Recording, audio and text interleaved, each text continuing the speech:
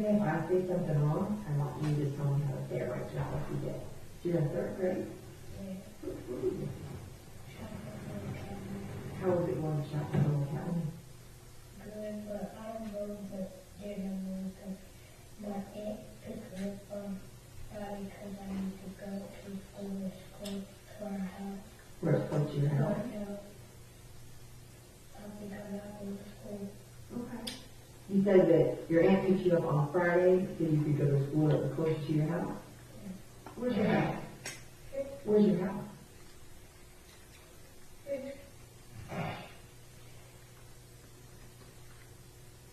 Do you know what your address is? Yeah, what's your address? North East Avenue 206, 206, I think it's 1203 East Avenue. 1203 East Avenue? Mm-hmm. Okay. And who all stayed at your house with you? My granny and my aunt. Your granny and your aunt. Tell me your granny's name. Yolanda.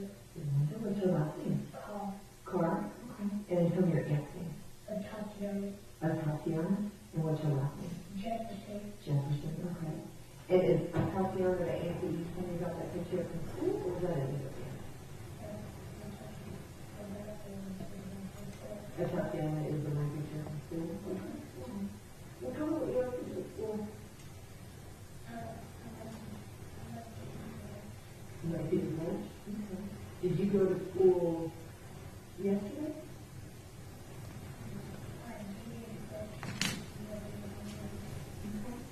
And so when you went to school yesterday, tell me what you did.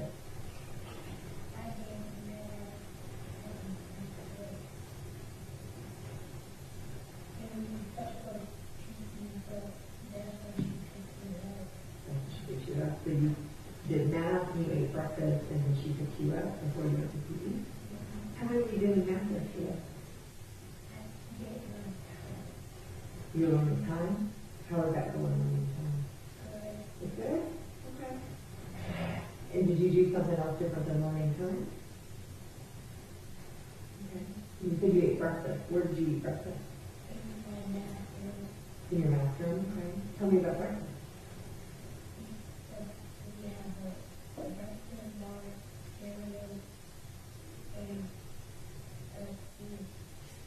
You had a breakfast bar cereal and a juice? Okay. Tell me what the breakfast bar cereal was like.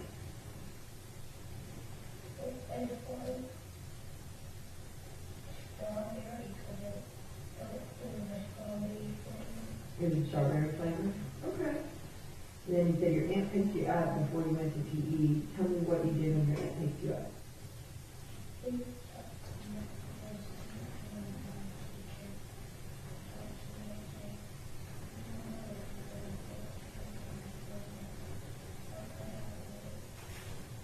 Miss B and your teacher were telling you how good you were and that they were sure you were going to come back?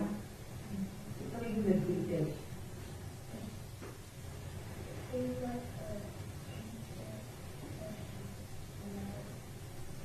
So she's like a teacher, but she's not? Okay. So after Miss B and your teacher talked to you, then what did you do?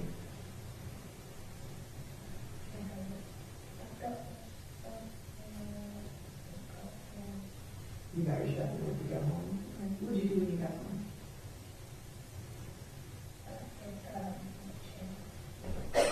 You got any sandwich fish? Okay. What were you doing on your sandwich fish? Watching the fish. Okay.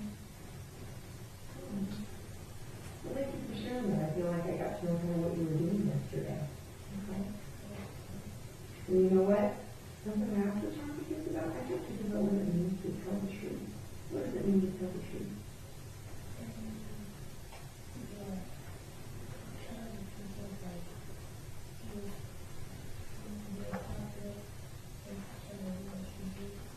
So tell the truth means to be positive and tell them what you did. Okay, that's a good way to say it, yeah. Tell the truth means tell them what you did. It means to talk about stuff that really did happen. So, for instance, who brought you today? The police, okay. If somebody said Miss B is here today, is that a truth or a lie? A lie. Why is that a lie? Because Miss B didn't take you here to the police, right? somebody said that you had shoes on your feet right now. Is that a truth or a lie? Why is that wrong? Because you have shoes on your feet right now. If somebody said that your name was Diamond, is that a truth or a lie? A truth. Why is that the truth? And it's just really important that everything that we talk about today, the things that are true, things that really did happen, okay? Don't mean while we're talking, we're not going to play or pretend we're not going to make up stories. We're only going to talk about stuff that really did happen, okay? So while we're talking, can you promise to talk about true things with me today? Thank you so much. Now, Zion, do you know what day it is today? Are you guessing or do you know?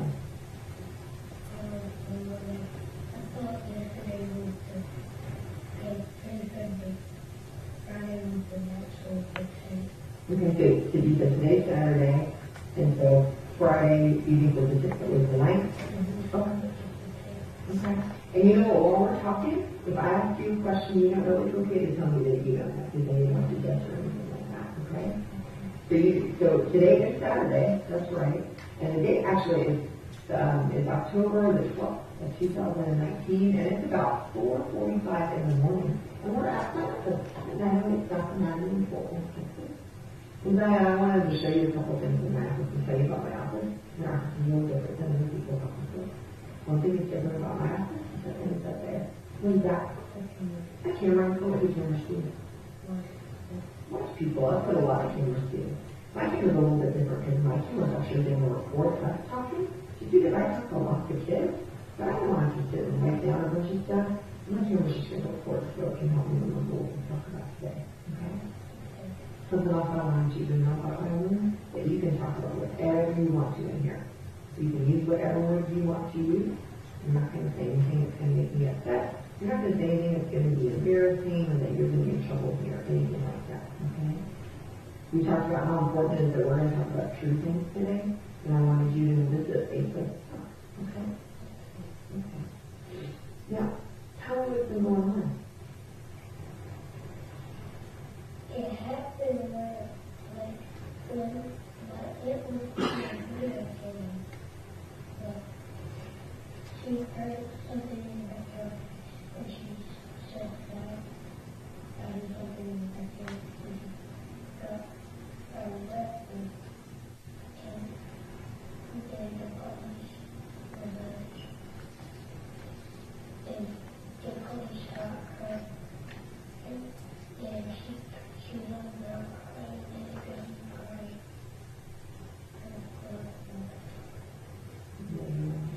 What do you feel like you want to talk about?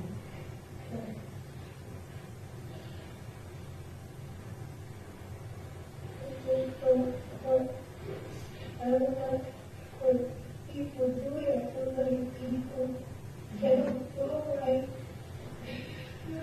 I understand the time. It makes me wonder who I will live with them. Okay. Like, if my mother is my mother area, my other area, my grade in hospital, and my aunt in hospital. I don't know what I'm going to do. Well, you know, something I want you to know, Diana, is that I told you my job is to talk to kids, make sure kids are okay. You know, I work with some other people whose job is to make sure that kids are safe. And so I'm going to make sure that somebody's going to figure that out and you're going to be safe. Okay? So I don't want you to worry about that. We're going to make sure that you're going to be okay. Okay? My aunt cannot find someone going to go back with her. That's a good question. Tell me why you asked that. That's family member. That's your family member? How long have you been staying with your aunt? Like a couple of months. Couple months? Okay. And is that your aunt Atatiana that you were telling me about? Okay. Well, you know what? I don't really know that, but I'm going to try to get the answer to you for you. Would that be okay? Okay. You know, you were talking about some stuff that happened, and I'd like to ask you a couple of questions just so I can make sure I understand since I wasn't there. Is that okay? Okay. You talked about some stuff that happened with your aunt. Did you see that happen with your aunt, or did somebody tell you about it, or something? I saw them with my aunt. You saw it with your aunt? Okay. So tell me where you were when that happened. I was under the covers in my aunt's bed. You were under the covers in your aunt's bed? Yeah. Okay. And where was your aunt? She was in her bed and she got up and went in her person back home. And then basically they shot her like because she was dead. So you said you were under the covers in your aunt's bed. You said your aunt was on the bed too? Yes. And what were you guys doing? She was playing her video games and I was watching her. She was playing her video games, you were watching her. What video games was she playing? Which was, it's 8 something on the phone there. 8 something? Okay. And so when you were watching her playing video games, was it daytime or nighttime or something? No, Do you know what time it was? I think it was 10 something or 9 something. What made you think it was 10 something or 9 something?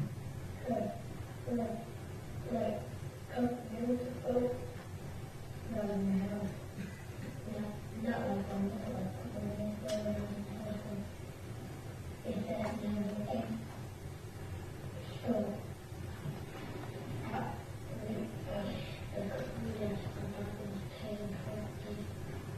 And so did you see the time somewhere? No, I was just scared. You were scared? Okay. And looking at it, I was thinking it was cold. So you talked about being you were in your aunt's bed, you said you're under the covers, and you're watching your aunt play the 8 game. What was she playing the game on? A PlayStation 4 Pro. PlayStation 4 Pro. Okay. And that was in her room, you said? Yes. Okay. And you said that she heard something. Did you hear anything in the backyard? No. Okay. She said she heard something in the backyard, and tell me what she did. She got in her purse and got her birthday. Where was your purse? By the window. By the window in her room or in a different room? Her room. Okay. You said she got her weapon. Tell me about her weapon. It was a gun. She hurried and the body shot her. And they put her on the gun and she was crying. She said she got her gun and she pointed. Did you see her point the gun? Where was she pointing the gun? At the window. At the window, okay. Could you see anything through the window? Yes. Tell me what you saw. I saw her going out the window. And I thought I saw some bags. Was the window open or closed or something? Closed, okay. And could you see any lights or anything outside the window? Yes. Tell me about the lights. It was a flashlight. And the flashlight. Was it one flashlight or more than one flashlight? One? Okay. So you think you saw a gun and maybe a badge, and then you saw one flashlight outside the window? Okay. Could you hear anything when you saw the flashlight? Yes. Tell me what you heard. She said, put your hands up. So put your hands up. So when I heard that, I got scared. I went under the covers and it just come out. Just rolling your covers so you didn't come out. Did you hear anything different than put your hands up? And then I heard put your hands up down. So put your hands up, then you put your hands up down. Okay. And then what happened? And then she did then I shot her. Did you see them shoot her? Mm-hmm. Tell me what you saw. When I saw her first time, she was the last was and she was very crying. Where was she on the ground? She was by the window. By the window? Okay. And what else did you see besides her being on the ground and you said you saw the glass and stuff? And then the police came in the front door. You came in the front door? On the inside, police came in and I said, I don't know what I'm doing. And she said, I'm not going. She said, and so I was looked and she was angry. She just took the other one from the head. I don't know what she said, yes. But I don't know who I was looking. That was a ducky.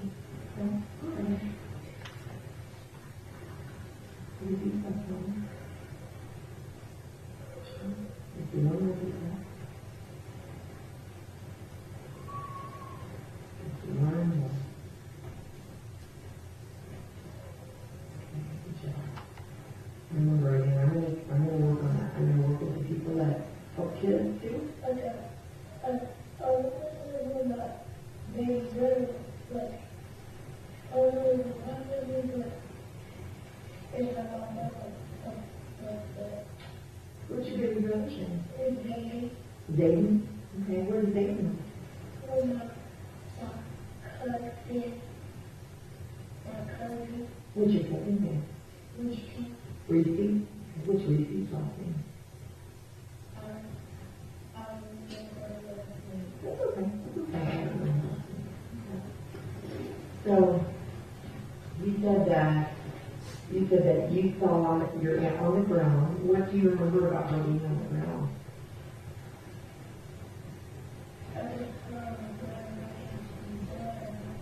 You didn't see blood or nothing? Okay. You said you heard her crying? Okay. You said that made you cry. And when she was on the ground, where were you? In the bed, okay. Did you move or change from being in the bed?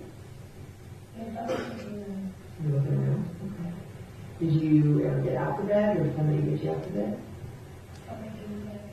Who got you out of bed? The police. Which police did?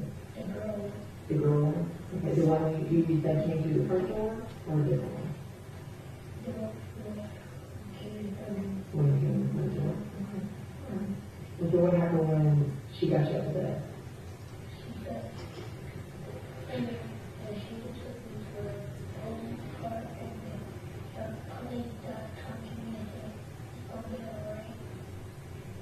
The police tried to talk to you and say, "Are you okay?" Okay. Now you said that when this happened, your aunt was there. Was somebody else in the house? No. Who else usually lives there? Is there any? And how many friends do you live there? Is Yolanda? Is that Yolanda Carter you told me about? Okay. And where's Yolanda now? Is that the girl who's in the hospital? Okay. How did you know how long she was in the hospital? Mm-hmm.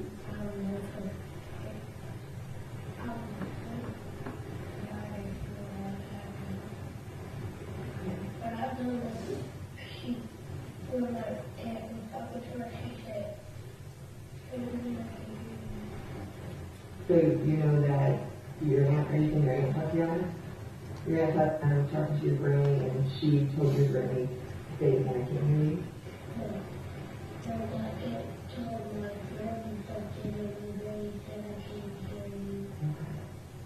How long has your granny been in the hospital?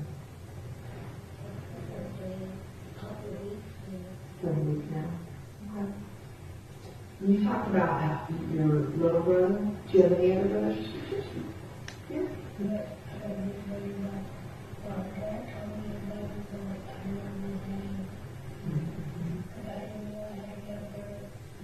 What's your dad's name?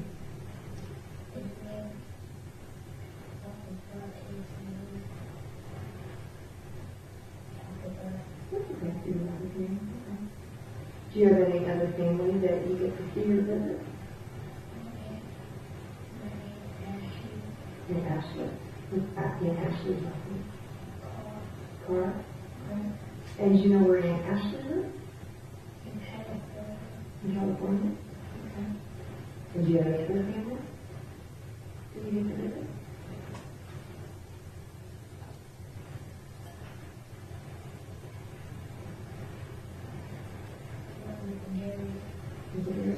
Where's the Bulgarian from?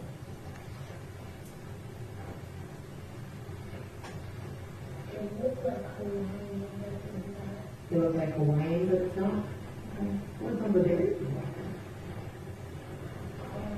Cora? Okay. You said you've been staying with your Aunt Tatiana for a little bit now? Tell me how it is staying with your Aunt Tatiana.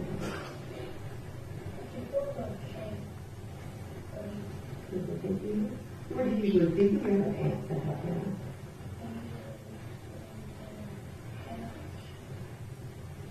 On the couch. Okay. And tell me what your favorite thing to eat is at Aunt Tatiana. So you like taco food? Who makes you taco food? Your aunt does? Okay. And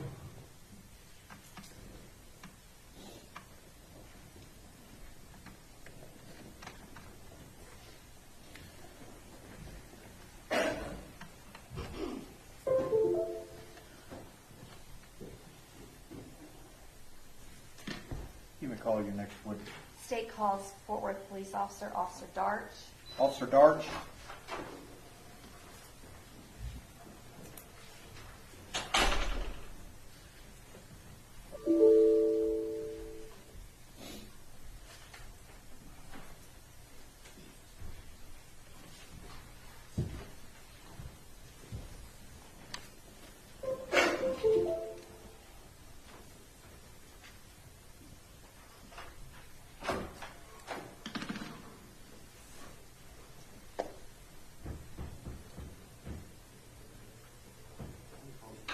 Yes.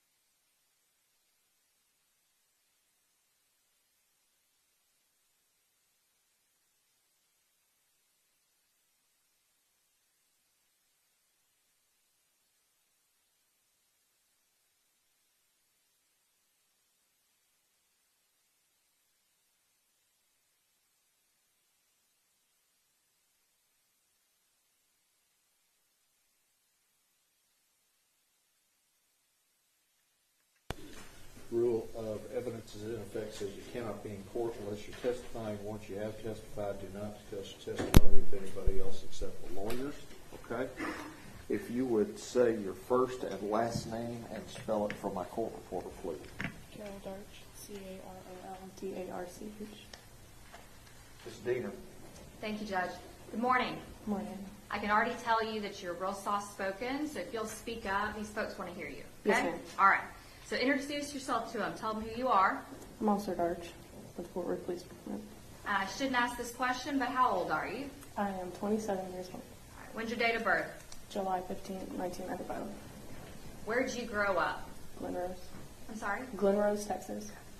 And when did you become a Fort Worth police officer? I started the academy August 21st, 2017. When did you graduate from the academy? April 13th, 2018. What did you do as far as job-wise before you were a Fort Worth police officer? I was a waitress. Okay. And just in the Glenrose area? Yes. What made you want to be a Fort Worth police officer?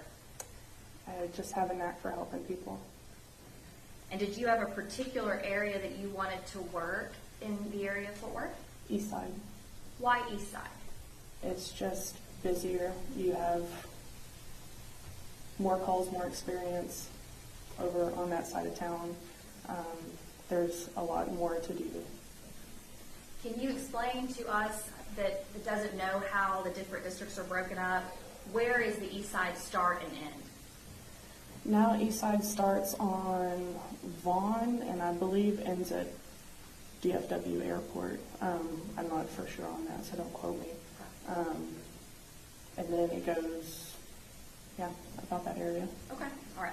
Okay, so you graduated in April of 2018. I want to go through the different training that you received to be a police officer. So start at the beginning. You apply to be a police officer. What's the next step? For me, it took about a year. I don't know for other people. You go through your background. You do your initial PAT test, the physical assessment test. Let me stop.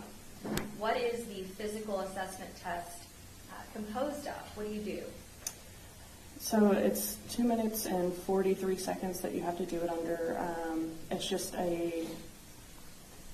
you run a lap, you jump a fence, you go up and down 7 flights of stairs. There's a push-pull machine. You run in, you drag a 175-pound dummy, like I can't remember how many yards exactly. And then you go and you shoot 12 times with your good hand, or 13 times with your good hand, 12 times with your offhand. What are you shooting? A laser gun. And you said a what kind of gun? A laser gun. And so are you shooting live bullets? No. Okay, when you say laser gun, explain to us what that means. Every time you click the trigger, just a green laser appears on the wall. All right, and are there any other physical components? During the academy, you run every day, you do push-ups, things like that. Okay. All right, so after you have your PAT test, your physical agility test, what's the next thing? You go through backgrounds. Once you're clear through backgrounds, then you start the academy. And once you start the academy, let's break up the different phases of the academy. In total, about how long is the academy? It's close to 9 months. I know it's pretty lengthy. I can't say exactly how long it is, but it's close to 9 months. How long does the initial application background check process take before you start the academy? It took me approximately a year. So you got that year first, and then you start the actual academy that takes maybe around 9 months or so. Yes, ma'am. All right, so let's break up the academy. Tell me about, do you remember what's the first part of the academy that you did? The first couple weeks you come in, you're in plain clothes, which is just business casual. And it's a lot of classroom. The first 2 weeks you learn a little bit in our control tactics, but not much. It's basically just classroom. When you say control tactics, can you explain to the jury what that means? Control tactics are like what you would use to take someone to the ground, handcuffing maneuvers, things like that.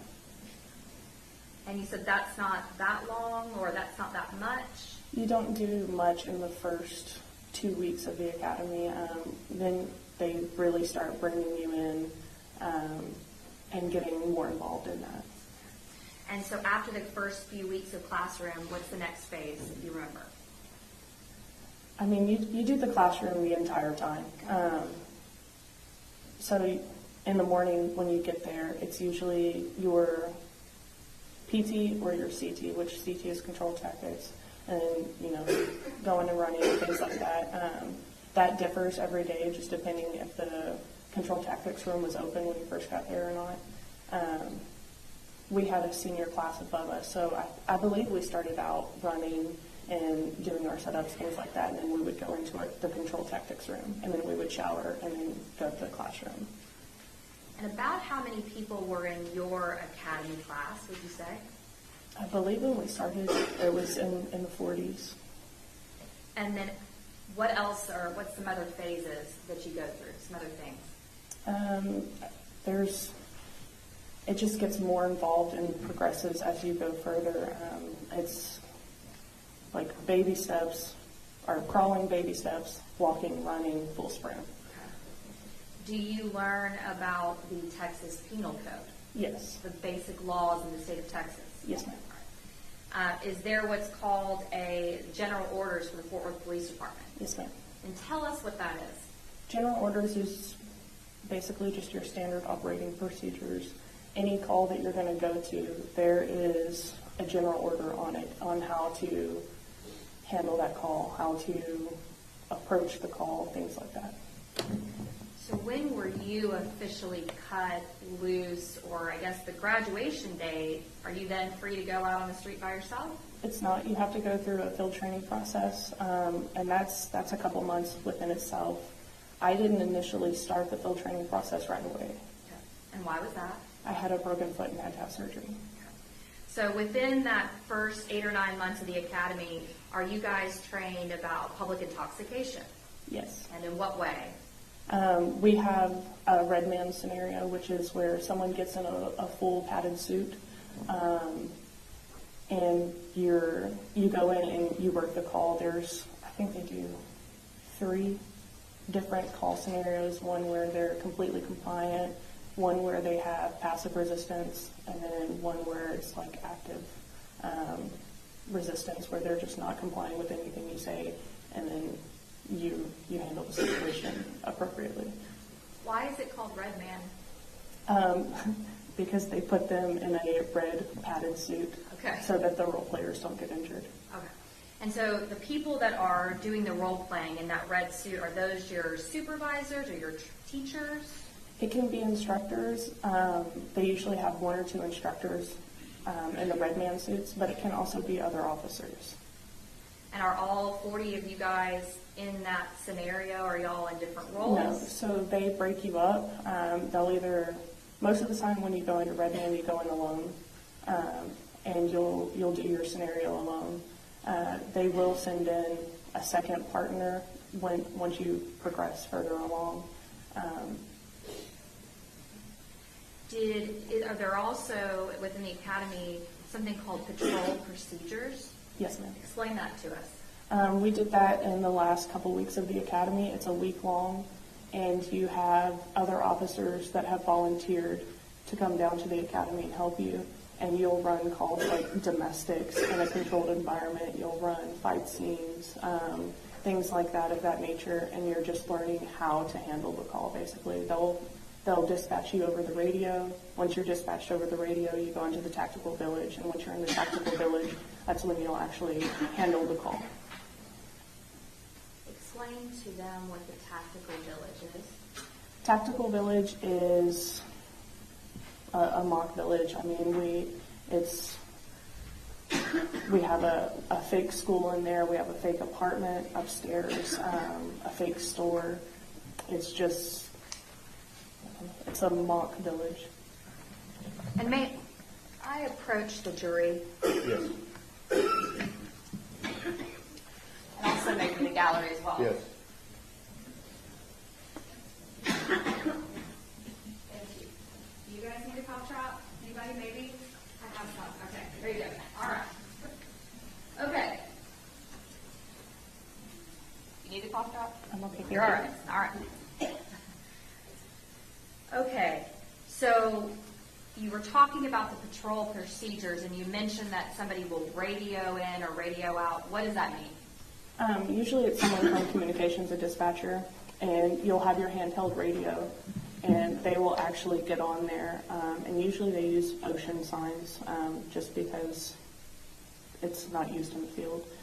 They'll call out Ocean 211, you're responding to a domestic at this location, and this is your call detail. When you say this is your call detail, give me an example of the kind of information you'd be given. You're responding to a domestic at this address. There's a male and female inside. You can hear screaming and things being thrown around. And then what's the purpose? You then, I guess, are being taken through how you should approach and handle that scene? That type of call, rather? The first day, yes. As the week progresses, you're handling the calls on your own, just to see how you respond to your training that you've received for the last 9 months. And when does the patrol procedures part come within those 8 or 9 months of the academy? We did it the last couple weeks of our academy. I think they've since changed it. I know we did ours right at the end. You gave an example of a domestic. What are the other types of different calls that you are run through in that academy? I believe we do a traffic stop. We do a domestic. We do public intox. I think we do a sexual assault, and I'm not sure what else. I can't remember. Are they trying to expose you to just different types of calls? Yes, ma'am. And how do you know, as an officer, when you're going through these different exercises, if you're doing them correctly or not? You're being evaluated at the end of each call that you go to. So say I responded to the domestic in the apartment A. There are 2 officers there, and they will be evaluating you the entire time you're handling the call. And then when you break down after the call, they'll tell you what you did right, what you did wrong, what you can improve on. What happens if you get, I guess, like a bad grade on a particular type of call or a particular type of procedure? Can you fail this section? Yes. Okay. What happens if you do? I'm not sure. Okay. I didn't fail. All right. You passed. Now tell me, is there a part of the academy that's called officer survival? Yes, it's the week after patrol procedures. So you said they've now moved patrol procedures not to the end anymore. Do you know, is it more towards the middle or the beginning, or do you know? I don't know. I just know that they moved it up earlier. Okay. So tell me about officer survival. Officer survival is you're still responding to calls. You're still being dispatched like in patrol procedures. It's just a heightened and elevated, they're trying to stress you out. They're trying to see how you react under stress. Why is it important to assess how somebody acts under stress as a police officer? To know how they're going to react in stressful situations on the field. Sure. So the patrol procedures, can you tell me about how long that is? Each are a week. So patrol procedures a week, and then officer survival's a week. And can you give me an example of something they would do to mimic a stressful situation for you guys in officer survival? In officer survival, there's a scene where it's an officer's down, and you have to go and like apply a tourniquet, extract the officer from the location, and I believe there's an active shooter while it's happening. Don't quote me on that because I don't remember. Okay. Each one of these scenarios you described, so for example, an active shooter, is it you by yourself going in and assessing the situation, or are there other people that are members as far as participating in the academy? I believe during officer survival, you were sent in with a teammate, Okay. a partner, so you weren't responding to those alone. For the most part, when you actually do get out of the academy through field training and on the streets, do you typically respond with a partner, or are you normally by yourself? It's very customary for dispatch to dispatch 2 officers. Why? Officer safety. Now, are you, going back to the academy for a second, are you also trained in CPR, basic life-saving Yes. techniques? And how long is that? TACMED comes in, I want to say it's an 8-hour course. We did it one day. Okay, you just said the word TACMED. Tell us what that is. That's our tactical medical unit. They usually go out with SWAT and things like that, or if an officer's shot, they'll show up first on the scene. It's basically just an ambulance service. It's officers that have their paramedic. So there's a particular division or group of officers within Fort Worth Police Department that has tactical medical training. Yes, ma'am. Do you? No.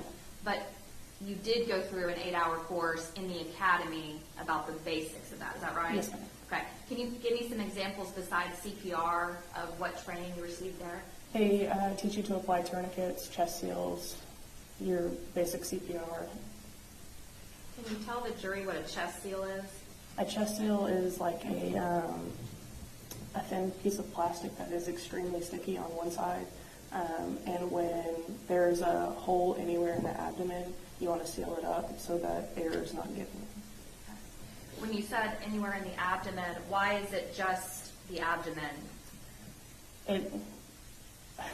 I'm not for sure 100% on that. I know it has something to do with air and the lungs. Okay. Because the name's chest seal, so Yes.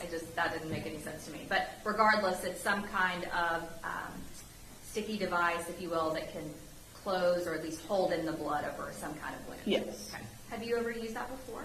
I have. And you're certainly trained on how to do that. Yes. So do you just carry around a chest seal on your person, or how do you have that with you? Some officers carry it around in their vest if they have an outer vest. I don't. I have a TACMED kit, and it's a small bag that we're all issued after the academy.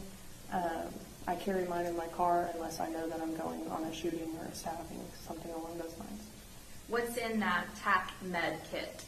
You have an Israeli bandage, which is a tourniquet. You have a rubber tourniquet. You have a couple chest seals, and you have quick clot and some gauze and shears. Is there a stress-induced training that is different than officer survival? Is that something separate, or is that included in the officer survival? The stress-induced training is the entire academy. Sure. But the main part is officer survival. All right. And so when you talked about public intoxication, a traffic stop, domestic violence, are there different ways to approach each type of those scenarios that you're presented? Yes, ma'am. There's a different way to approach every call. And is that the type of training you're receiving pretty much all throughout the academy? Yes, ma'am. Are you getting feedback as well about that, the evaluation process? Yes, ma'am. And are you getting, I guess, counseled or feedback from the general orders, or is it just from the instructors, or both? The instructors will quote the general orders, and especially if you mess up, they will let you know right. which general order. Okay. So once you go through the academy, and then your graduation date was April the 13th of 2018, is that Yes, right? ma'am. Now, after you graduate, what happens? You graduate, and then you are assigned your first field training officer, and you're assigned to a side of town. Most officers start 1 to 2 days after the academy, starting with their FTO. Is there a in-service training that goes on for a couple weeks between those two? Yes, ma'am. Okay, Yes, tell me ma'am. about that. I'm sorry, after graduation, there is the 2 weeks of in-service, where you go and you just get, so BPOC, which is the standard for officers in Texas, they mandate that every 2 years training cycle, you have to have 40 hours of training on these specific things, legislative updates, things like that. Kind of a continuing education Yes, for ma'am. officers? All right. After the in-service training, what's next? After in-service, you put FTO. Field training. Yes. And you are assigned, you said one officer or multiple officers? You're assigned one officer for each phase.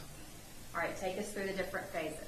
So your first phase is your field training officer, your FTO, is doing everything. You're just watching them and learning how to become an officer in the field. Second phase, Let me stop you real quick. First phase, in total, how long is the field training process? I want to say it's 3 or 4 weeks. I'm not sure the exact length on it, but it's 3 or 4 weeks. So if the first phase, where the field training officer is doing everything, about how long does that last? 3 or 4 weeks. Okay, so I said the entire field training process. Okay, So the entire field training process is probably 4, 5, 6 months. somewhere in there. So we've got the academy, 8 or 9 months. We graduate. We've got 2 weeks of in-service. Then we move on to field training for 4 to 6 months. Yes, ma'am. First phase, 3 to 4 weeks. Yes, ma'am. Field training officer is doing everything. Yes. You're watching. You're watching. You're not even driving. Okay. When the field training officer, you say doing everything, are they responding to calls out in the public? They are. What types of calls? Any call that comes in, whether it's shooting, domestic, a stabbing, a robbery, you're responding to whatever is on your side of town. And are you able to ask any questions during that time? Yes, ma'am. You ask all of your questions. That's the purpose, right? Yes, ma'am. All right. After the first phase, what's the next thing? Second phase, that's where you start taking over. You start driving. You're the lead officer. You're figuring out how to respond to calls, and your field training officer is right there next to you, letting you know if you're doing it right. They'll pull you aside, tell you if you mess something up, and then you go from there. After the second phase, is that another 2 or 3, or I guess you said 3 or 4 weeks? Yes, ma'am. What's the next thing after the second phase? I believe that's when you go into midterm, and that's 2 to 3 weeks. And it's just an evaluation of how you're developing as an officer in those first 2 phases. And when you say there's an evaluation, is the field training officer that's been with you, the first and second, the one evaluating you? No, so every phase of FTO, you have a different officer riding with you. So then who's evaluating you at midterm? Those 2 that have ridden with you so far, or someone No, different? someone different. Okay. How is the person during midterm, if there's somebody different than has been riding with you and observing you, how are they able to evaluate you? They have a FTO manual, and it is just basically checking off the boxes. Are they proficient in working in domestic? Do they know how to fill out a packet? Do they know the appropriate questions to ask? So I guess I'm just trying to understand if that person hasn't been with you to answer those questions, to see you do it, are they getting feedback from the other FTOs? No, they're with you in the car. Okay. Yeah, So you're answering calls I together. got you. Okay, so the midterm phase is someone different than the first and second, but they're with you for those, how long, how many weeks? 2-3 weeks. Gotcha, okay. And then what happens after midterm? After midterm, you go into 3rd phase, which is another 3-4 week process. And you are the lead officer. You should be doing everything on your own by now. You should know your area that you're in, how to get to a call quickly. You should know how to process all of your own paperwork, how to do your reports, things like that. And then what's after 3rd phase? That's when you go into ghost phase. Usually the officer that's with you will be in plain clothes. They can wear a uniform, but you are not to ask them questions. They're a ghost. You're answering all your own calls. If you have a question, it's usually another officer that's on the scene with you that you'll ask that question to, and they'll answer you, but you're not allowed to ask your ghost anything. They're just strictly there to evaluate you. When we started talking about field training, you said you get assigned a particular area or district. Yes, ma'am. Do you stay in that same area or district the entire field training process? For me, I did. I stayed in East Side. I know before that they had switched different sides of town. So you could be in North for one phase, you could be in South for the next. Okay, after field training is complete, the ghost phase is the last phase. What happens after that? You get cut loose. And when you say cut loose, do you have somebody riding in the car with you? You are a solo officer. Is each officer, as far as patrol is concerned, in Fort Worth, are they assigned a particular car? You're not assigned cars. It's you take what you get and you hope you get a good one. Okay. So when you show up, I'm sorry, go ahead. That's clean. All right. So when you show up to a shift, you just go out and hope that there's a car there you can take, and Yes, ma'am. like you said, that it's clean. All right. So when did you actually get, quote, cut loose? I got cut loose in, I want to say the later half of September of 2019. What area were you assigned to when you were on your own? I was in the East Division as an overflow spot for a couple, I want to say maybe a week. And then I got assigned to Baker Division, where I had never been. And I was there approximately 2 weeks before the shooting. And where is Baker Division? Baker Division is from 8th Avenue to Vaughn and then Lancaster to Berry. Is that considered East Side or something different? It's Central Division. You didn't know that area at all? No, ma'am. All right. So you were in East Side for about a week as a floater, then you were in Central or Baker District. Yes, ma'am. You said how many weeks before the shooting? Approximately 2 weeks. And you had really only been out on your own for about a month or so before the shooting happened. Is that Yes, right? ma'am. Due to the surgery you had? Yes, ma'am. Okay. Now, when you went to the academy and you graduated in April of 2018, did Aaron Dean also graduate with your academy class? He did. So he would have graduated on the same day. Yes, ma'am. Do you know if he went through the same type of training that we just all talked about? It was pretty standardized training, yes, ma'am. Do you know what day he would have been cut loose? I don't. Would it have been different than you because of your surgery? Yes, ma'am. All right. And tell me about the east side of Fort Worth. Describe that area to us, those of us that have never been there. What's it like? It's high crime. There's a lot of drugs, a lot of property crime, a lot. If you're thinking about it, East Side's got it. Okay. Are there other parts of town that have the same type of reputation? Yes, South Side and Baker Division. So Central, East Side, and South Side. Yes, ma'am. All right. So West Side and North Side, do they have that kind of reputation? West Side has its own crime off of Las Vegas Trail. North Side, not so much. Okay. And give me some examples. Would Joe T. Garcia's be in North Side? I believe that's Northwest. Northwest. All right. Okay. So you ended up, at that time, you had worked in the Baker District for maybe about 2 weeks or so. So had you actually worked East Allen area before the shooting had occurred? I may have answered calls there. It's been so long ago, I can't tell you for sure that I had. I've been in the area, though. Would East Allen be in the Baker District, that central Baker Yes, District? ma'am. Okay. It's Baker 15. And what does that mean, Baker 15? It's the beat. They're broken up. So Baker Division is broke up into different beats, and every officer is responsible for a different beat. Give us an idea as far as a beat is concerned. How big is a beat? They're not very big. I don't know the exact dimensions on one. I mean, are we talking about 50 miles, or are we talking about a couple blocks? No, usually just a couple blocks.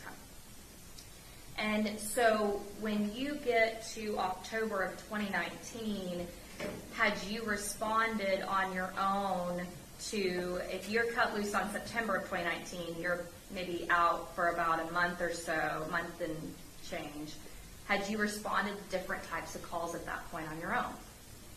Some, yes. Give me examples of the types of calls that you would have responded to. Definitely domestics. The city is heavy call load with domestics. I don't know exactly what I had responded to on my own, but in field training, you respond to just about everything. I mean, my second day of first phase, I was responding to a shooting. So, just so the jury knows, just a normal, let's say, week for you now, out on your own, cut loose. You've been out now for 3 years or more. So, what are the types of calls that you're responding to? Give us some examples. domestic shootings, stabbings, open structures, burglaries, welfare checks, things of those nature. And you said shootings and stabbings. We know what that is. Domestics. We know what that is. Tell me what an open structure type of call would be. An open structure is you're driving down the road in the middle of the night and you see a door open on a business, right? The door's not supposed to be open. You know it's not supposed to be open, so you go and check it out. What about welfare check? Can you tell us what that is? A welfare check is usually for someone that's in bad health. Through my training and experience, what I've dealt with, it'll be a family member, a neighbor, a concerned friend calling in, just saying, hey, I haven't heard from Joe in a couple days. Can you swing by and check on it? All right. And so is a welfare check different than an open structure? Yes, ma'am, vastly. Okay. One is the circumstance we're talking about, maybe a door or window being open. Another, meaning the welfare check, would be, I haven't heard from my dad. Exactly. I haven't heard from my grandmother. Exactly. Okay. All right. Had you at that time, I know you don't know exactly, and if you don't know, that's okay. Had you worked open structure calls up to that point? Can you remember? I'm not 100% certain on that, no, ma'am. Have you now? Yes, ma'am. And the same for welfare check calls. Do you know whether you had done any of those back in those 3 or, I guess, month or so? I'm not sure. Have you now? Yes, ma'am. All right. Okay. And had you also, maybe you don't remember about at that point, but up until now, you worked burglary calls before. Yes, ma'am. Have you ever worked a burglary where it's in progress? Yes, ma'am. Meaning when you get out there, the suspect's in the house and or in the business running away? Yes, ma'am. Okay. And when you, as far as burglary calls are concerned, well, I'm going to ask you each one. Welfare checks, how common are those?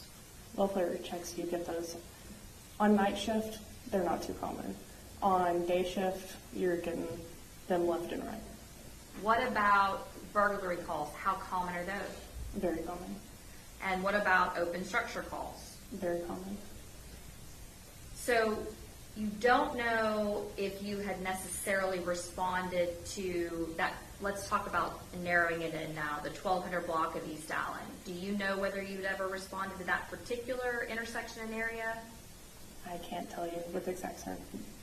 Besides the shooting that occurred on October the 12th, have you, in 2019, have you responded to any calls over the last 3 years in the 1200 block of East Allen? Yes, ma'am, multiple. Okay. So let's talk. Do you know who James Smith is, by the way? I don't. I've never met him. All right. Did you were not a part of the investigation out there at the scene when this happened, correct? Meaning you were not a part of the major case investigation, interviewing people. No. You were getting interviewed. Yes, ma'am. All right. Okay. May I approach the witness, Your Honor? Yes, ma'am. And you and I have met before, is that right? Yes, ma'am. And you've met with Dale as well? Yes, ma'am. And Mo, who I don't know if he's in here, but our investigator? Yes, ma'am. All right. And we've met how many times, do you think? 3 or 4. And when we've met, I think we've met over at outside the office, and we've also met over here in the office. Is that right? Yes, ma'am. Okay. Who else has been present when Dale, myself, and Mo and you have met? My cleat attorney, Terry Devlin. Tell the jury what a cleat attorney is. It's Combined Law Enforcement Association of Texas, and I pay in every month out of my check to the POA, which is the Police Officers Association, and cleat is with them. It's legal advice, legal attorneys for whatever you need, and it's very standard after a shooting to have your cleat attorney right there with you. So tell them about that. So after a shooting happens, how does that cleat attorney get notified? Do you know about a shooting? You can call them, your sergeant can call them. Really, anyone that hears the shooting goes out can call an attorney and have them present at the scene. Who? Let's say you're going to make the call. Who do you call? How do you know who to call? So Terry came and talked to our class, and she gave us her phone number during that class while we were still in the academy, and we're instructed to call that number. And is Terry here in the courtroom today? Yes, ma'am. All right. So she talked to y'all's class, gave you guys her card. Are there other cleat attorneys? Yes, ma'am. All right. So a shooting happens. She gets called. Is she showing up pretty quick after the shooting happens? It was fairly quick. Yes, ma'am. And so is Terry the one that actually showed up in this case? Yes, ma'am. All right. And so when she shows up, what happens? Do you go talk to her? Does she come talk to you? So for me, I was in a patrol vehicle in the passenger seat, and she came and sat in the driver's seat, I believe. I'm not 100% certain. I don't remember a whole lot. I guess what I meant is she's there for the purpose of being there with you, correct? Yes, Not the other officers that are there at the scene Yes, ma'am. at that moment. Okay. So you guys talk, and then is there anything else that happens out there at the scene as far as does Terry then go inside the house, in the scene? What happens? I'm not for certain on that. I was sitting in the car. Okay. And I guess I met with you. Oh, with me? I know she did my walkthrough with me with Major Case. Okay. Tell the jury what a walkthrough is. Major Case, just ask you a question. You don't say yes or no. You just point. They'll ask you, where were you standing when the shot went out? Do you know where Officer Dean was standing when the shot went out? Do you know why you don't say actual words? You just point? I'm not for certain on that. Okay. And so you said it's major case division. Can you tell the jury generally what major case is? Major Case investigates any officer-involved shooting, in custody deaths. They're there for what we call CPIs, the critical police incidents. Anything that's big, a death, uses of force, things like that. As far as the scene was concerned, were there multiple members of the major case division out at the scene, or do you know? I'm not I'm not for certain on that. I know Detective Rimshus is out there. All right. So I'm going to show you State's Exhibit 1 and ask you, what is that? This is the body cam from Officer Dean. Did you have an opportunity before you testified today to review that? Yes, ma'am. Were you actually here yesterday? Yes, ma'am. Okay. And then State's Exhibit 4, 5, 6, 7, 8, 9. I'm going to ask you to look at those, if you will. Okay. And just kind of without showing the jury, just because they're not in evidence yet, if you'll look through those.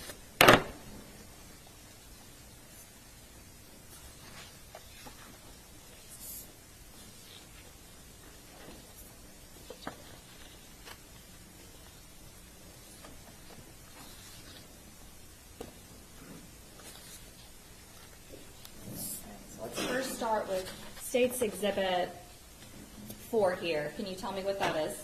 That's a map. And does it have a particular location on the map? It does 1203 East Allen. All right.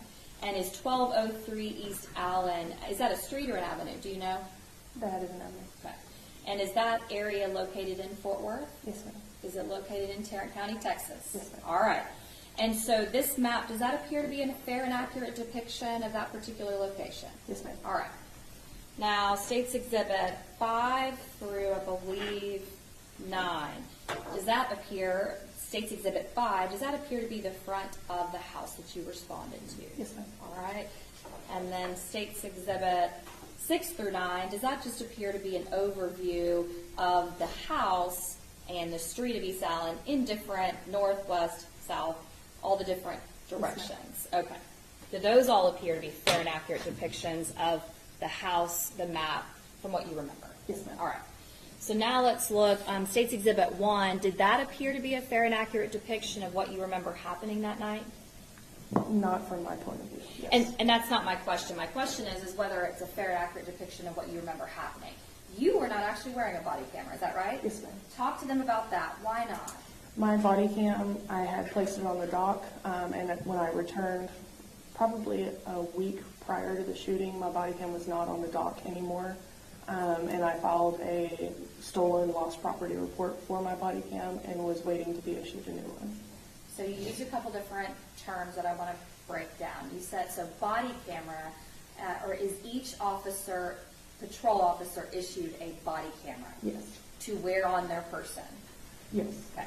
Do you have on one right now? I don't. Okay. Where would you normally have it on now? So back then, we had a battery pack that went on our belt. We ran the wire through our shirt, and then it would usually hang here. And so the body camera is going to be up on what you're showing to the Shoulder. jury. Just for purposes of the record, your left shoulder, correct? You can have it on your right shoulder, too.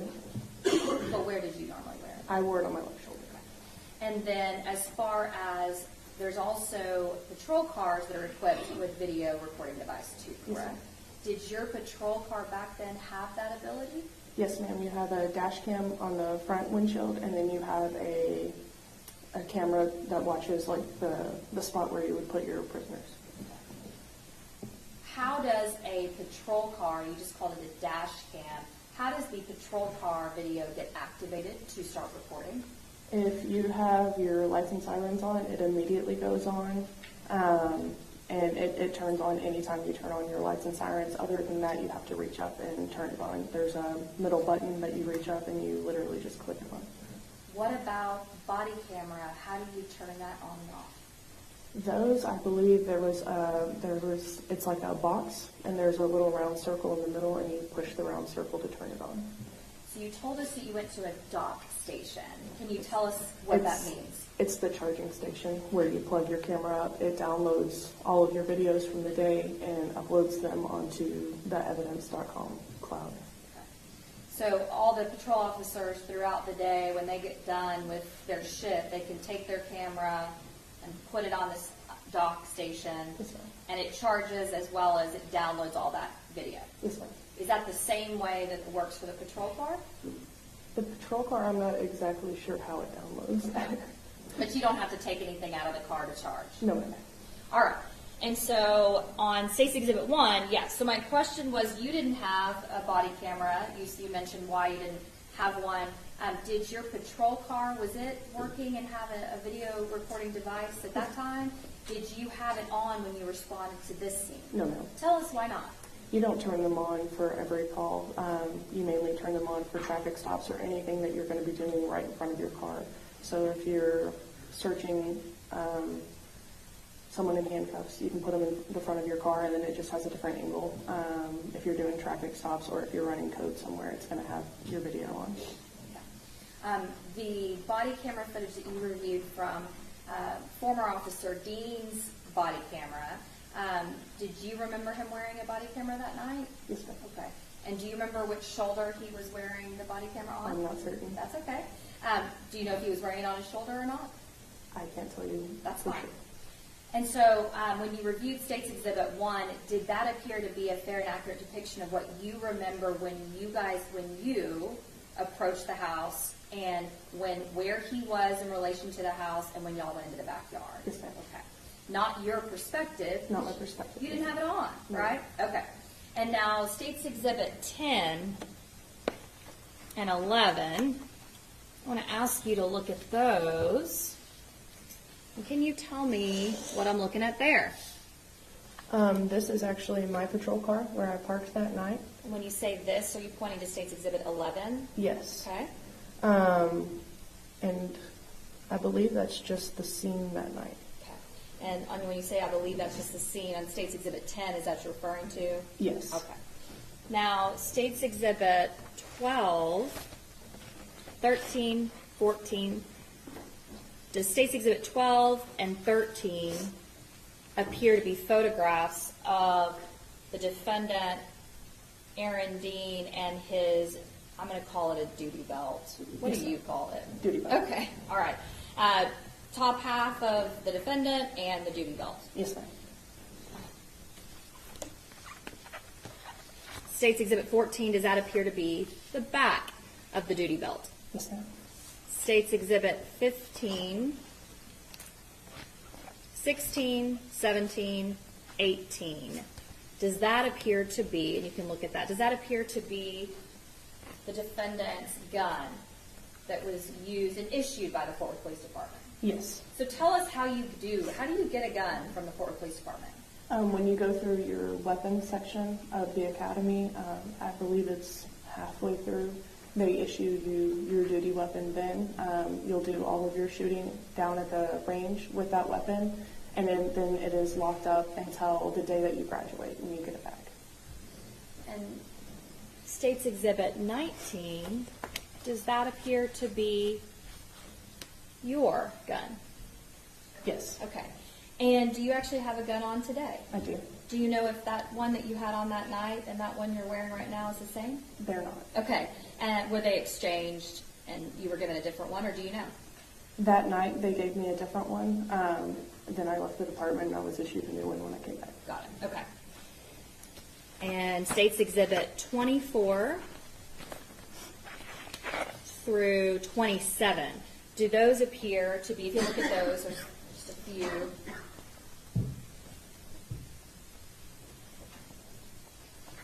You recognize those? Yes, ma'am. All right.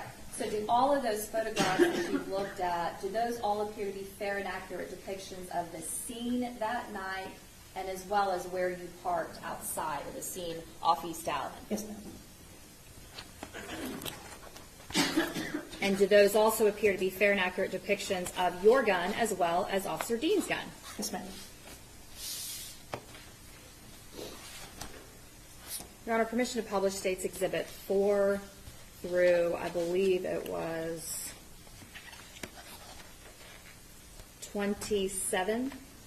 27, Your Honor. Need to offer. I'm sorry? You have not offered them. And that's what I'm doing right now. The state would offer State's Exhibit 4 through 27. You need to. I'd like to see them. I would also offer State's Exhibit 1, which is the dash cam video. This has been previously provided. And I believe State's Exhibit...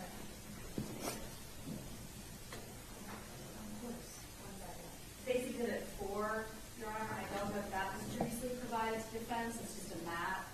But State's Exhibit 5, 12,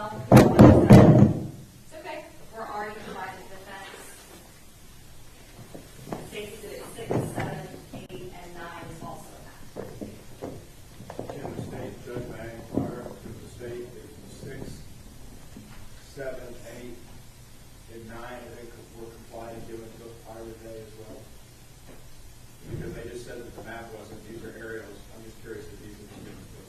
Yeah, the state did not previously provide the Google Maps or Google Street View to the defense, because that's readily available, and we did not provide that to the defense. It's a north, south, east, and west view of East Allen. Under 3914 states 4, 6, 7, 8, and 9.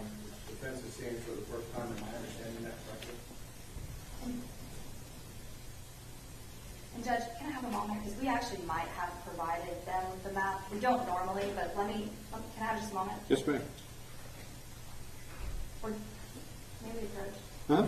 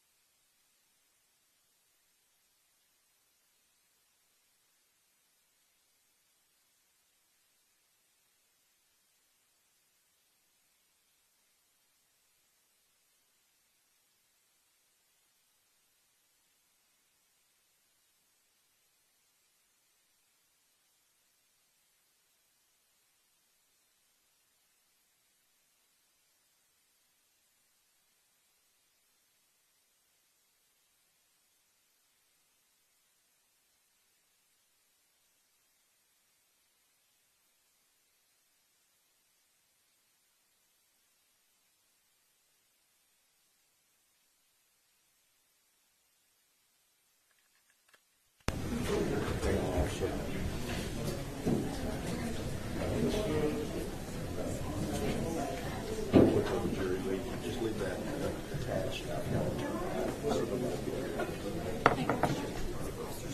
I'm sorry. Terry Daffron. TERR. Just the map stuff. You're welcome to step down. You're welcome to stay here if you want to. Less nervous about to stay here. I understand. You need any water? Oh, you got it. Okay. I'm heading back that way. More water. Do you need a cough drop or anything? Man, we need cough drops for this whole court. I know.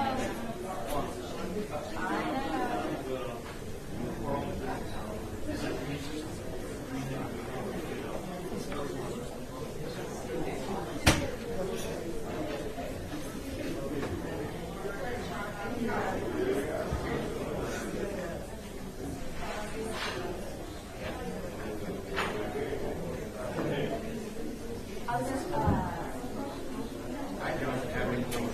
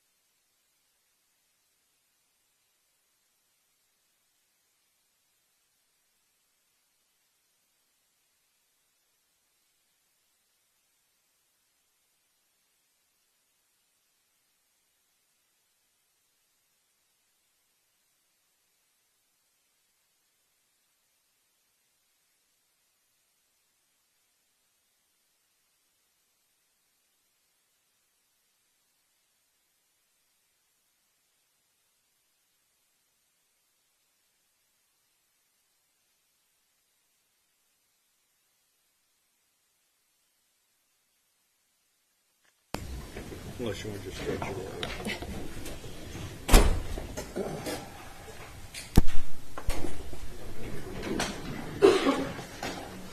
Hey, did you guys want these to look at too? Yeah, we need to register and get back to work. Oh, you don't have, it's okay. Like I get the numbers wrong.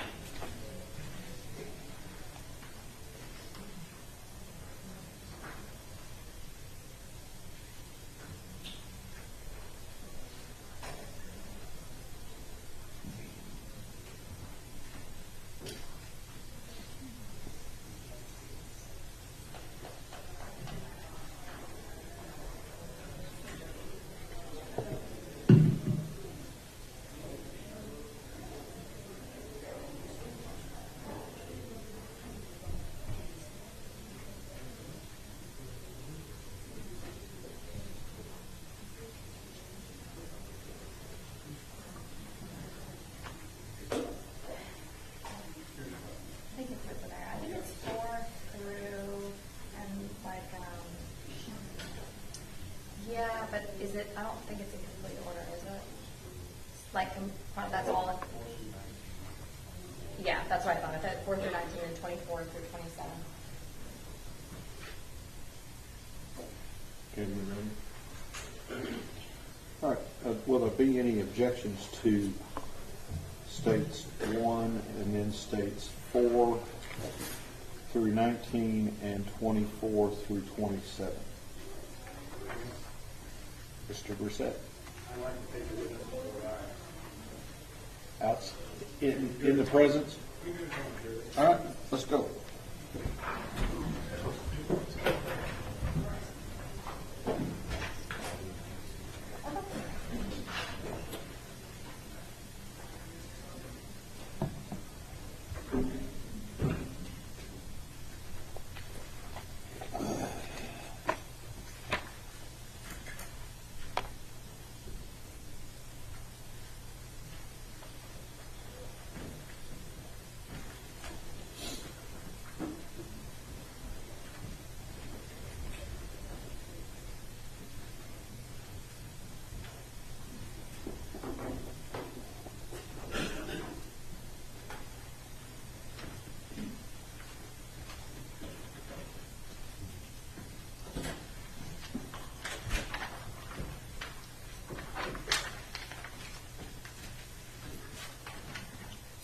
All right, everyone may be seated. Mr. Brissett, are there any objections to States Exhibits 1, 4 through 19, and 24 to 27? May I take this on a brief word? Yes, sir. May I approach? Yes, sir. Morning, Officer Darch. Morning.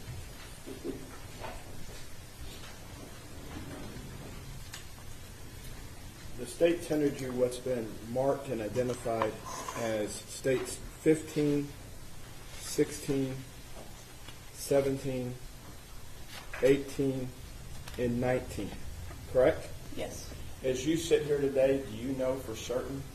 You didn't take those photos, did you? I did not. Do you know were you present at all when those were processed? I was when mine was, when my request was made. Do you know what your serial number of your weapon was? I don't. So can you tell me by looking at any one of those photos which one is yours for absolute certainty? This one, How do you know that? because I don't have a weapon mounted light. Okay. A weapon mounted light.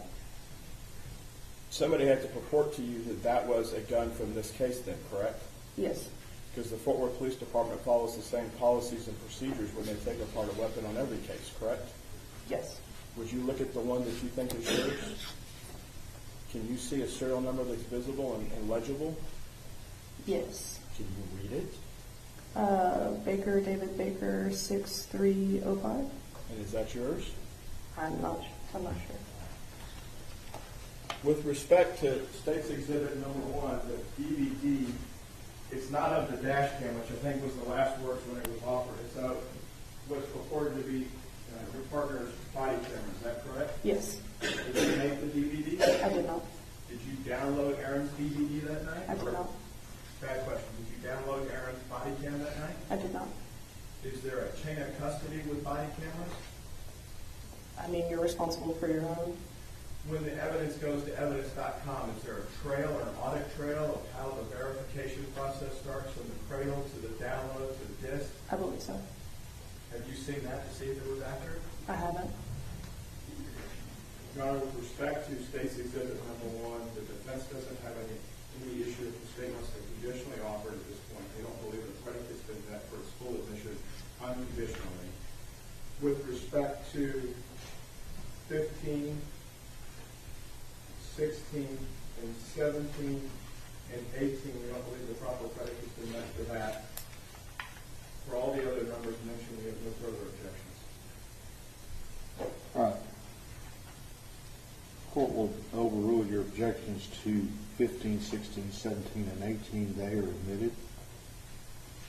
And the rest of the exhibits, now with the exception of States 1, I believe there was a proffer or a proposal from the defense. What says the state? Well, it's not required. And for authentication purposes, it's fair and accurate depiction of what occurred that night. And I made it very clear on the record that it was not from her body camera, but she was right there with this defendant. She is able to authenticate and say that that's a fair and accurate depiction of the approach to the house and what that video shows. Response. We'll stand on our objection. All right, the objection is overruled. State's Exhibit number 1 is admitted. May we have a line objection? You may. To all of our. Yes, absolutely. Thank you. Ms. Steiner. Permission to publish State's Exhibit 4, 5, 6, 7, 8, 9 at this time. Yes, but I can wake up this morning. Is it kid? Oh, okay, I'm sorry. And Okay. Judge, so I can make sure, State's Exhibit 1, 4 through 19, and State's Exhibit 24, 25, 26, and 27, those are all admitted, correct? Correct. Thank you, Judge. And may I publish those exhibits? Yes, ma'am.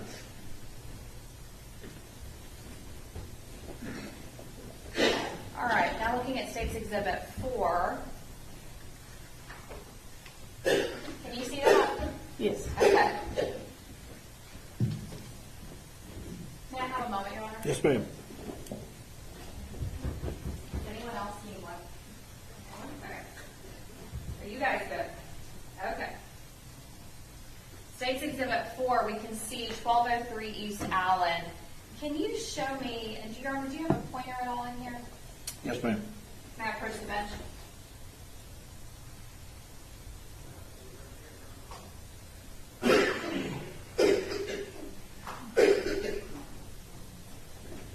May I approach the bench? Yes, ma'am.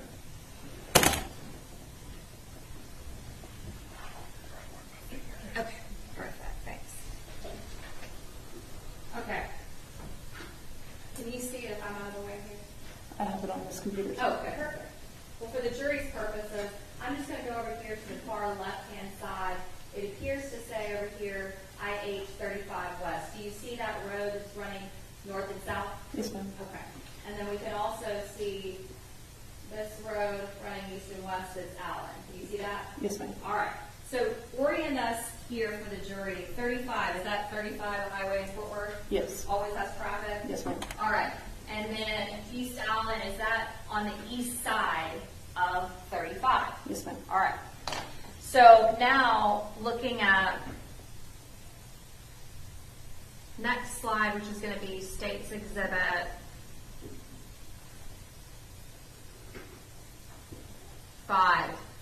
What are we looking at here? That is 1203 East Allen. And is that the residence where Atatiana Jefferson was living? Yes, ma'am. State's Exhibit 5 to the left, there appears to be some sort of structure or building. Yes. What is that? I believe it to be an apartment, like an old apartment that's empty. I'm not sure. As far as what's on the 1203, that 1200 block of East Allen, are there any other houses to the left of the 1203 address? Which left are we talking? If you're looking at State's Exhibit 5 to the left. No, that's Mississippi right there. And does Mississippi run perpendicular to East Allen? Yes. And to the right, of Atatiana's house on State's Exhibit 5, is there another house or are there lots after that? It's just an open field. Now looking here at State's Exhibit 6, a little better perspective for the jurors. I'm going to use my laser pointer. You were referring to some kind of an apartment building or that's to the left of this house, this 1203. Is that what you're referring to, what I'm circling for the jury? Yes, ma'am. And that's just to the left of her house. Is Mississippi the road that is running perpendicular to East Allen? Yes, ma'am. Now, across the street from 1203, there appears to be some additional structures. What are those? Houses? Okay. You know who lives there? No idea. State's Exhibit 7. What direction are we looking? You're Now. looking westbound.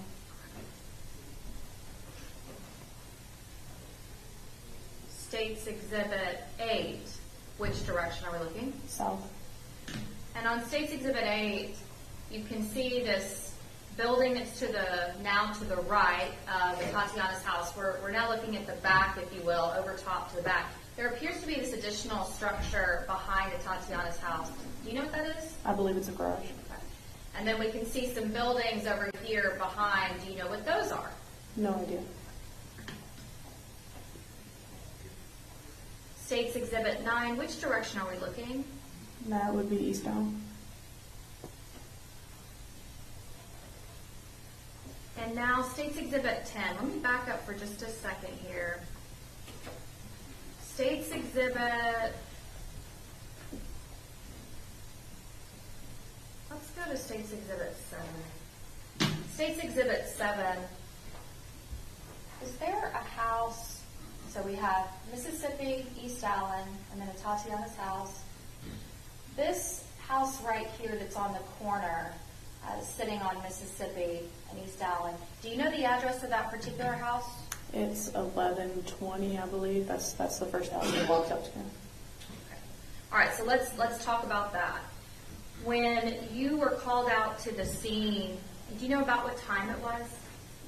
2:30, 3 o'clock in the morning. And can I inquire to the court how to get rid of that box? I can walk up to it, Judge. Okay. Do you know how to get rid of it?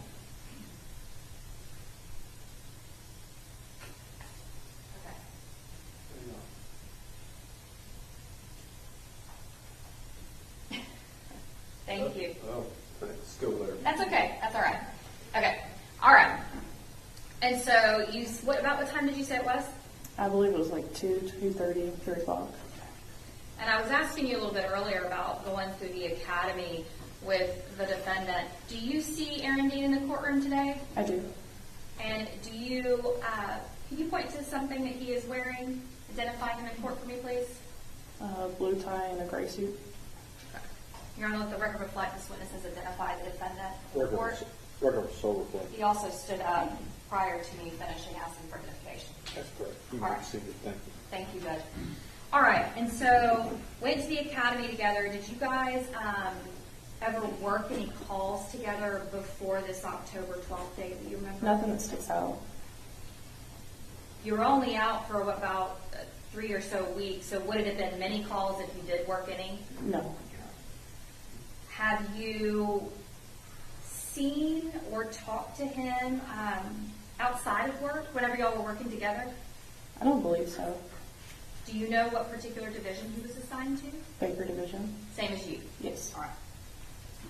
Would you characterize your relationship? Were you close, just coworkers? How would you describe it to us? I keep everyone at work just coworkers. Okay. All right. Okay, so that day, October the 12th of 2019, were you working as a patrol officer at that time? I was. What was your shift? And we show up at 7:45 and we're off at 5:45. So what time did you actually go in? About that time? I get there around 7. And 2 or so in the morning. Where were you right before you get called out to this scene? At the JPS roundabout. What does that mean, the JPS roundabout? It's a parking lot behind JPS. It's on the northeast side, and it's just a big empty parking lot. Why are you there? I didn't have a call. I was finishing up the call I was on, and I was eating my lunch. Were there other officers that were parked in that roundabout? Yes. Why did you guys as officers choose that area to either finish up a call, eat, kind of congregate? It's just safe. You can see everyone coming up at you. So you get a call, and explain to us how you get that call. What happens if you're sitting in your car? I was sitting in my car. Aaron gets dispatched. Officer Dean gets dispatched. They're calling for an assist unit. I was right at the end, so I just finished up my call, and I took the assist. And how did you get notified that the defendant is even getting that call? How do you know that? Over the radio. Is there inside of your car a computer that also gives you that information? Yes, ma'am. What is that called? NBC. And what is MDC? Do you know what that stands for? Don't get me lying. No worries, that's okay.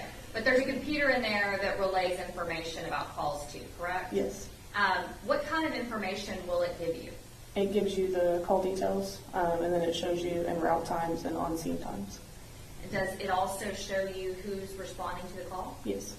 Is that how you knew that this defendant was responding to the call? That and when they called out his call sign. On the radio? Yes. Okay. Okay. So what was the basic general nature of the call? Do you remember? I believe it was an open structure. And did you get an address? Yes.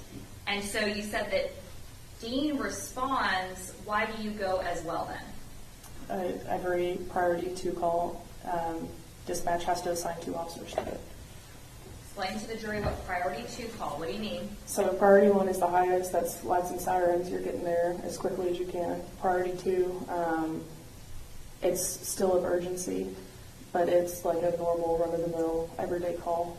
There's nothing emergent that's happening right now that you need to get there as quickly as you can. Are you aware that the Fort Worth Police Department has an emergency 911 and a non-emergency number? Yes. And so are you able to tell either over the radio or on your computer inside your car whether it was an emergency 911 or non-emergency?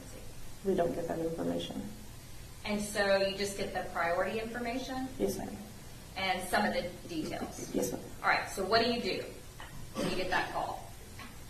Zipped up my lunchbox and took off. How far away were you from this particular address at JPS roundabout? A mile or 2, not very far at all. And if the call comes in around 2:25 in the morning, do you remember about what time you arrived? Just a couple moments later. It doesn't take very long to get there. Did you get there to the house first, or did... I did. Okay. When you get there, where do you park? I parked facing southbound on Mississippi. And so now showing you what's already been admitted as State's Exhibit 10 here, and then State's Exhibit 11. Are you able to show us on State's Exhibit 11 where you're parked? I believe that's my patrol car right there. Okay. And it looks like there is only, I don't think I see any other patrol cars in State's Exhibit 11, but going back here, State's Exhibit 10, are there multiple patrol cars in State's Exhibit 10? Yes. Okay. And so if we're looking at State's Exhibit 10, and this is Mississippi running this direction, East Allen running east and west, are we able to see your patrol car in State's Exhibit 10? Yes. Okay. Can you show me, ma'am, for witness? Yes, ma'am. Can you show me which one your car is in State's Exhibit 10? Which one's the...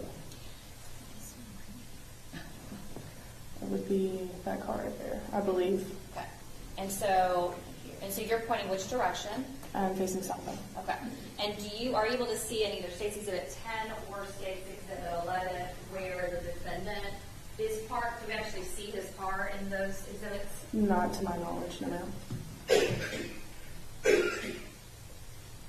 So looking here at State's Exhibit 11, we can't see any of the patrol cars, correct? No, ma'am. Okay. Can you show me, though, using this laser, where he pulled in? Did he come in front of you, behind you, or somewhere else? It'd be like right in this area. Okay, so kind of on that, I guess, corner or catty corner. I believe, yes, ma'am. Tell me the address again of that. Is that a residence or a business? It's a residence, I believe. I believe it's 1120 something. So when you guys get out there, you said you get there first. He parks kind of catty corner or behind you at least. Yes, ma'am. What do y'all do? We get out of our patrol cars and we walk to that first house. And it ended up being the wrong house? Yes, ma'am. How did you know that? By the numbers on the front of the house. And the Did- door was closed. Okay. So the call is, door's open, and you walk up, the door's closed, and the numbers are not matching. Yes, ma'am. So what do you do? I believe when we went back to the car and checked, we either checked on the MDC or we radioed out asking what the numbers were. So when you say we, do you guys talk about that and you both do it? You just kind of know to do it? How does that work? I can't remember if we talked about it, but I mean, it's just commonplace. Do you remember whether or not you both went to your separate patrol cars to check, or No, ma'am, I don't. don't remember? All right. Regardless, you figure out wrong house. Yes, ma'am. So where do you go? We walk across the crosswalk here and then up, like catty corner to corner across the street. All right. So let's go over State's Exhibit 9. And may I push what is it? Yes, ma'am. You show me the route that you take from that address that was wrong. I believe that we walked like right through this way, just like diagonally across. And when you go diagonally across, so you would have been passing just right in front of this building. Yes. Once you get over here to the street, and then some go in this direction before you approach our house. Yes, ma'am. All right. Do you have your flashlights out? I don't recall at that time. Do you remember whether it was a pretty lit area or a dark area? It's darker in that area. And when you go to approach the house, I'll show you, leave. Let's go back for just a second. When you approach the house in State's Exhibit 5, you said you kind of walked in front of it. Did you notice whether or not there was a fence between those two buildings No, that night? no, ma'am. Okay. So you go up to the front door of State's Exhibit 5, that house, and what do you do? Walking up, you can see that the front porch light was on, and that the white door on the inside was open on both sides. And then we just looked.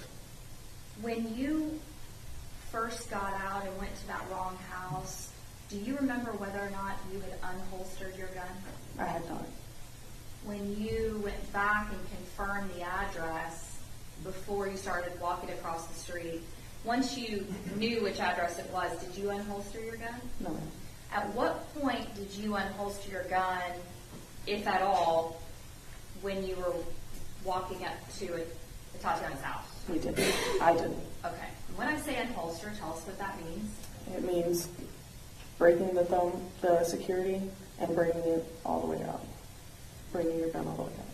Do you remember if you ever took your gun out and unholstered it throughout the entire call? Through the entire call, I believe that I did when we were clearing the backyard, and then I believe I had it out in the house until we got into the room. I'm not for certain. That's okay. And when you say the term clearing, what does that mean to you? Just making sure that there are no other occupants, other threats in the house. Why do you unholster or take your gun out when you are clearing an area? In case you're met with a threat. When you have your gun out, do you have your finger on the trigger? No. Why not? Officer safety. Is that something that you were trained in the academy about? Yes, trigger discipline. So when you are clearing areas, whether that be a house, a field, a car, you have your gun out, pointed in front of you, I'm assuming? You have it down in the stool position, or you can have it pointed depending on what you're doing. When you have it down or pointed, do you have your gun on the trigger? Do you have your finger on the trigger? No. Okay. So you approach the front. You said the front and the side door, the doors were open, and we can actually see they're calling a storm door, kind of a storm or screen door. Did those appear to be closed? Those were. So when you are driving out to 1203 East Allen and hearing that it's an open structure, what thoughts are in your mind, if any? I honestly can't tell you what I was thinking that day. Other open structures, you go to burglary, thinking what you're going to encounter on the call. Are you thinking to yourself, east side, high crime area? Or are you just thinking, I just got done eating, I'm going to go to this call? I just got done eating, I'm going to this call. Okay, all right. You show up, and when you're walking up to the house and you see those two doors, the front and the side door that are open, storm door shut, what are you thinking? When I see the inside, or Just when you're walking up and you see those doors open. that it's odd for it to be open that time of night. And do you and the defendant talk about anything as you're walking up? I don't remember if we did. And so you look inside, what do you see? The cabinets are standing wide open. There are things just thrown about. It looked like the house had been burglarized from the living room, kitchen area. I want to show you a couple other exhibits that have been offered and admitted. State's Exhibit 12. Are we able to see on State's Exhibit 12 this shoulder-worn body camera that is on Officer Dean at that time? Okay. And then there's also, can I have the lights? Or I can, crap. Thank you. You can see a little better now. On State's Exhibit 12, there is this black device that's on his chest. What is that? It's a handheld mic. A A handheld mic for your radio. Now looking at State's Exhibit 13, will you take me through and explain what all of this is? So let's start on the far left-hand side for the jury. What is this right here? That's his gun, Glock 17. And what is this? Pepper spray. So we have the gun, Glock 17, for purposes of the record, and then immediately to the right, there's a leather object holding something, and you said that's what? Pepper spray. Okay, and then we have some sort of other black device that's to the right of the pepper spray. What's that? That's the battery box for the camera. And then to the right of the battery box for the camera is what? A cat T tourniquet. I'm sorry, what? A cat T tourniquet. And then you mentioned an Israeli bandage, which was a tourniquet, and now you said cat T. Yes. What are those different things? Yes. This one has Velcro and like a twerk kind of on it. The other one is like an ace bandage, and it has wings on it. So you'll just wrap it as tight as you can, and then you crank the wing once you get it on. And then to the right of this tourniquet, we have this looks like it's one thing that's holding maybe two slots, so some sort of leather. That's a mag pouch. Okay, what's a mag pouch? For your extra magazines. And then to the right of that, what is this that has some Taser. yellow? That's the taser. I'm sorry, okay. Now looking at the back of State's Exhibit 14, which is the back of that duty belt, let's start again to the left. What's this right here? That's the baton. What's the purpose of a baton? It's a use of force weapon. You guys are issued other objects besides a gun that are less deadly, is that right? Yes, it's less lethal. I'm sorry? Less lethal. So the taser, baton, and then we have the gun. And pepper spray. And the pepper spray, okay. And then to the right of the baton is what? Radio. Okay, and then to the right of the radio is what? That appears to be a flashlight. And then there appears to be some small leather. It's called a belt keeper. Okay. Keep And your then belt up. Okay. A lot of stuff on the belt, right? Yes. All right, and then to the right of the belt keeper, there's two pouches. What is that? Handcuff case. I'm sorry? Handcuff case. Okay. And then to the right, we can see the back of his gun. Is that right? Yes. All right. Now, State's Exhibit 15, defendant's gun. And I want to compare that to State's Exhibit 19, your gun. Can you tell me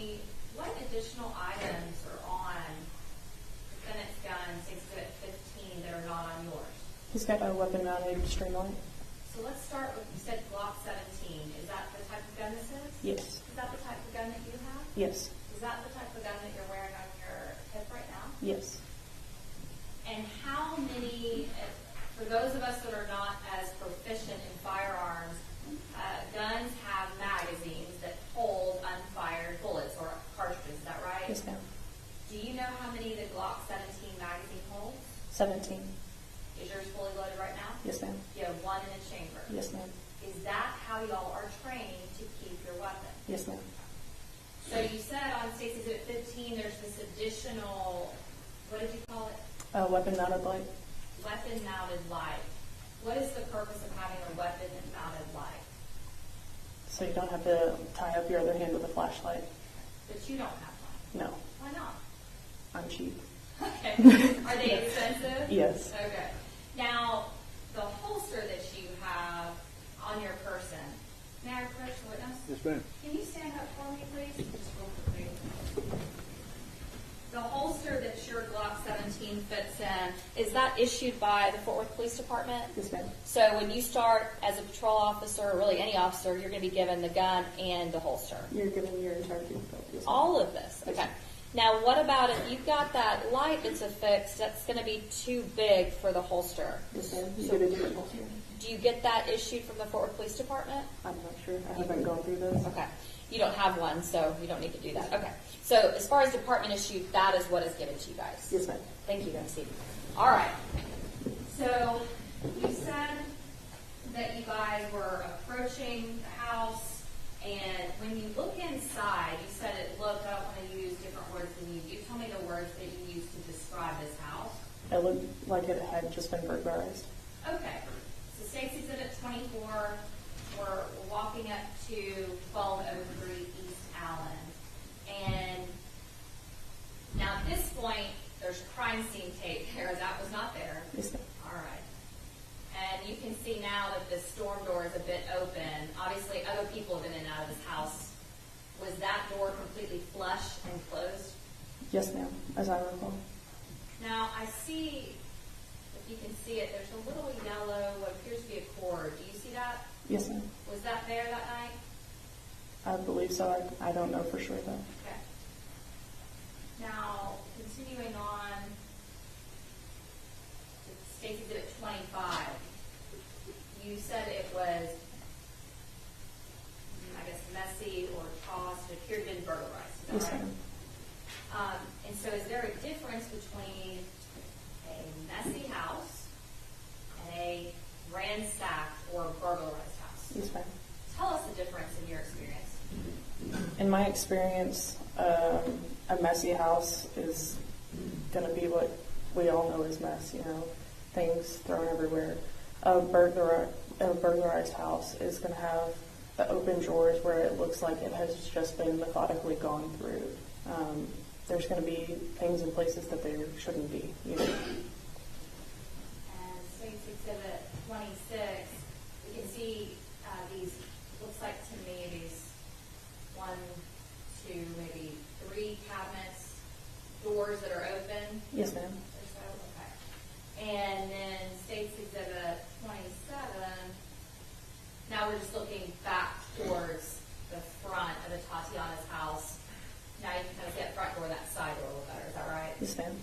And so you described the inside of her living room as being ransacked, or at least looked like it had been burglarized, is that right? Yes, ma'am. Okay. Do you have any kids? I don't. Okay, I don't either. But obviously you know now that there was an 8-year-old that was living there. Yes, ma'am. Right, okay. Okay, so regardless, you didn't know that then. You look in the front. What do you see? I mean, we saw the cabinets open. There were things thrown out of the drawers. It looked like someone had methodically gone through that house looking for something. Did it look like that? Yes, ma'am. Okay. And then, do you hear anything inside? No, ma'am, not that I recall. Are the lights on or off inside of the house? In the main living room, they were on. So in this part, they were on. So State's Exhibit 26, the living room, the lights are on. Down that hallway, there's a light on that wasn't on during the time. Okay, that was all. Yes, All ma'am. right. So you said you don't remember hearing anything. After looking through the front door, where did y'all go? We went around the side of the house. When we did that, we were clearing the cars just to make sure that there was no one in the cars ready to escape or ambush us as we walked out. Do you remember when you were given the call to use tell information? Were you given any information about the cars? I don't remember the call screen. If you have it, I can read it. Sure, absolutely. And Mayor, first witness? Yes, ma'am.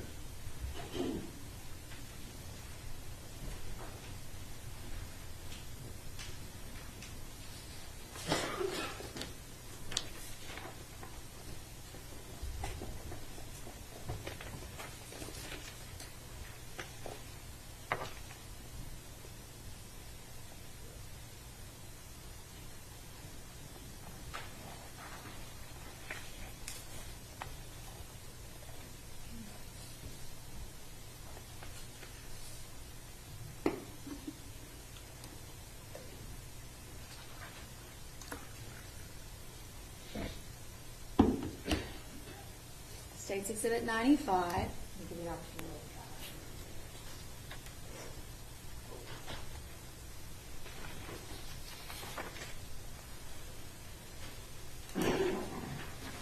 So this is a little different than what we're actually seeing in our car. It's got, all of the other officers that were involved that wasn't on our call screen. So it would just be like, And so just for purposes of the record, on State's Exhibit 95, there are multiple pages, and you just made a gesture at the top of the second page that the information you guys are given is more just kind of at the top, I would say maybe the top third, maybe top fourth of that page. yes, ma'am. It would be like 30. Until where it says Baker 310 dispatch. So the information that you're really focusing in on is going to be The first couple lines. First couple lines, okay. And so by looking at State's Exhibit, you're fine. Do you need a cough drop? No, I do. Got it. Fine, okay. By looking at State's Exhibit 5, those first few lines, does that refresh your memory about what exact information you would have been given? Yes, ma'am. Okay. So were you given information about the cars of the people that lived there? Yes, ma'am. Make or model or just color? Just color. And so would that be information that you would have seen whenever you go to approach and you get inside or look inside the house in State's Exhibit 26? Can you ask that? I'm sorry. Sure, that's okay. Do you need some water? Judge, we approach. Yes, hang on.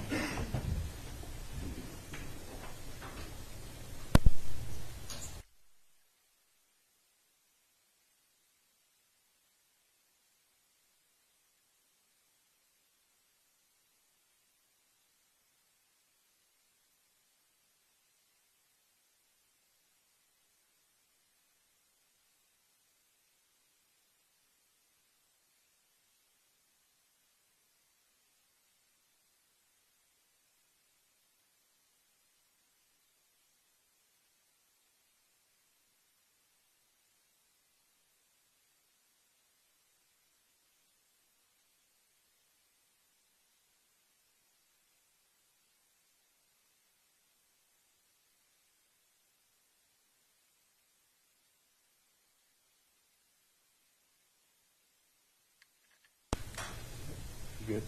Yes. Okay, so you're given information about the colors of the cars. And what other information are you given, just generally speaking? Open structure, there's 2 cars in the driveway. Anything else? Can I read it? You can certainly read it to refresh your memory. It says that the neighbors are usually home. Okay.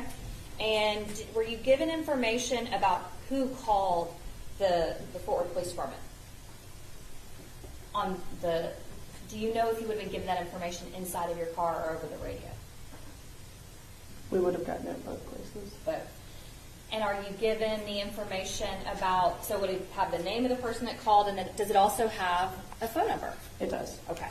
And just looking at State's Exhibit 95, are you able to tell who the caller name was and the phone number? You don't have to say it and you don't have to read it out. I just want to know if that's on the call. It is on here. On our MDCs, there's different tabs where you don't, if you don't have that tab clicked, you're not going to see who the caller is. But you have the ability inside your car to do so. Yes, ma'am. All right. Okay, so you get out there, you look inside, you go to the side door. Now where do you go? The side door, we started making our way, which would be northbound down the side of the house. Do you hear anything like that? Not that I remember. After you get to the side of the house, where do you go? That's when we go into the backyard. You said that you guys cleared, or I think you said y'all or you cleared both cars. Yes, sir. Do you guys talk about who's going to clear what or how you're going to do it? Not that I remember. I don't remember a whole lot of communication from that. Before you walk up to the house, do you guys discuss who's going to take lead or call the shots, if you will? It was his beat, so it was his sheet. Okay. Now you said that to me before. If it's his beat, it's his sheet. What does that mean to us? If you're responsible for that area, most officers take pride in their areas and they try to take the sheet on it, just so that people get to know their face, get to know their names, things like that. So naturally, are you going to kind of take a back seat to what he's kind of telling you to do or directing you to do, or y'all going to do it together? My primary mission at that point is to be an assist officer. All right. And so who makes the decision, or do y'all discuss who's going to go into the backyard? I don't think we did. Who opens the gate? I believe it was Officer Dean. Now, I want to ask you, do you have some trouble with your memory? Yes, ma'am. Can you tell us why? I've had 2 TIAs, 2 transischemic attack strokes. So as far as your memory is concerned, and just generally speaking, when have those occurred? The first one occurred February of 2020, and then the second one the following March, so March of 2020.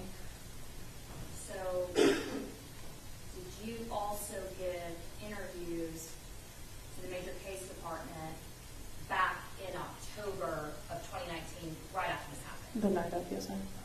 So if there's any questions that you're unable to remember, would that be the most accurate and the best from what happened that night? Yes, ma'am. And then, of course, we have the body camera footage. Yes, ma'am. Okay. All right. And so you're not quite sure who opened the gate, but do y'all go in the backyard? Yes, ma'am. When you go in the backyard, do you remember who went in first? I believe it was Officer Dean. Do y'all talk about who's going to go left, right, straight, what you're going to do? No, you're trained in the academy, and it's just muscle memory at that point. What do you train in the academy to do in our backyard? You do what they call, I don't know the exact terminology for it, but it's basically you perform an X. Whoever's on this side goes in this way, and whoever's on this side goes in this way. Okay. Why? Just so that you're facing what you see.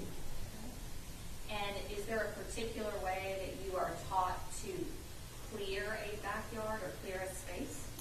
You do what you call a pie, and you just break it up into small sections, what you can see first, and then you go into the corner that's unknown. And so did you guys personally do that when you went to the backyard? Yes, ma'am. Is it something that you can visibly see that another officer is doing, or are they able to do it just with their eyes only? It depends on how big the area is that you're clearing. Could you tell whether the defendant was slicing the pie or cutting it up in these pie sections? I had my back to him. Okay, so let's talk about that. You've got your back to him when you go in the backyard. About how far away were you guys from each other? We were very close. Were the backs of you, were y'all touching? If we weren't, we were close. I know that. Very close. Yes, ma'am. And which direction is he facing?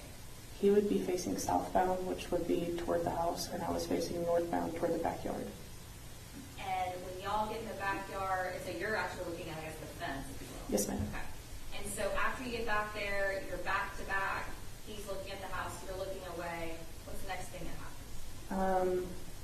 I'm clearing the backyard. As I get a quarter halfway into it, I hear him start giving out commands, so I drop my gun into the stool position, and I go to turn around, and about halfway through my turn is when I hear a shot ring out, and I turn around, and that's when I can see her. So when did you pull out your Glock 17? I'm not sure the exact time, but I believe it was when we were going into the backyard. So you pull it out, you think you pulled it out, and are you using it to clear and slice the pie, if you will? Yes, ma'am. So would it have been pointed At the fence, at the fence? You said you put it down in stool position? which would just be pointing at my feet, so that I don't turn around and have the barrel of my gun in his back. Do you know whether or not the defendant had his gun out while y'all were approaching the front or side doors of the house? I don't remember him having it out when we were approaching the front or the side. Do you know whether he had it out? Do you know when he had it out? When he pulled it out? No, ma'am. Okay. When you guys were, after you were walking by the cars that we were talking about in the driveway, do you remember seeing any type of lawn equipment or electronics of any sort outside? I know from the video, I don't remember firsthand if there was. I know from the video, though, that there was a lawnmower and a weed eater. What about when you get to the car, the second car, do you remember having, there was a bicycle of some sort? I tripped on a bike. Yeah. Okay. Do you say something about that in the video, or do you remember? I don't remember, but I'm sure I did. And then, do you remember whether that was a bigger bike, small bike, or do you remember? I don't remember. Okay. And so you were on the inside of that car, between the house and the car, there's a bike, and you kind of run into that. Where is the defendant? He is on the east side of the car. Other side. Yes. Okay. And at any point before y'all get into the backyard, have you called for backup? No, ma'am. Okay. Would you know if backup had been called by the defendant? You would hear it on your radio. And that's on your person, right? Yes, ma'am. Okay. When you guys go up to that front door, do you guys inspect the front doors and try to open up that storm door?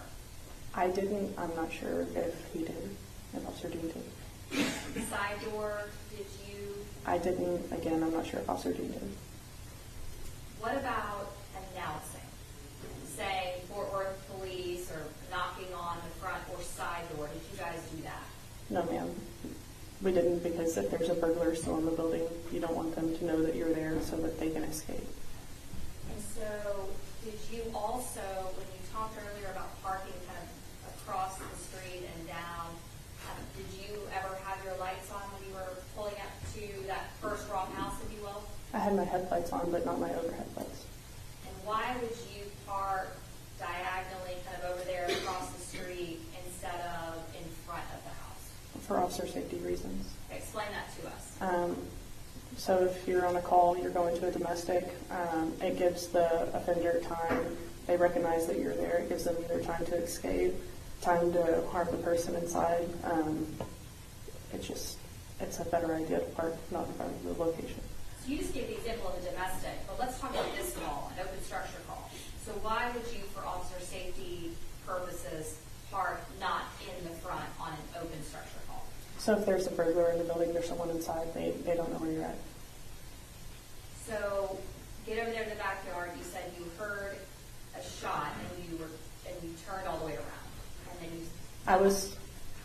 I heard him give commands. I started turning, was halfway through my turning. That's when I heard the shot. Do you remember exactly what words he used in his commands? No, ma'am. You said, so once you turn around, are you now facing what? The window. What do you see? I see Officer Dean. I'm looking just over, I guess that would be his right shoulder, and I can see her face through the window. And if you guys are back to back, then how are you able to just turn around? Like, how does that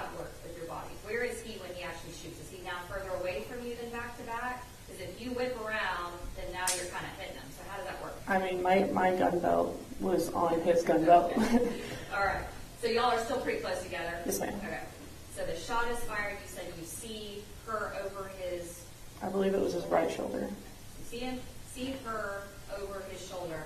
Were you able to tell at that moment that it was a male or female, or could you tell? The only thing I could see was eyes, really. I couldn't make out if it was a male or a female. I just saw someone in the window and I saw their eyes. How would you describe their eyes? As big as saucers. You said as big as saucers. Okay. Were you able to hear anything besides his commands? I didn't hear anything. I don't know if it was auditory exclusion or what, but I didn't hear anything until we got into the house. You just use the term auditory exclusion. Tell the jurors what that means. It's when you're in an amplified state, your adrenaline is going and you physically cannot hear what's going on around you. There's multiple different kinds of exclusion. Permission to publish State's Exhibit 1, Your Honor, the body camera footage? Yes, ma'am. No, we approve. Sure.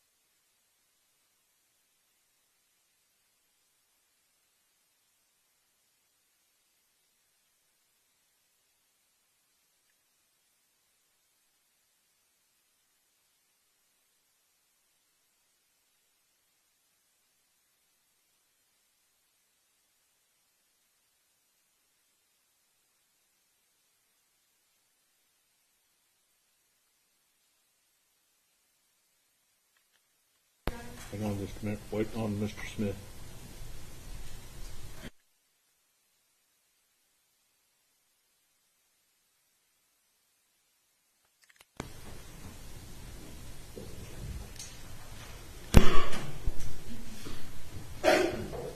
All right, Ms. Diener, you may proceed.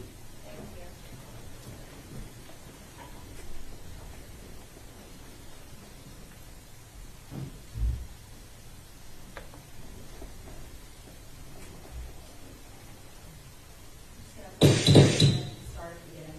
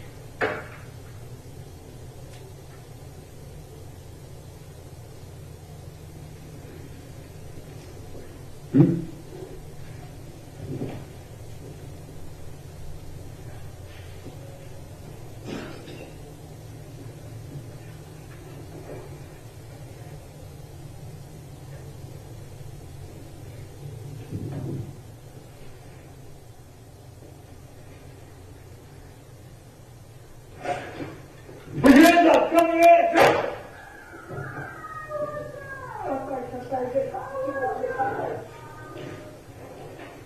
Big 325, shots fired, start supervisor, and then start coverage. We need to get in there. We need to get in there. Yeah, you guys your tackling kit?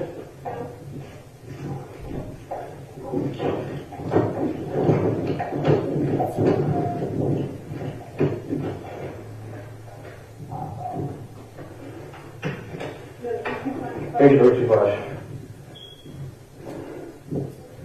Hands up! Show me your hands! Show me your hands! Show me your hands! Hands up! Show me your hands!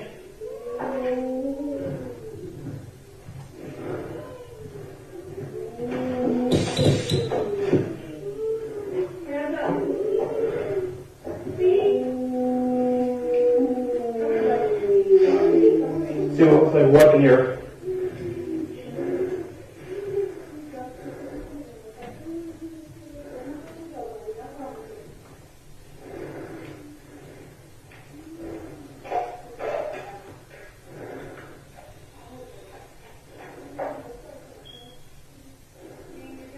Yeah, I'm good.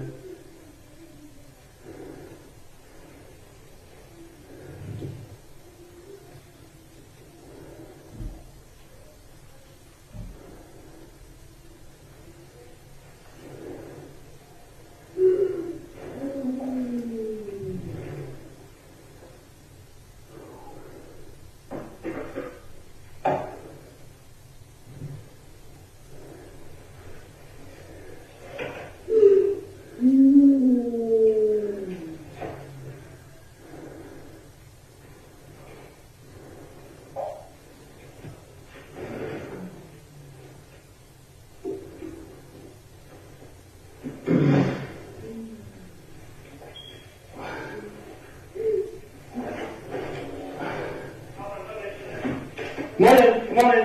It's clear, it's clear, it's clear. Get that vocal? There's a weapon on there. I have not cleared it yet.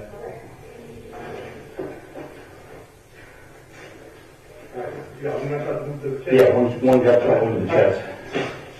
Sit back, sit back. Come on. One here. Good hit. Hit. Hit. Oh, yeah, chest seal? Oh, yeah, go sit back.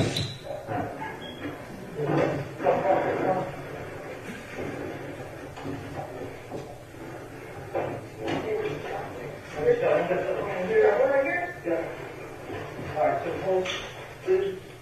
Move this airway. Yep, stop. Okay. Yeah. Take your weapon? Yeah. Yeah, we still do. Let's do chest in the Alright, take a bag in there. For the gun? No. Oh, second, yeah. You hook that? Yeah, I got it. I'm gonna show off the laser. Let me take that door. Yeah. All clear. Round.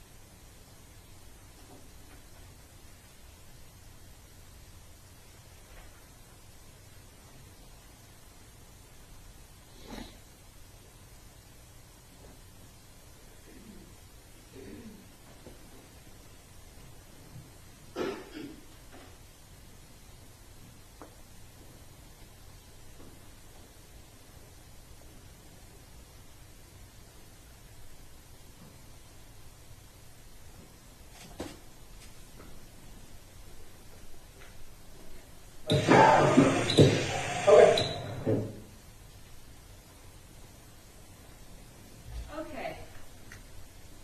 I'm going to ask you some questions about what we just saw at States Exhibit 1, and if we need to go back and rewatch it, that's fine. Yes, Okay? sir. So, when you guys walk up to the front door or the side door, do you or Officer Dean at that time, the defendant, try to use the actual handle to see if it's locked or unlocked? Not to my knowledge, no. When you go into, now looking at that video, going into the back gate, it looks like to me, we can go back if we need to, that the defendant opens the gate and looks like flashes a flashlight in the backyard. Do you see that? Yes. Before y'all both go in there. Do you see that? Yes, ma'am. Okay. And did he say anything at that point to you after putting that flashlight and looking in the backyard? No, ma'am. Okay. When you watch that video back and you see the commands and then the shot, do you now think he said, hands up, show me your hands. Hear him ask about a TACMED kit. We've already explained that to the jury. Is that what you're referring to? Yes, Why were you wanting to get a TACMED kit? for life-saving procedures. Someone is in the house that's shot now. Is that when you could have applied, that TACMED shows up, but a halo seal or a chest seal, Yes, if there's a shot, or anything else you need in there? All right. So y'all go around and go into the front, and then you go inside, and I hear your voice before his making some announcements of some sort. yes, ma'am. Do you remember what you said? From the video, I said hands up. Okay. And why are you saying hands up? I can't tell you exactly why I said hands up. I don't know if I was in a heightened state of adrenaline, and that's the last thing I heard, so I said it too. But I wanted to announce that we were coming in the house. And why would you want to announce you're coming into the house? So anyone else that's in the house knows that we're coming in. When we see you guys, well, specifically, we can see the defendant going and pointing into some of the other rooms before we actually go to that back bedroom. What is that called, and why is he doing it? It's clearing, and he's doing it to make sure that there is no one hiding with a gun, waiting in a room to shoot us or to get one of us, you know. Get back into the back bedroom. What is your priority when you get back there? What do you do? As soon as I came through the door, I heard the baby, and that became my sole focus. What did you do with the child? I got him to come to me.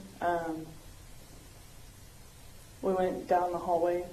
I remembered that it was cold outside because I had my jacket on, and there was a blanket on the back of the couch, so I wrapped him up and I went and stood on the curb with him so that he didn't have to see what was going on in there.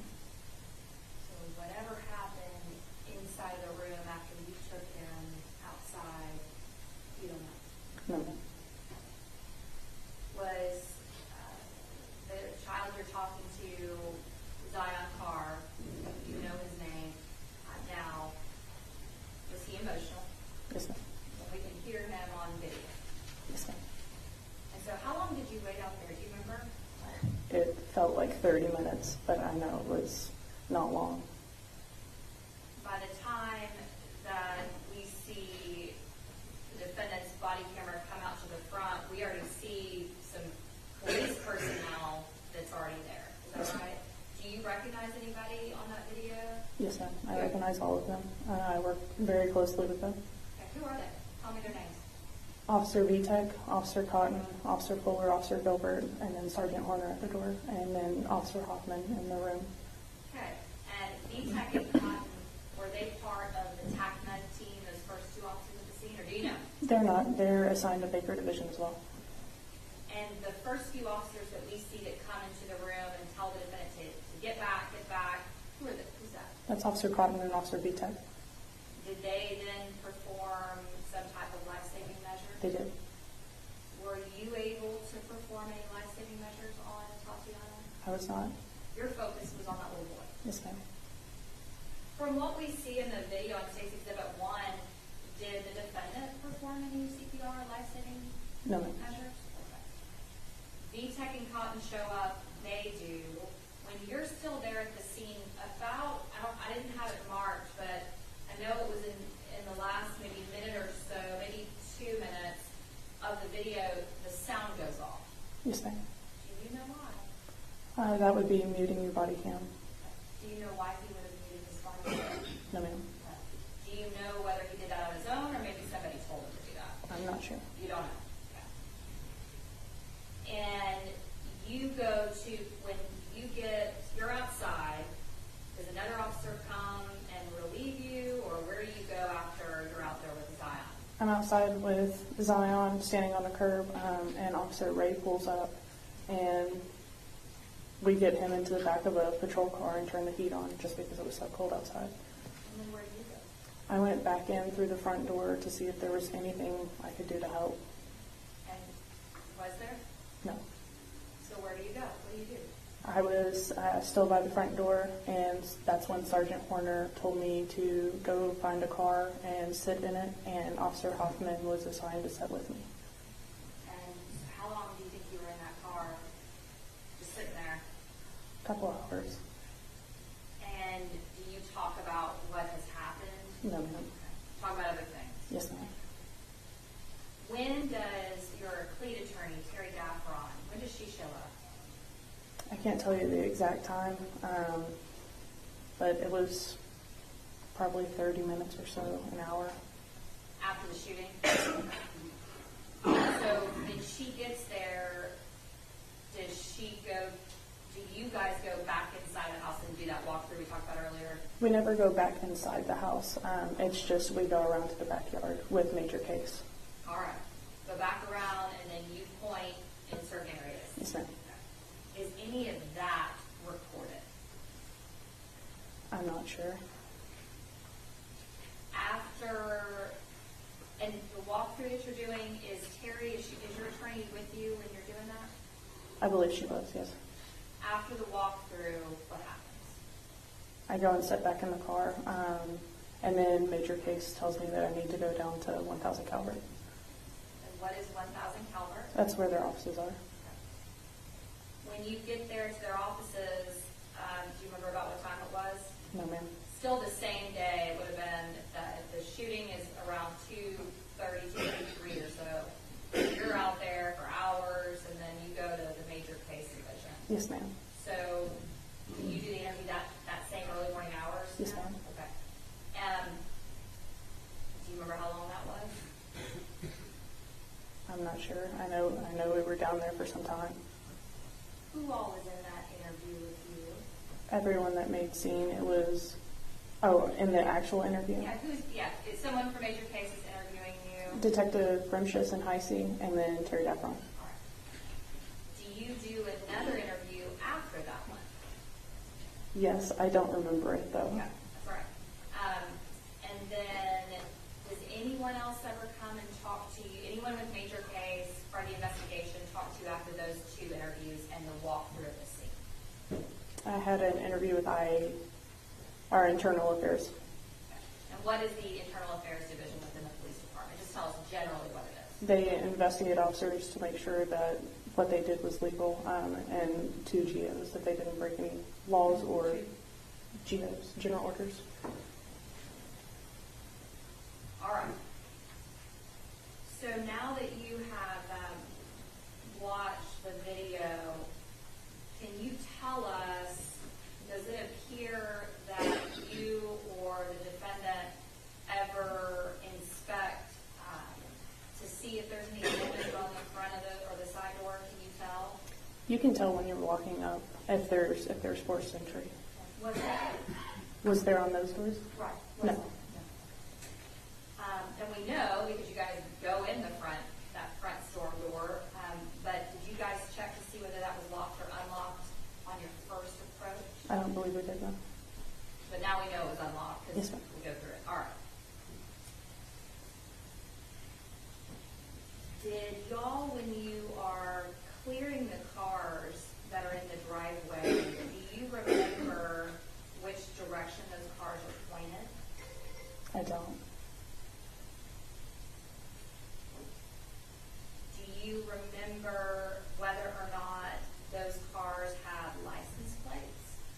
No, ma'am. No, you don't remember, or no, they did not? No, I don't remember. Okay. If they had license plate, is that something that you could do, is to run license plates Yes, on the ma'am. cars to see who the owners are? Yes, ma'am. Okay. In this case, though, you guys were clearing the cars. Did y'all run the license plates to see who the owners of the cars were? I did not. Did you need to do that with the information that you have from the 911 call details? With my experience then, I wouldn't have thought about it. Okay. Wouldn't have thought about who owns that car. Did you think at all about that those cars were the neighbor's cars, as it says in the call details, or didn't even think about it? No, ma'am. Okay, that's fine. 3 weeks you were cuddling, right? Yes, ma'am. All right. Okay.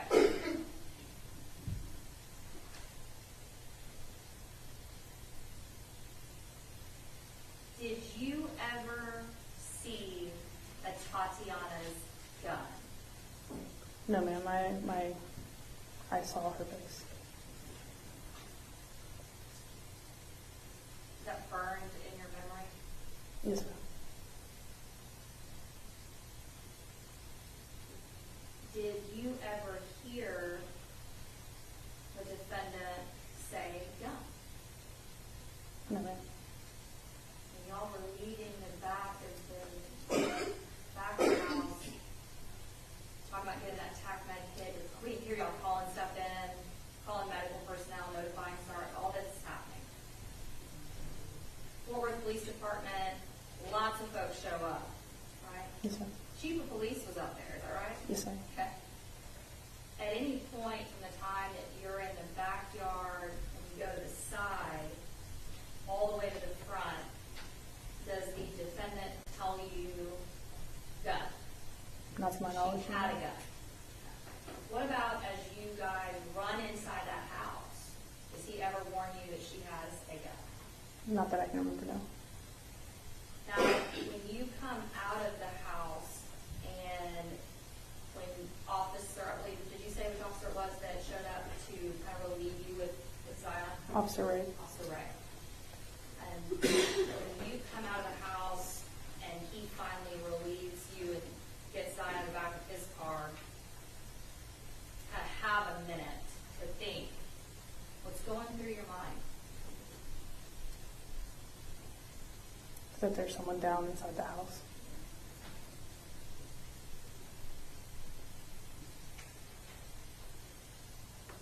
As far as I know, well, I'll just say this: do you want to be here? No.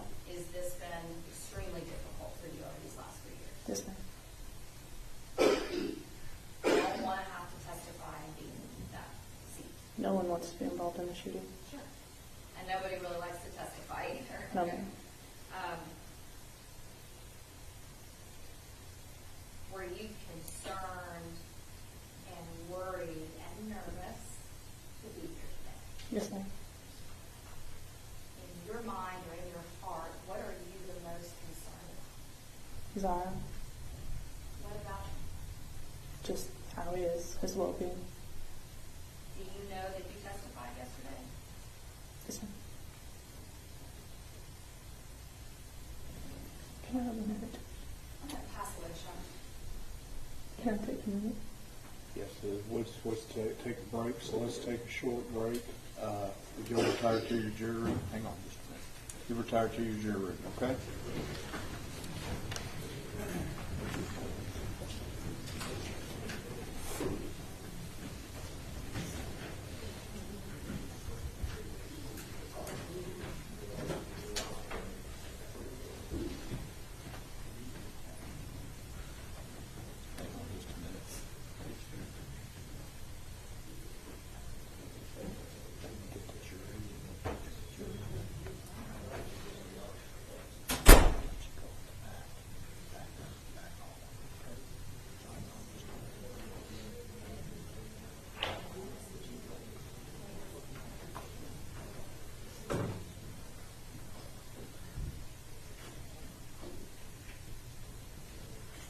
Check and see if the jury room is closed.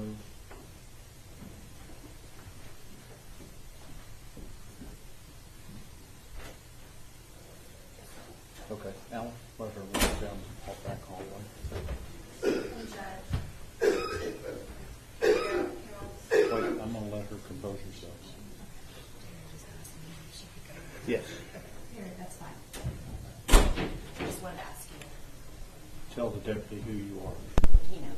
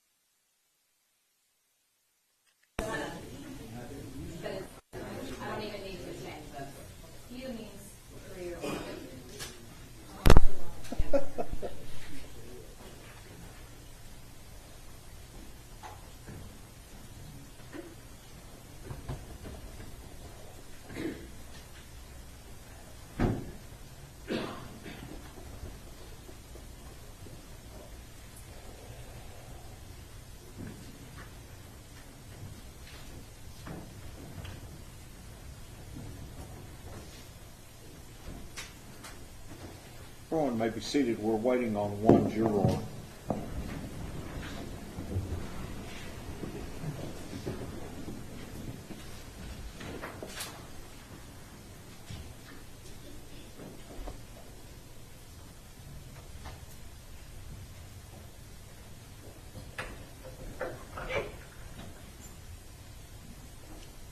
Ms. Diener, does the state wish to reopen?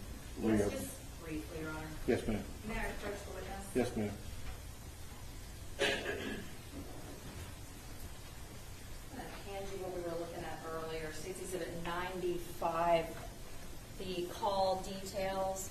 Does that appear, and you can look through the different pages, does that appear to be a true and correct copy of the call details that were generated on October the 12th of 2019 for this particular call? As I remember, yes. I'm going to roll off for State's Exhibit 95. For all purposes or For all purposes of the record? purposes. Objection, hearsay. For all purposes, objection sustained. And for purposes of the record, we're going to offer it as well. And then just for, and I can change it and then re-offer it later, maybe as 95A. But at the very, very top of page 2, just the first. Well, let's just do 95 for purposes of the record, and then we can come back and visit with it later if we need to. I just was going to inquire whether he'll have an objection to the first few lines. We can do that at later? the break. Yes. And may I proceed? Any objections for 95 for purposes of the record? No. All right. States of 95 is admitted for purposes of the record. Okay. And so I want to ask you a couple questions about the time of the shooting, okay? Officer Darch, when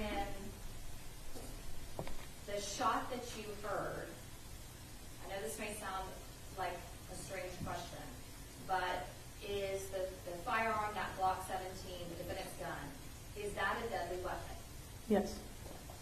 And shooting at a person through a window, is that an act clearly dangerous to human life? Yes. Did you learn whether or not Atatiana Jefferson had survived? I don't think it was until after my major case interview. At some point, you did learn that? Yes. Okay. And ultimately, what happened out there on October the 12th of 2019, the shot that was fired, do you know where that actually hit Atatiana Jefferson? I'm not sure. Did you, one question I failed to ask you earlier is, did you go into any other rooms in the house besides that back bedroom to get Zion? Did you go to any other bedrooms or bathrooms? When I was clearing, I went into a few rooms just to make sure that there was no one in there, and then I was met with a big dog that was running at me, so I put him into a bathroom. And would you agree with me that a gunshot wound to the chest is serious bodily injury? Yes.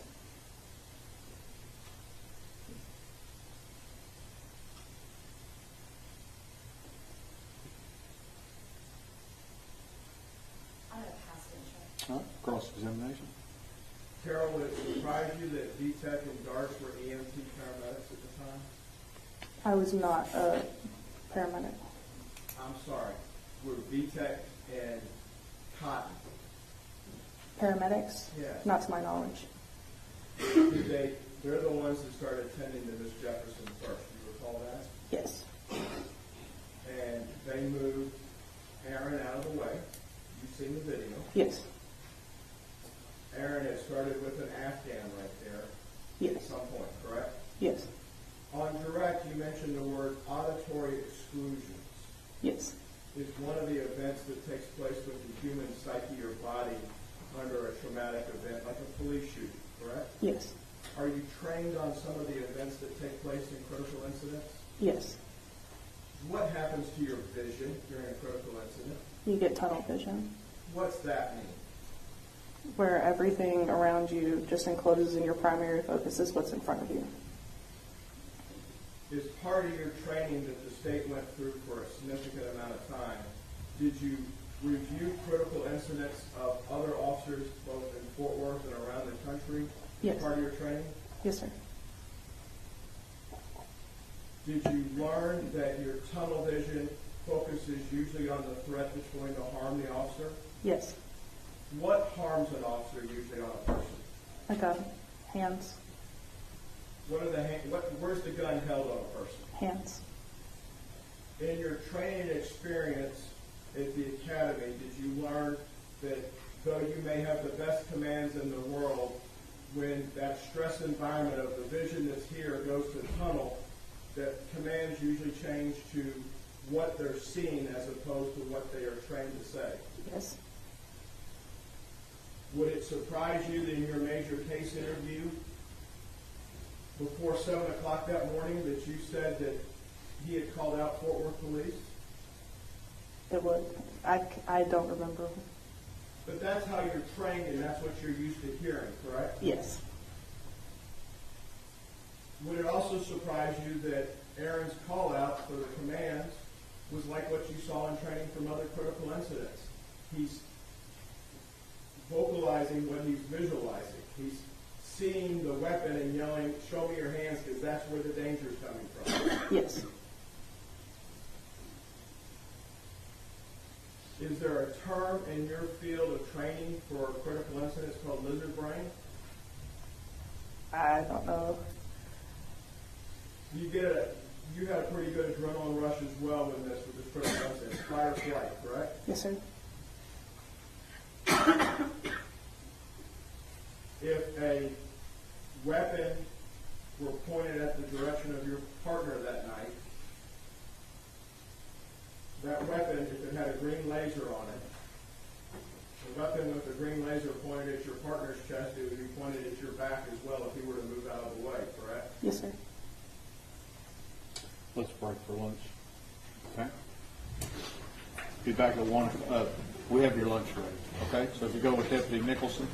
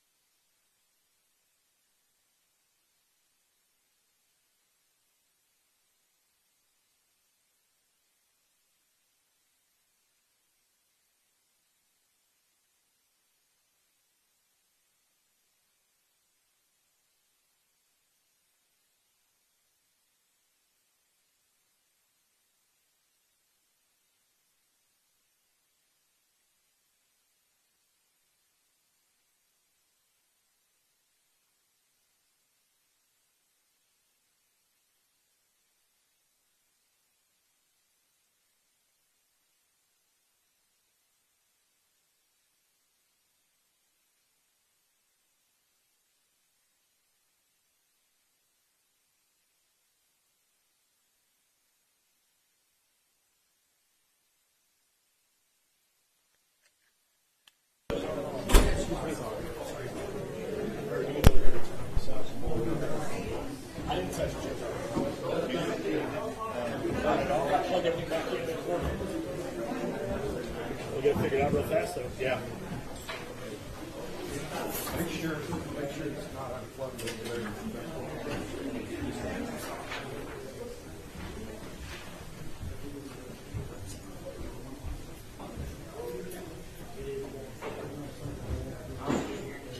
There you go. Now we're good. Yeah, that's the same thing this morning. We've got it stretched so far, that's why it's.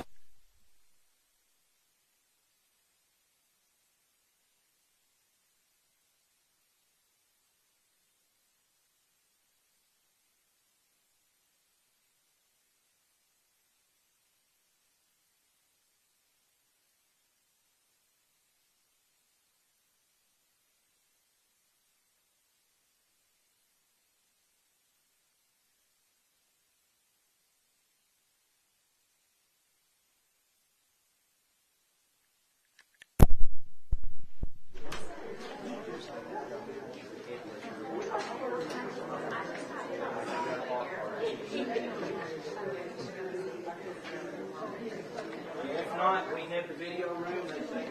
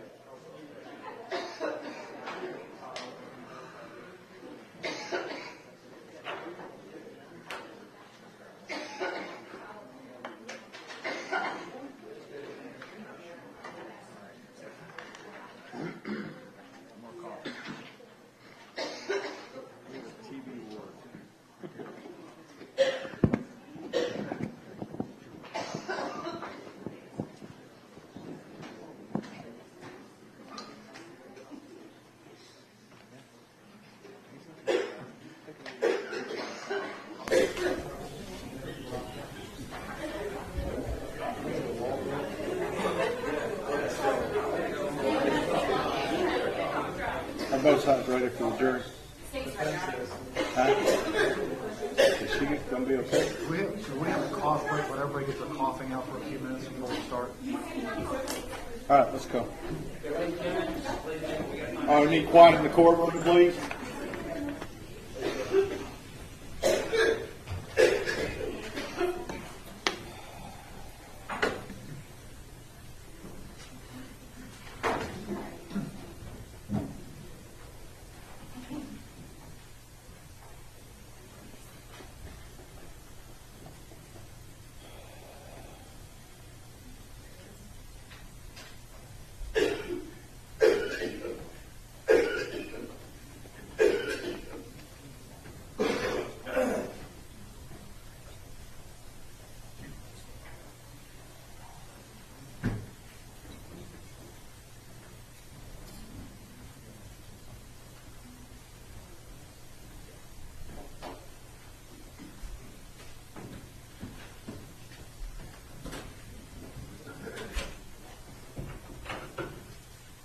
Everyone may be seated.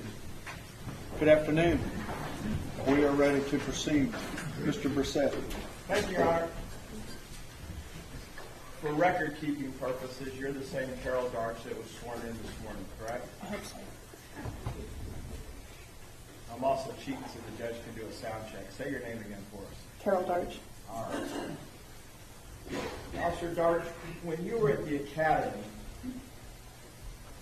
you go through a lot of different classes. It doesn't teach you everything under the sun for how to be a police officer, does it? No, sir. It doesn't tell you where the best coffee in town is, does it? I wish. Okay. So, as part of that, though, it teaches you some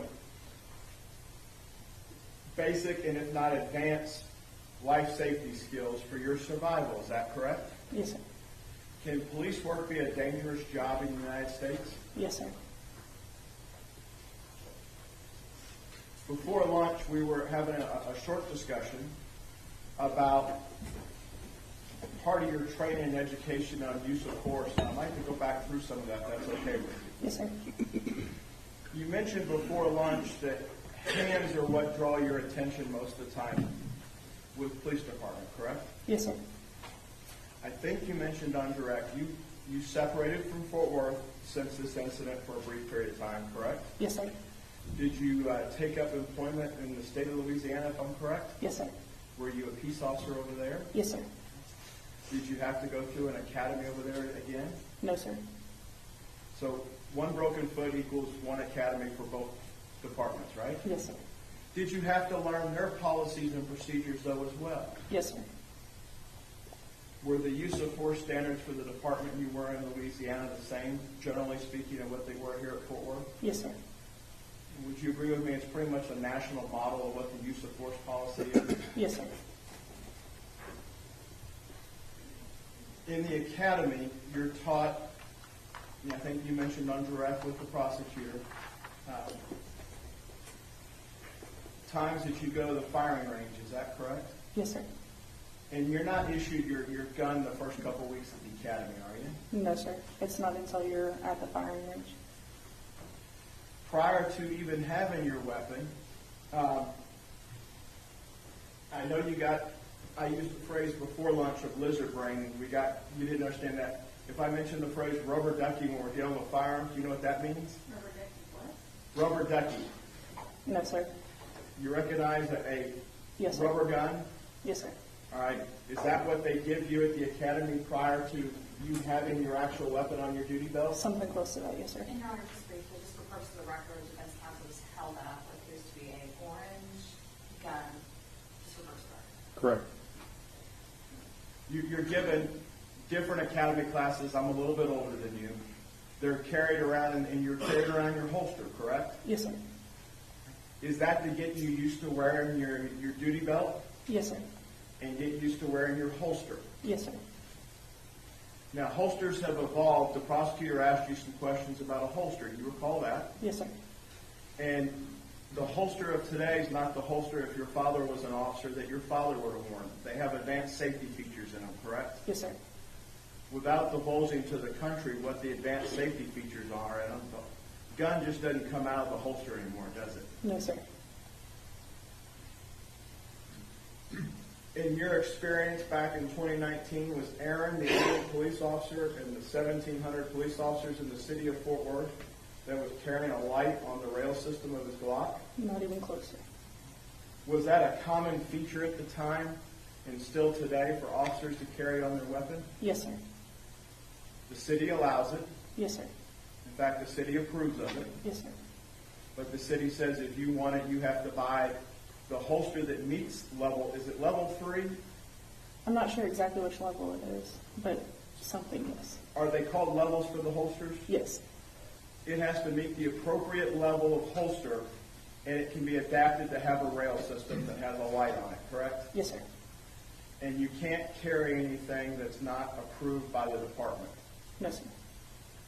Any issue with what you saw from the exhibit and the photos of Aaron's weapon up there that he would have had a light rail from, I think, a string light on his gun?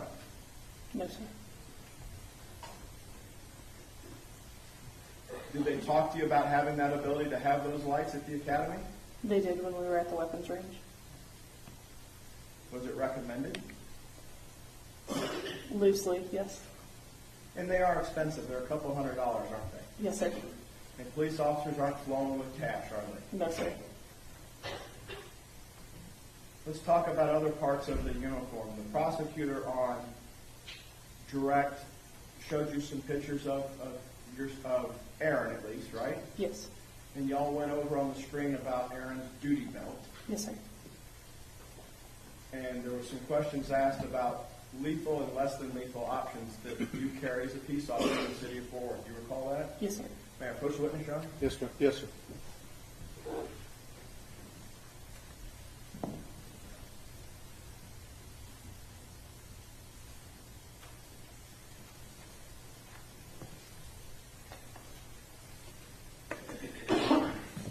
Mr. Darch, I'm going to show you what's been marked for identification purposes is Defendants Exhibit 27 and 28. Do you recognize 27 and 28? Yes, sir. And were those taken at major case? Yes, sir. And were those taken during the early morning hours of October the 12th, 2019? Yes, sir. And do you understand what the purpose of why those were taken? To document what we had on it. And you're in Defendants Exhibit 27, is that correct? Yes, sir. And Aaron is in Defendants 28, correct? Yes, sir.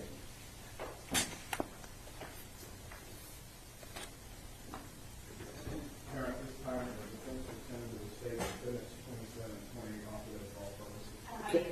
Council approach, just a minute.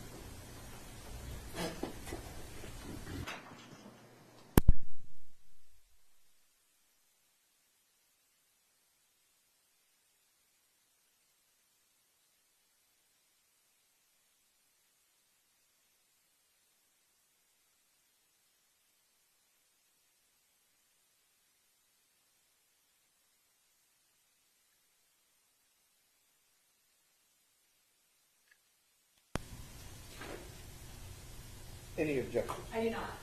That was Defense Exhibits 27 and 28 are admitted. May they be published as well, Your Honor. Yes.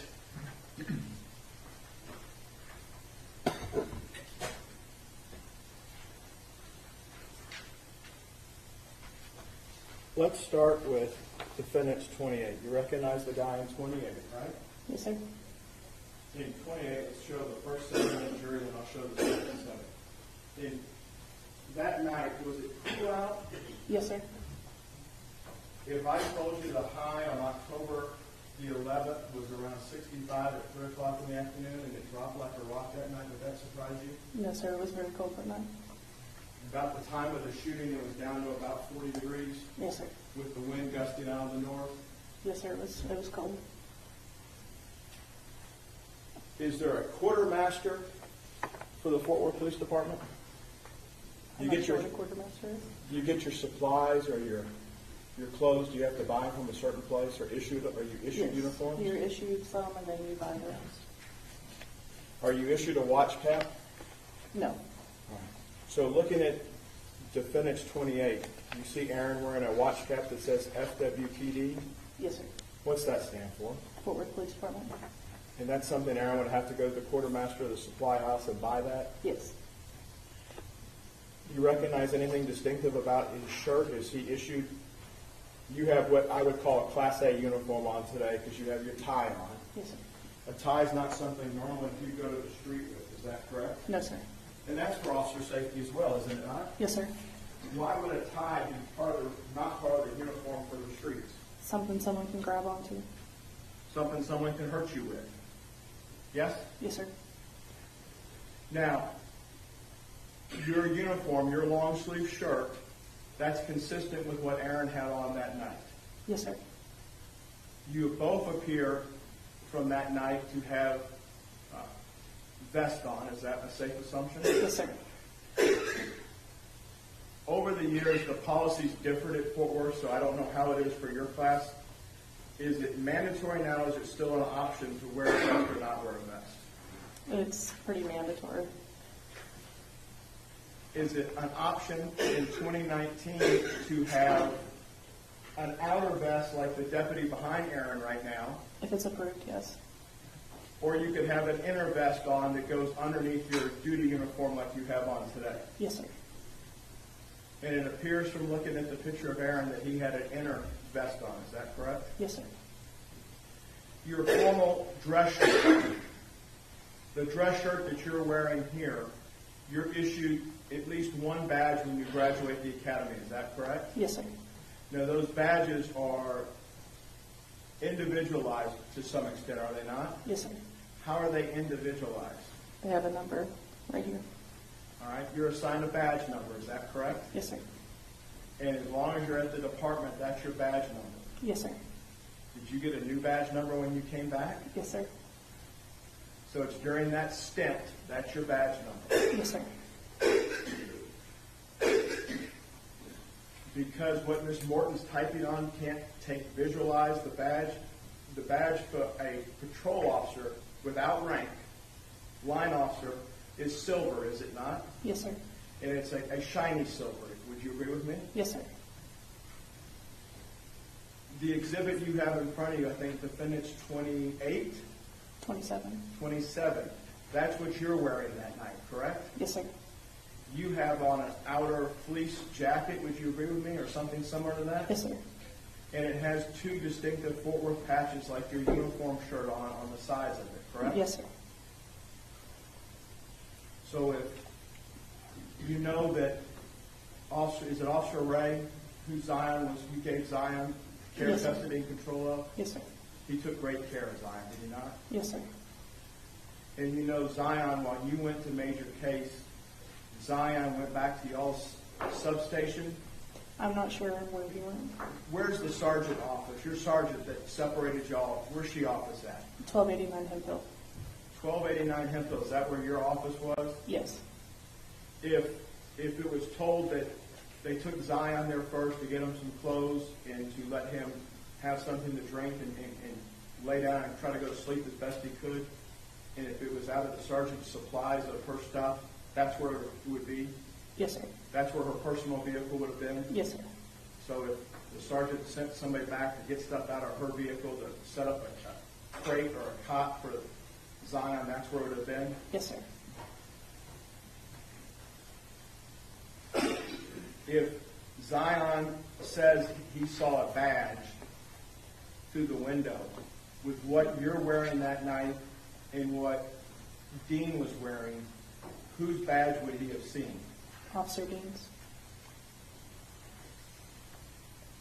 When light bounces off of your badge, is it reflective? Yes, sir. It's shining.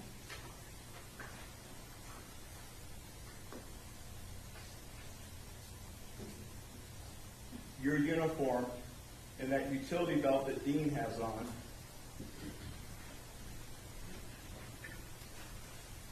the prosecutor broke down Dean's uniform, but you carried the same utility belt, correct? Yes, sir. You may have had stuff placed in a little bit different area. They asked about less than lethal items. Do you recall that? Yes, sir. You were trained at the Fort Worth Academy under a time period that's and if I'm wrong, correct me, the use of force, it's not the continuum, it's a use of force wheel now, is it not? I believe it was still a continuum. We had the pyramid. Okay, can you explain a pyramid to the jury? So the bottom level is completely compliant. I'm talking with you. Words are working. The next level would be hands-on. So I'm going to arrest you. We get into a fist fight, an altercation. When hands are no longer working, then it goes up to the next level. And that would be your taser, your baton, your pepper spray. And then the last level is lethal, which would be your weapon. Is your mere presence in uniform sufficient for Fort Worth and their general orders? You said compliant, you're there. Yes. It's understood as a peace officer, if you're there in uniform. That's a level of presence, yes.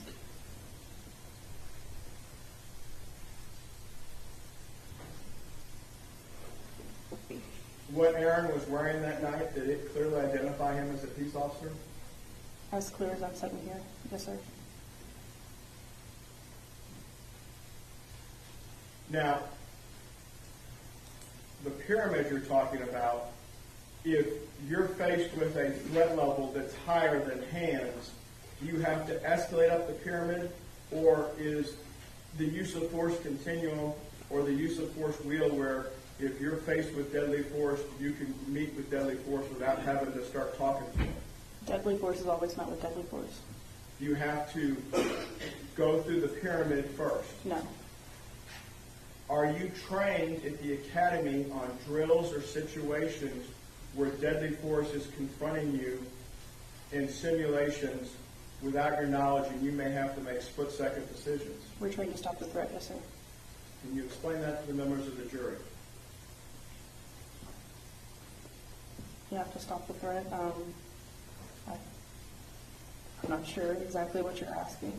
Core question on my part.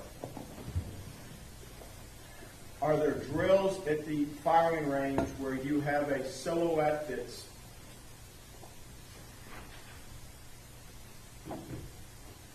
if this is the silhouette, it's either facing you or it's turned sideways where you see the small edge of a silhouette and then it pivots or it doesn't? Yes, sir. What is the purpose, if you understand it, for that type of drill? To identify the threat. Is it become a shoot, don't shoot scenario? It does. And when you are doing that type of drill, is your weapon out on a counter? Is it in your hand already? How do they go about teaching you how to excel or learn muscle memory for this type of event? Some of the times when we're at the range, we'll be in the sole position or the ready position, as they call it, and then we'll go to fire. Other times, it's a quick draw from your holster. You just motioned on the stand and said quick draw. What does that mean? It means you're getting your weapon out as fast as you can because there's a threat in front of you. Again, without revealing nation secrets of how to get something out of a level 3 holster, it's not the easiest thing to do, is it? It's not. You have to have a distinctive touch and feel to your weapon and your holster in order to draw it out. Is Yes, that sir. your understanding? Yes, sir. Through your training, did you learn about incidents when we switched nationwide to level 3 from level 2 of critical incidents where officers couldn't draw their weapons in a timely fashion? Yes, sir.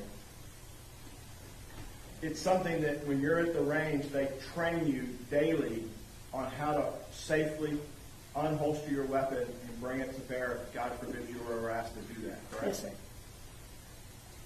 Is there a training scenario in the academy or continuing education where you're met with a threat and the threat is as close to me as this board and you have to do something right then and there?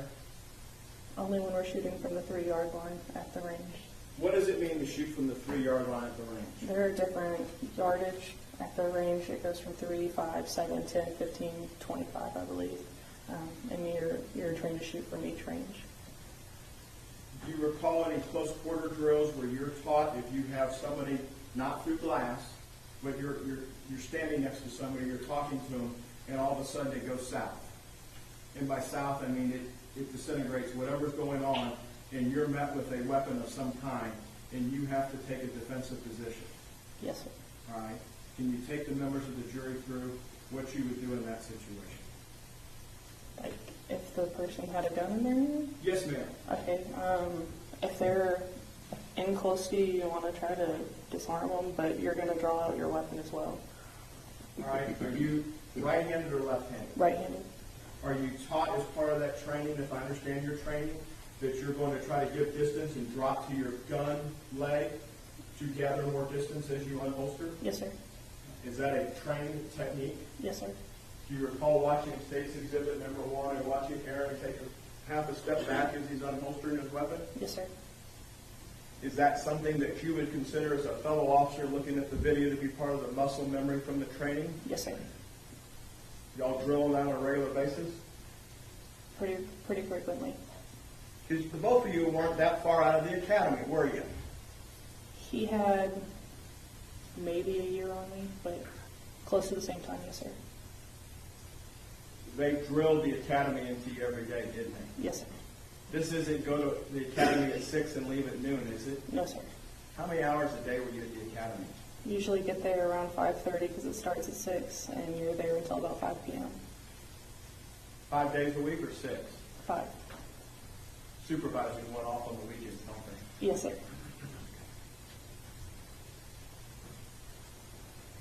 As part of that training, though, you have to make a decision whether it's that close quarters or whether it's at the 5-yard, 7-yard, or distance. Still have to make that decision as you're giving ground whether you're going to shoot or not shoot, correct? Yes, sir. And we talked briefly before lunch. You've seen the studies and seen the film of how vision starts here, and under a stressful event it becomes here, correct? Yes, sir. And what they're visualizing, they're vocalizing into what the threat is. Yes, sir.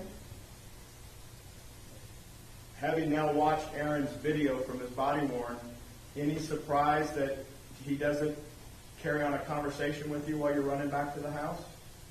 No, sir.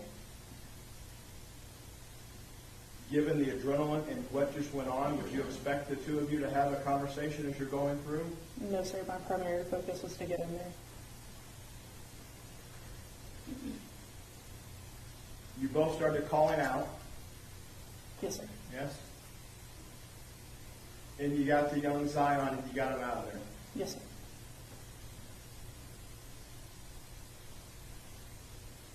From the time you were with Zion, I know you said when you were standing on the curb for the cavalry to get there, it sounded like it felt like time was standing still, right? Yes, sir. Are you trained during critical incidents that time can either compress or expand in your mind as how the mind handles an event? Yes, sir. Time slows down. From the time that Officer Ray took over, the time you were there, it's safe to say until we see the photo of Aaron with his camera on, he's still got it on his uniform when y'all are getting your pictures taken, yes? Yes, sir. So nobody's watched his video at that point. No, sir. Zion's been split away from you, so there's no outside influence on Zion's video interview that Lindsay Dula does later, right? Yes, sir.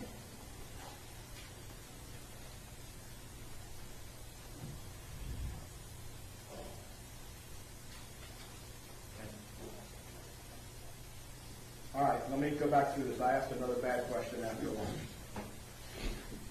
There was no outside influence that you were aware of on Zion's interview. He was isolated. I'm not sure what happened to Zion after we separated, so no. After Officer Ray took care of custody and control, you don't know. Yes, sir. Sergeant Horner separated you and put you with a partner. Yes, sir. Why did they do that? That's customary after any CPI, critical police incident. It's same as if you were to go and answer a call. You want to separate everybody so that their stories don't get confused and they don't talk. So it didn't surprise you that you and Dean were separated. Not at all. It didn't surprise you watching the video that the incoming officers, the assist officers, moved Dean out of the way. No. It didn't surprise you that the incoming assist officers asked Dean for the weapon as he was turning the green laser off. No. It didn't surprise you that they took not only the weapon, the magazine, but the live round that Dean had extracted from the chamber and sent Dean outside. No. Would it surprise you after this critical incident that Dean is having deep breaths and is short of breath in some areas? No. Why doesn't that surprise you? Because of what we had just went through. On the two exhibits in front of you, 27 and 28, I think the prosecutor asked you about Motorola radio that Dean may have around his neck. Yes. And normally, if you aren't in your Class A's, when you trade your tie in, if you have shift work tonight, you're going to put your radio back on yourself, correct? Yes. Radios have evolved. Those are actually very expensive, aren't they? Yes, sir. Post 9/11, those radios have not only a mic, you can hit an orange button on them. Am I correct? Yes, sir. What's the orange button do? That's your panic button. They also have a spot somewhere either on the mic or on the radio itself that you wear on the back, ability to put an earpiece in, correct? Yes, on the hand mic. On the hand mic. So on Dean, on the exhibit, there's another cable then coming off of that because Dean and you were both wearing earpieces that night, were you not? Yes. So when we're listening to Dean's video in State's Exhibit number 1, we don't hear communications coming back to Dean because it's going in his ear, correct? Correct. And if you had one, had the school resource officer not taken yours, and we had a second camera, we wouldn't hear anything coming back to you as well because it'd all be coming to your ear. Yes, sir. And is that also a feature for officer safety when you are talking, when you are talking to others in law enforcement or communications running something that would be reported back to you and you're not in harm's way? Yes, sir. Because you're trained as part of your training communications with dispatch will sometimes ask you if you're in clear air. Am I correct? Yes, sir. What's clear air mean to you? Do you have anyone around you? Because I'm about to give you information about your suspect.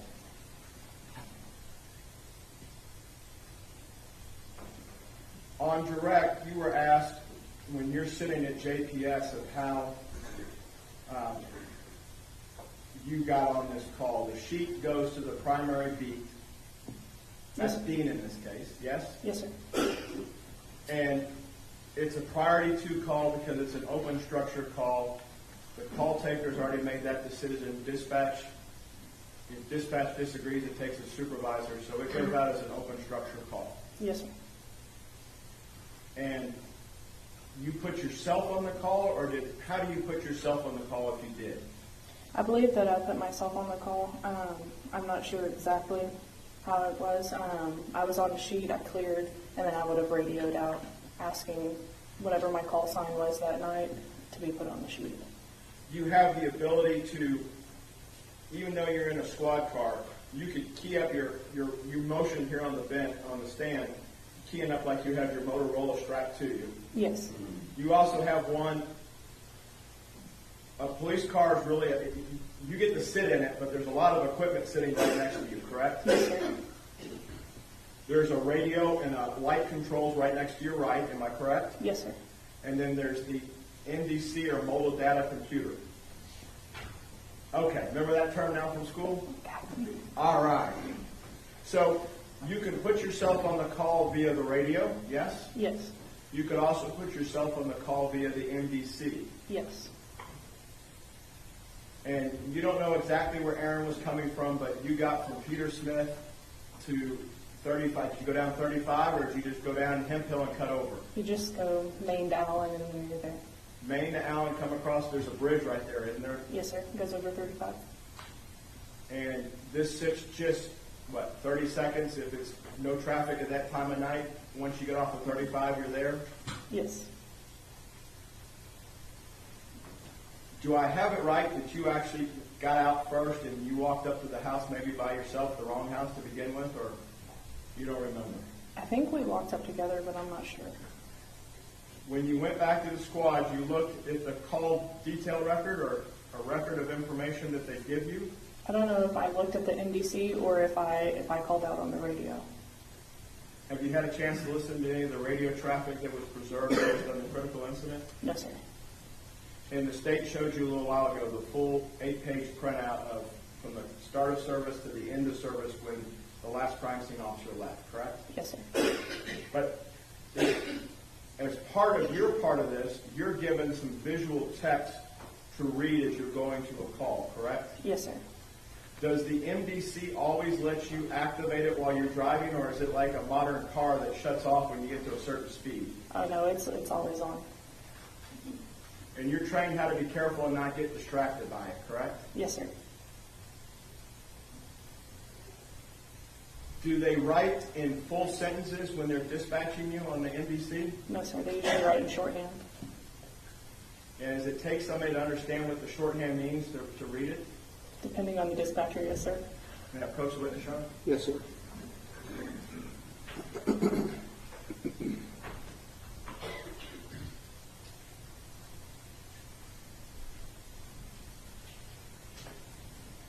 All right, I left my glasses back over there. I think that's defendant's 29. Is that correct? Yes. All right. Have you, if I gave you that as a hypothetical, could you translate that for me without saying it right now? Could you translate what that is? Yes. All right. Have you seen those sentences before? Yes. Are those the sentences that were on your MDC that night for this call? Yes, sir. All right. If you could, we'd offer 29 for the record only at this point, Judge. Can I have first exhibits? Yes. Not, Yes. I believe it's 95.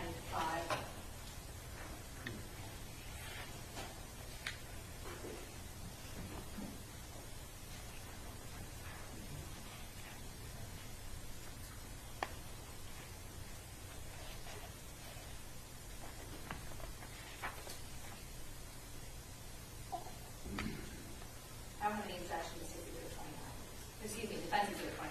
For all purposes purposes, or you only offered it for the record? You're still offering it for record only? No objections? Okay. I don't have any objection to it for all purposes. Okay. All right, Defense Exhibit 29 is admitted for all purposes.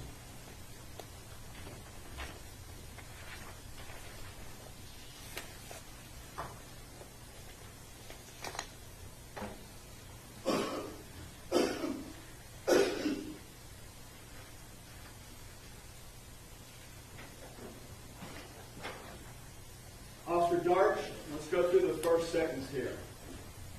What's CP stand for? Complainant. Complainant. What's ADV stand for? Advised. All right. Complainant advised front doors to address Yes. is open. Should be are open, but it is, right? Yes, sir. See, my mom said TCU would pay off after all, right? Both of the neighbors' vehicles are in the driveway. What's WHI? White sedan. And DRK? Dark colored. Sedan? Yes, sir. Neighbors are usually home that never has door open. All right? Anything about a welfare check on here? No, sir. Anything that you and Dean were ever told about a welfare check?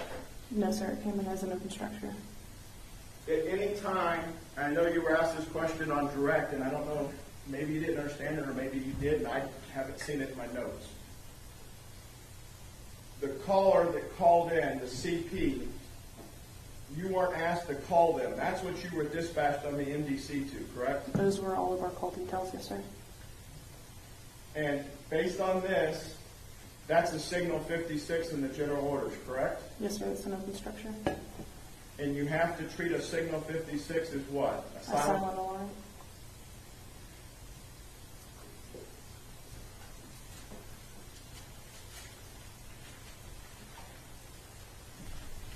You get there on Mississippi, you park, you get out, you and Dean go to the wrong residence, correct?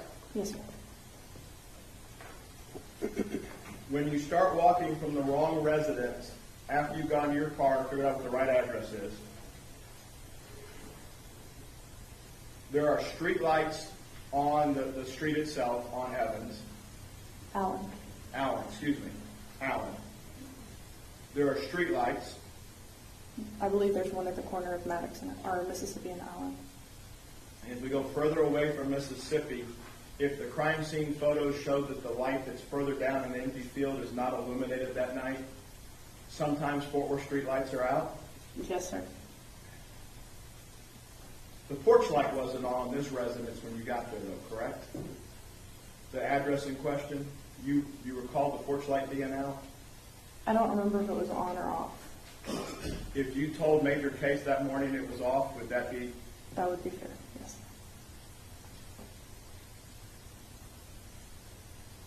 When you see these doors on an open structure, and I want to make sure I understood it correctly when you were going over this with the prosecutor. With an open structure, are you supposed to try the doors? I'm not entirely sure, sir. Okay, so we got two doors, right? They're both open, they're storm doors, correct? Yes, sir. Did the storm doors appear to have glass? Okay, you're from Glen Rose, I'm from the Deep South. There's storm doors that have glass in them, then there's screen doors. Yes, sir. All right, I haven't been there, so I need you to help me. Were they storm doors where they had glass or plexiglass in them, or were they screen doors where you could move stuff through like smoke? They were storm doors with glass. Okay. And they were both closed, is that correct? Yes, sir.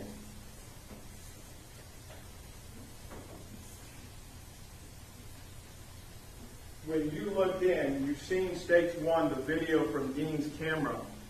Did Dean's camera give you the full view that you could see standing there with your naked eye? Your body camera rarely catches what your eyes can see. It gets a view, but it's not the entire view. And I believe you told Major Case and you told this jury that the place looked ransacked. Is that correct? Yes, sir. You started your career on the east side, you moved to the central district. You've been helping the residents of these areas fight the crime that's in their neighborhood, correct? Yes, sir. Would it catch you by surprise to see lawn and garden and bike equipment out in the middle of the night with open doors? Is that something that you take into consideration? I'd say it's pretty common for the area. Pretty common that stuff's just laying about, or pretty common if it's out, it might get stolen? If it's out, it might get stolen. So if people are lifelong residents of the neighborhood, it's safe to say you put it up or you lose it? Yes, sir. So do you recall walking across a weed eater? Yes, sir. Do you recall walking past a lawnmower? Yes, sir, from the video. And we have a BMX bike that we know your knee came in contact with, right? Yes, sir.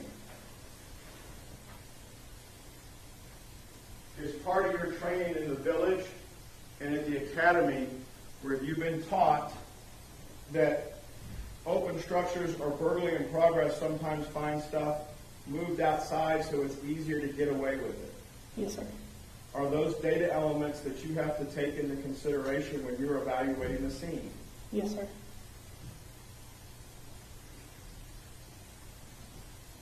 If you're working in open structure and the vehicles are closed, the doors were shut, the trunk shut, the hood shrunk, why clear them? To make sure that there's not someone in there trying to escape. Can people pop out of different places and hurt you? Yes, sir. Are y'all trained how to clear cars in a two-person formation? Yes, sir. And did you do that night? We did. You and Officer Dean split Yes, around sir. the vehicles, correct? Yes, sir. You get back to the back and there's a garage. You understand that to be the case? Yes, sir. When you get to the garage, there's a gate, yes? Yes, sir. And you didn't get to measure the gate later, but the gate's about 8 boards wide. From watching the video a couple times, you've seen that now, right? Yes, sir.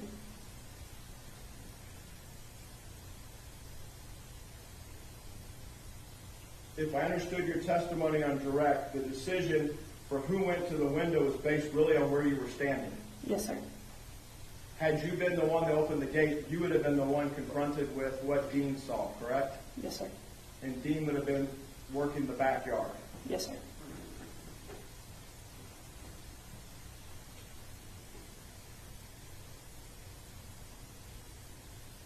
You train together at the academy to rely on each other's observational skills and to trust each other, do you not? Yes, sir.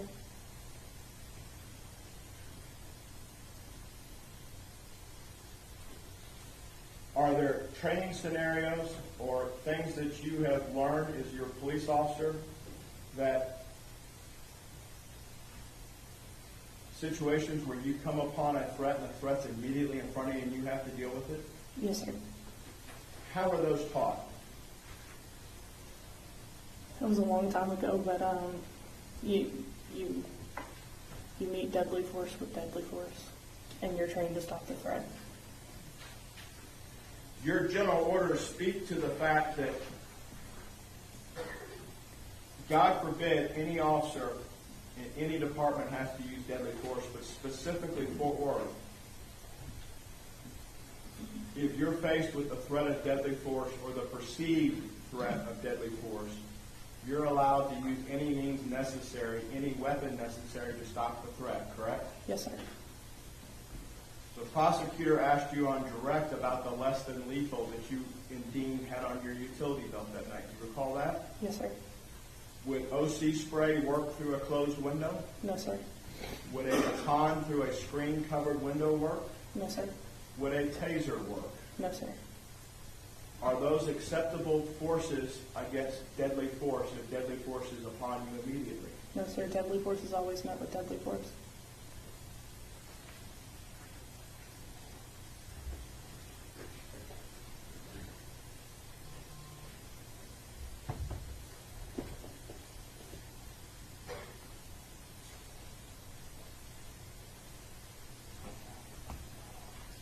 at the academy,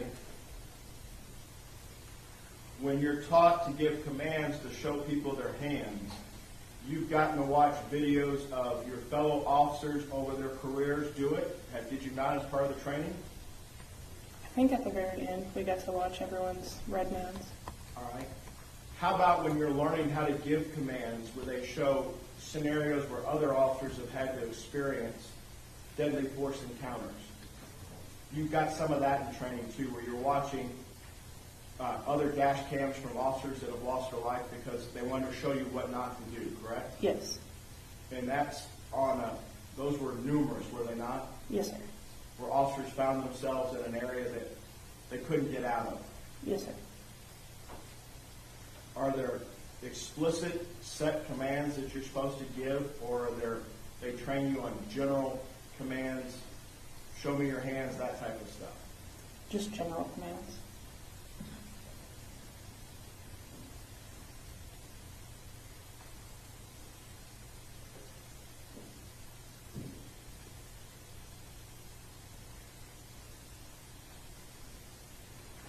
May I approach you, John? Yes, sir.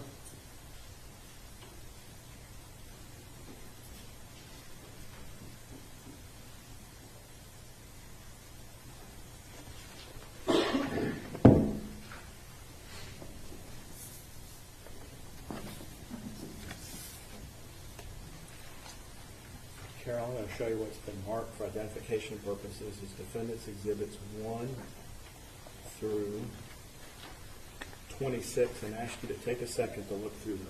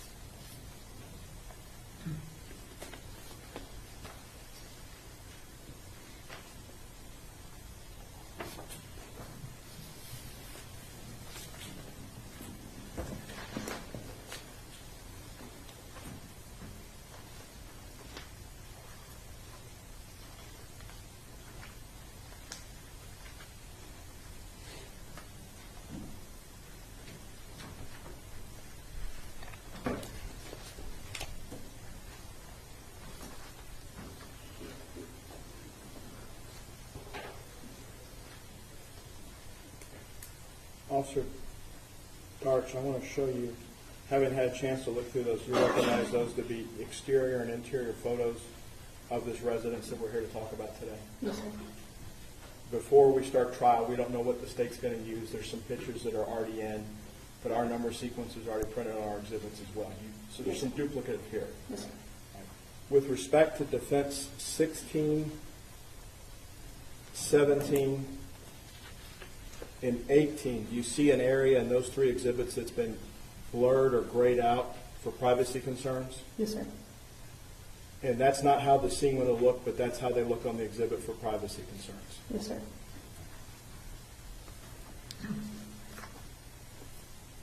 Here at this time, the defense would send it to the state. State 1, 326, noting those blur out marks and those exhibits we just talked about, offering revolver.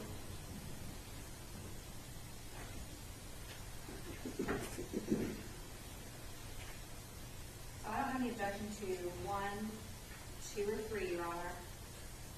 Defense Exhibit 4, 5, and 6 is already offered as the state's exhibits. I don't have any objection to those. It is just a duplicate.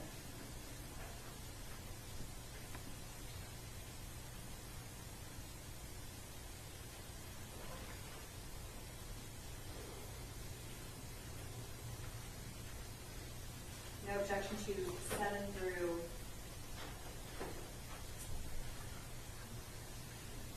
15.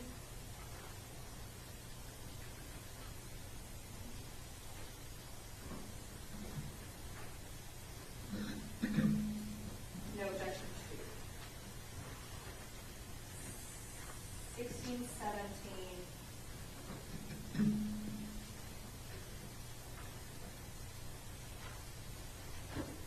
And may I ask this witness a couple questions? Yes, ma'am. Regarding these photographs, can I approach the witness? Yes, ma'am.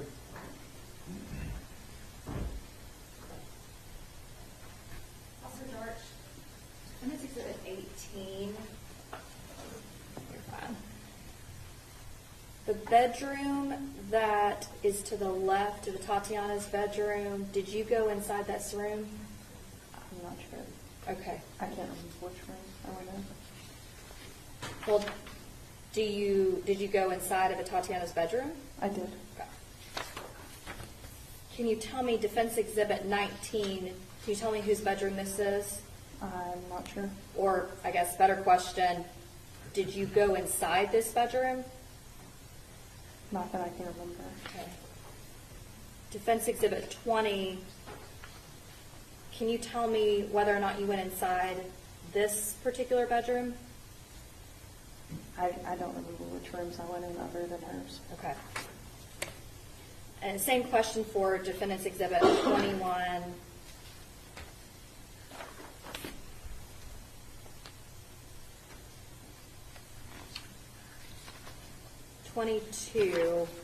Same question. Not that I remember. Did State's Exhibit, or excuse me, Defense Exhibit, I apologize, I've been calling it State's Exhibit, Your Honor. Defendant's Exhibit 23, 24, 25, and 26. Did you ever go inside of that bedroom? Not to my knowledge. Your Honor, we would just object for that purpose as well as relevance to 18 through Defense Exhibit 18 through 26, I believe. But I don't have any objection to the other exhibits, Your Honor. Those objections are overruled. Defense exhibits 1 through 26 are admitted.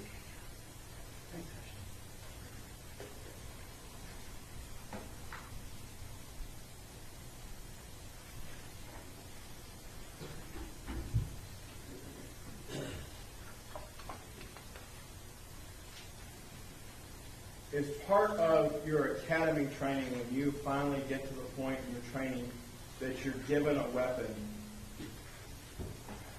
they start everybody out on the same level and teach you the basics of a firearm, correct? Yes, sir. You have to carry a particular style of weapon for any department, you have to be certified to whatever their magic training is, to be certified to carry a Glock or a Beretta or a Smith & Wesson, whatever it is, you have to pass the proficiency test with the department if they allow that type to be used, correct? Yes, sir. Even if you want to carry an off-duty weapon, something a little bit smaller than your full-frame Glock, you have to be certified on that as well, correct? Yes, sir. I assume that you in your academy class that included Aaron were certified on shotguns as well. Yes, sir. Were you certified on a long gun platform as well? I think we did a day or two of the carbine, but you had to take a class after the academy to get certified in that as well. So the night that you were out, you had your duty weapon, and the next level of gun that you had with you would have been a shotgun? I don't have a shotgun, no, sir. is that optional, or do you not? It's optional. Okay. So that night you carried just a handgun, Yes, sir. 2 extra magazines. Yes, sir. May I approach Mr. Chairman? Yes, sir.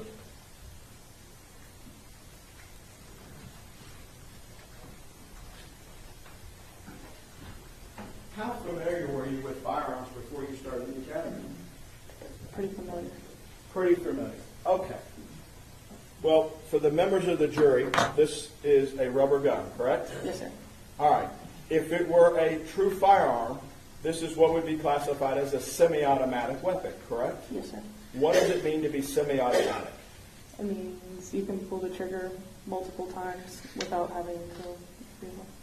Do you have training scenarios at the academy, both when you were in the academy and now when you have to go back for recertification, where you're taught how to pull the trigger as fast as you can to anticipate stopping a threat? Yes, sir.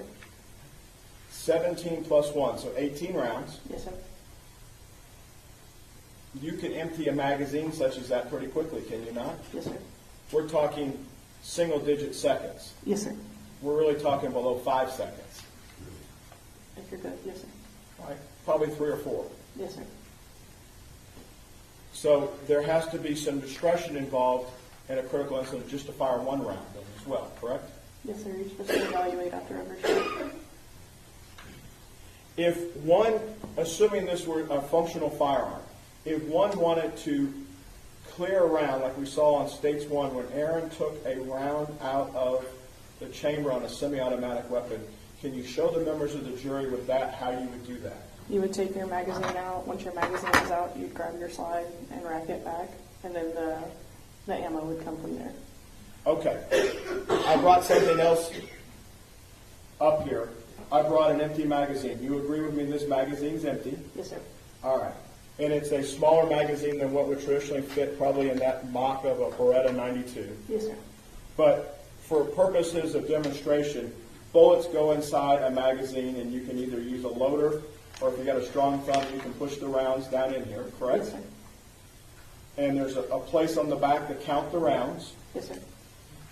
But if you have a round in the chamber, you used a physical description where you took the weapon, and there's some serrated teeth or edges on a frame rail of some weapons, Yes, sir. and some weapons don't have anything. Yes, sir. But those are intended so you can use your hand and move it up and down, correct? Yes, sir. So you would eject the magazine if there were a button, Yes, sir. and then you would use the top and slide it Yes, sir. to take a round out. Yes, sir. What happens if you're uncertain if there's one in the barrel and you want to make sure there is one in the barrel? You do a press check. Okay? A press check. And a press check is what? You grab the end and you pull it back just a little bit to where there's an opening right here, and you can see if there's a round in. So you demonstrated that where the bullet would come out, a live round would come out of the extractor port, Yes. you would gently pull it back and see if there was one in the barrel. Yes. What if you're not as experienced and you go ahead and do like you do on TV and just run Slide it? it back. Would you expect that a round would just come out if it was in the barrel already? Yes, it would pop out.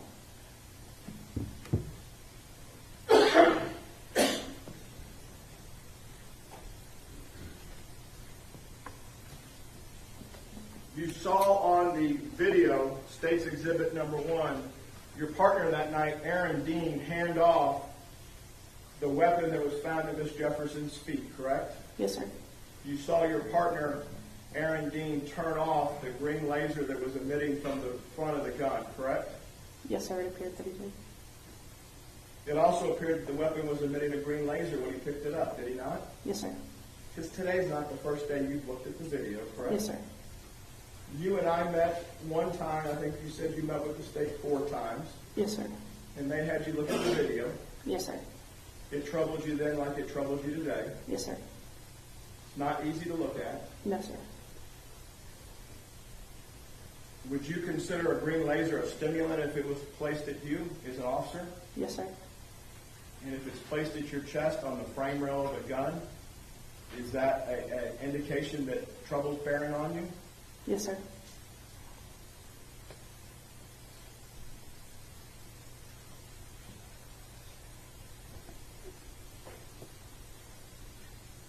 Now, we talked on direct with you, the prosecutor did, about Aaron's stream light.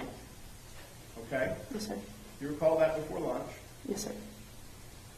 If I gave you a hypothetical that the stream light that was on Miss Jefferson's gun that we saw in State's Exhibit 1 was a stream light that had a light laser combo on it, have you had a chance to see that type of light laser combo on a frame rail system before? I haven't seen hers, but I've seen, yes. Streamlight's a well-known brand, correct? Yes, sir.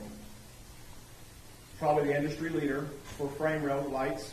Yes, sir. Your flashlight on your duty belt's probably a Streamlight. Yes, sir. They have an optic that has a flashlight and a laser as part of a combo, correct? Yes, sir. And there's ways, whether you're left-handed or right-handed, there's ways to turn on the light, the laser, or both. Yes, sir. And from what you observed in State's Exhibit 1, the laser was illuminated at the time that Officer Dean picked it up. Yes, sir. Do you recall looking at State's 1 as to when Officer Dean cleared the weapon in the hallway as opposed to the bedroom? I'm not sure if it was in the bedroom or the hallway. And anybody wants to go back and look can look and see exactly where Dean clears the weapon, collects the round that was in the chamber, and hands the magazine, the live round, and the weapon to another officer, correct? Yes, sir. So it can't be mistaken if there's any other rounds in the bedroom, near the window, any other live rounds, unspent rounds, to be something that Aaron cleared, and Aaron didn't clear the weapon in the bedroom. I did not see it on the video.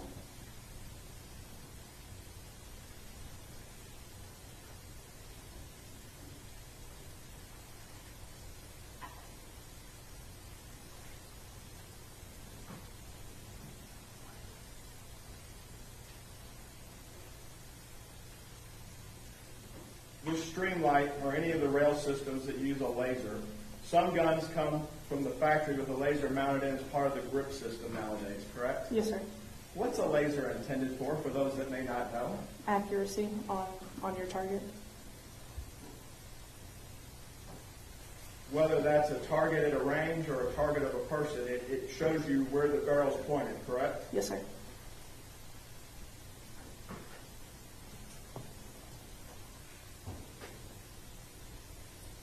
Judge, may I have a second? Yes, sir.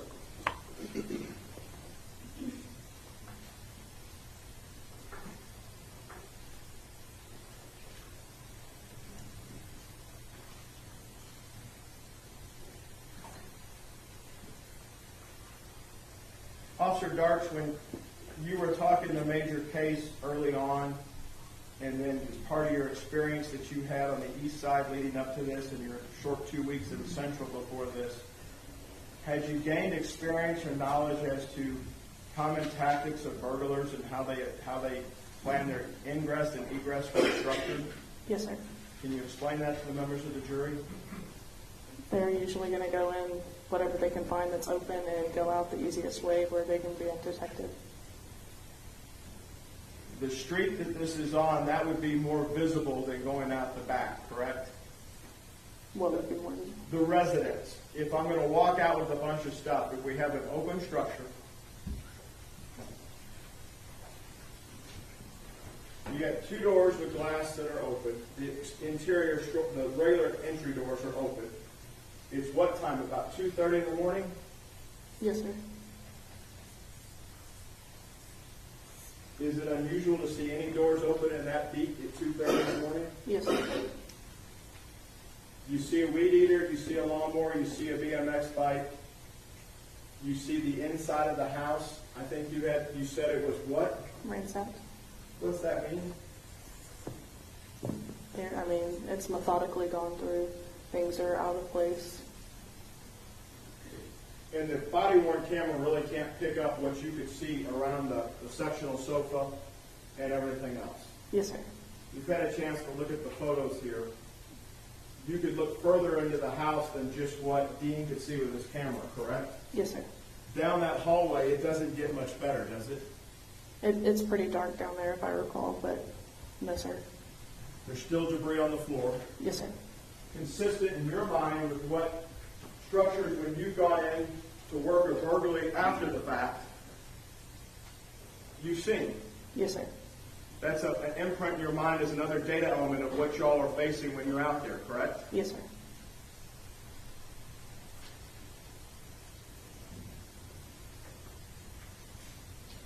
Part of an open structure treated as a silent alarm. Would you agree with me that your general orders say you're supposed to check all the exterior for forced entry before asking for additional help? Yes, sir. Is that what y'all were attempting to do that night? Yes, sir.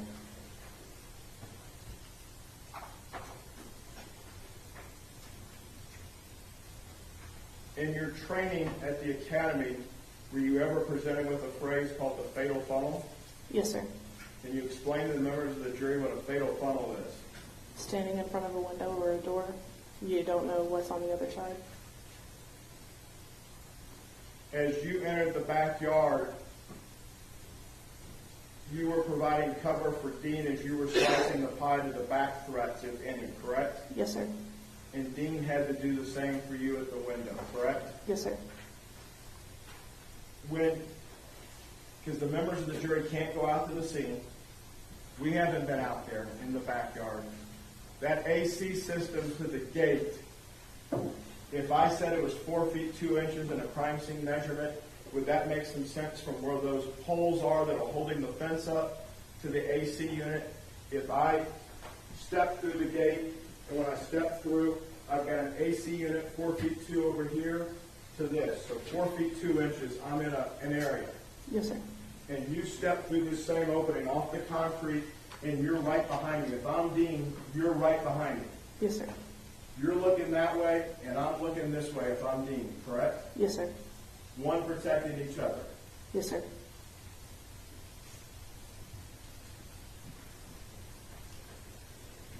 Having looked at the crime scene photos and thought this over in your mind, based on where the two of you were positioned, you walked into a fatal funnel where that window was, correct? Yes, sir.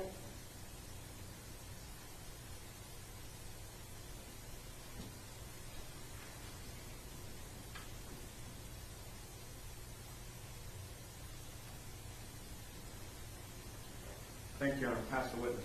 Redirect.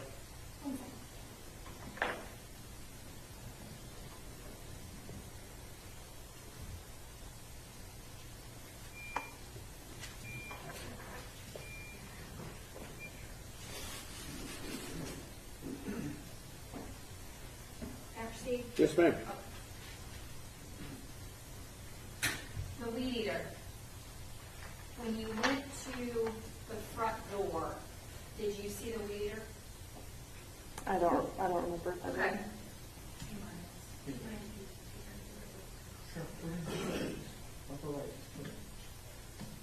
You're still right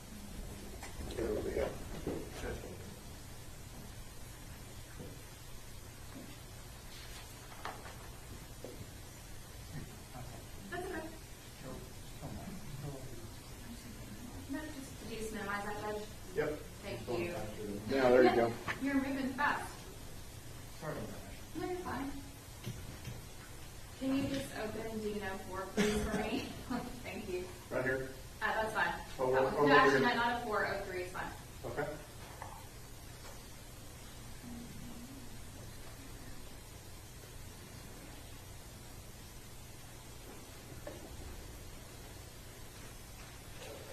Mr. Brissett, would you mind moving your Yes, sir.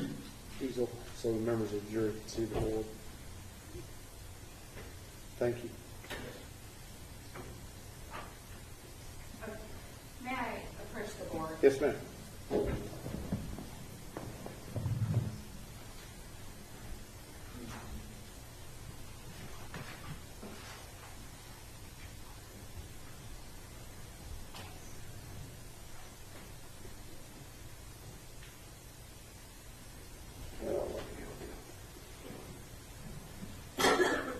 What number do you need?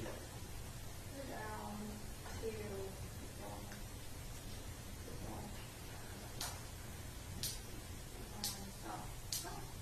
just go to the front house, that's fine. I'm sorry? Just go to this. Like, 24? see the exhibit, that's fine. 23? 23? 24? 23.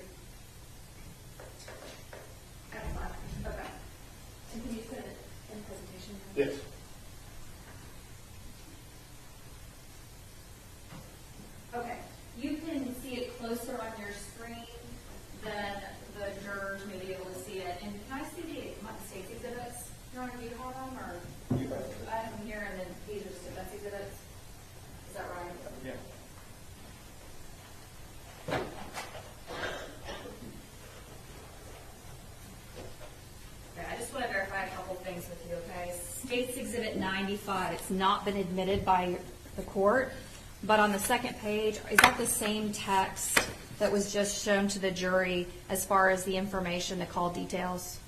The top couple lines, yes. And that's what I'm asking you about, is the same? Yes. Okay. Now, looking at State's Exhibit, that's in, I believe it's 24, 25, and 26. So right now, we're looking at 23. Are you able to see on that exhibit the extension cord that is going in front of the door? Yes. Your Honor, may I hand this to the jury? It's very difficult to see on State's Exhibit 23. Okay. The extension cord, you may not be able to tell, but on photographs, it actually goes over and it is connected to a weed eater of some sort on the side of the house. Do you remember that? From the video, yes. Okay. And there is a lawnmower you were just asked about. Can you tell me where that is? I believe it's on the side of the house as well. Right. The bike, I know you said you might have tripped over it. Where was that? That was further back. It was nearly to the opening of the gate by the dark-colored sedan. When you looked inside the house, you said it appeared to be ransacked, correct? Yes, ma'am. So at that point, what were you thinking was going on in your mind? A burglary. And that's based on what? Just on the visuals that I picked up with the cabinets being open, the things being misplaced in there, the doors being open that late. The doors being open, the way it looked inside, and what else? I'm sorry? You said the doors being open and it looking like it's been ransacked inside, correct? Yes, ma'am. Will you go to State's Exhibit 24, Your Honor?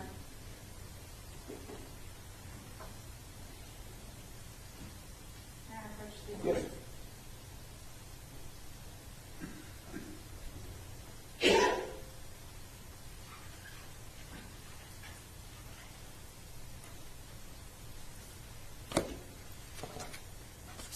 $25, please.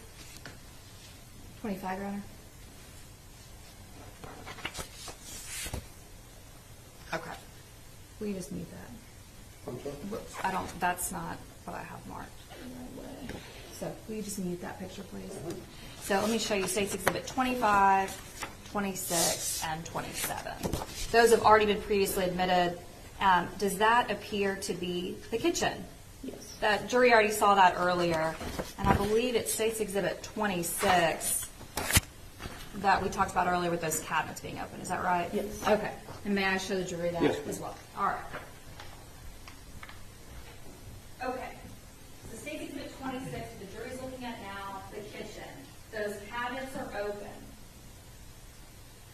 You said that it's very easy to tell whether or not if a kitchen is messy or a house is messy versus being ransacked, correct? Yes, sir. Yes, And ma'am. you're basing that on the experience that you had through the academy, training, and out in the field. Is that right? Yes, ma'am. It is fair to say you were a newer officer, right? Yes, ma'am. You've been doing it for a little bit longer now, though? Yes. Even though you said that earlier, as far as there's a very big difference between a ransacked house and a messy house, you certainly would agree that you guys were wrong. It was not a ransacked house. Would you agree with me about that? I wouldn't necessarily agree. No, ma'am. And so there was a burglary in the house that night? No, ma'am. Okay. There had been an intruder that had gone through and ransacked the Atatiana's house? No, ma'am. Okay. So, may not be the way you or I keep our house, but that is how that Jefferson family kept their home. Yes, ma'am. Okay. There had not been an intruder or an offense that had been committed inside of that house, in that kitchen, by somebody before you guys arrived, correct? No. Okay. So, you guys were wrong in that it actually had not been ransacked. Would Yes, that ma'am. be Yes, right? Okay.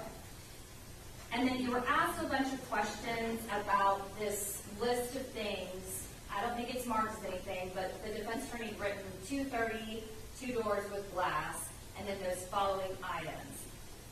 The weed eater, the lawnmower, and the BMX bike, all of those items were on the side of the house or between the car, kind of further down that driveway. Is that right? Yes, ma'am. So none of those things factored into thought there was a burglary that had either just happened or in the process of happening, or did you tell me? Objection leading her witness. I'll let her answer the question. Go ahead. I had gathered that just from looking in the front and the doors being open this morning. So those things on the list, what did those three things have to do with your assessment of it being a burglary? Once I got around to the side and saw them, I thought maybe that it had something to do with it, but I was more focused on how the main part of the house looked. The initial looking inside? Yes, ma'am. Okay. You were asked a lot of questions about general orders, right? I want to ask you, do you have those memorized? No. Of course you don't, right? But as far as a silent alarm is concerned, you are to treat an open structure as what type of call? A silent alarm. And when you then, as far as a silent alarm is concerned, what is the very first thing that you do? You look for signs of forced entry. Okay. And that's the first thing that you do? Yes. Okay. Is that according to your general orders? I believe that's how it's listed. All right. All right, first to witness. Yes, ma'am.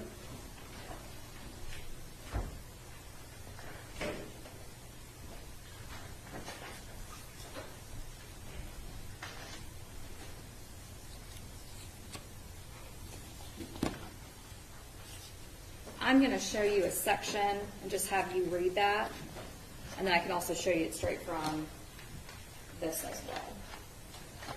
So read the 32701. Yeah. Okay, 32701, silent alarms. Wait. Read No, it no, not out loud. Oh. Read it to I'm yourself. sorry. Just to yourself, please.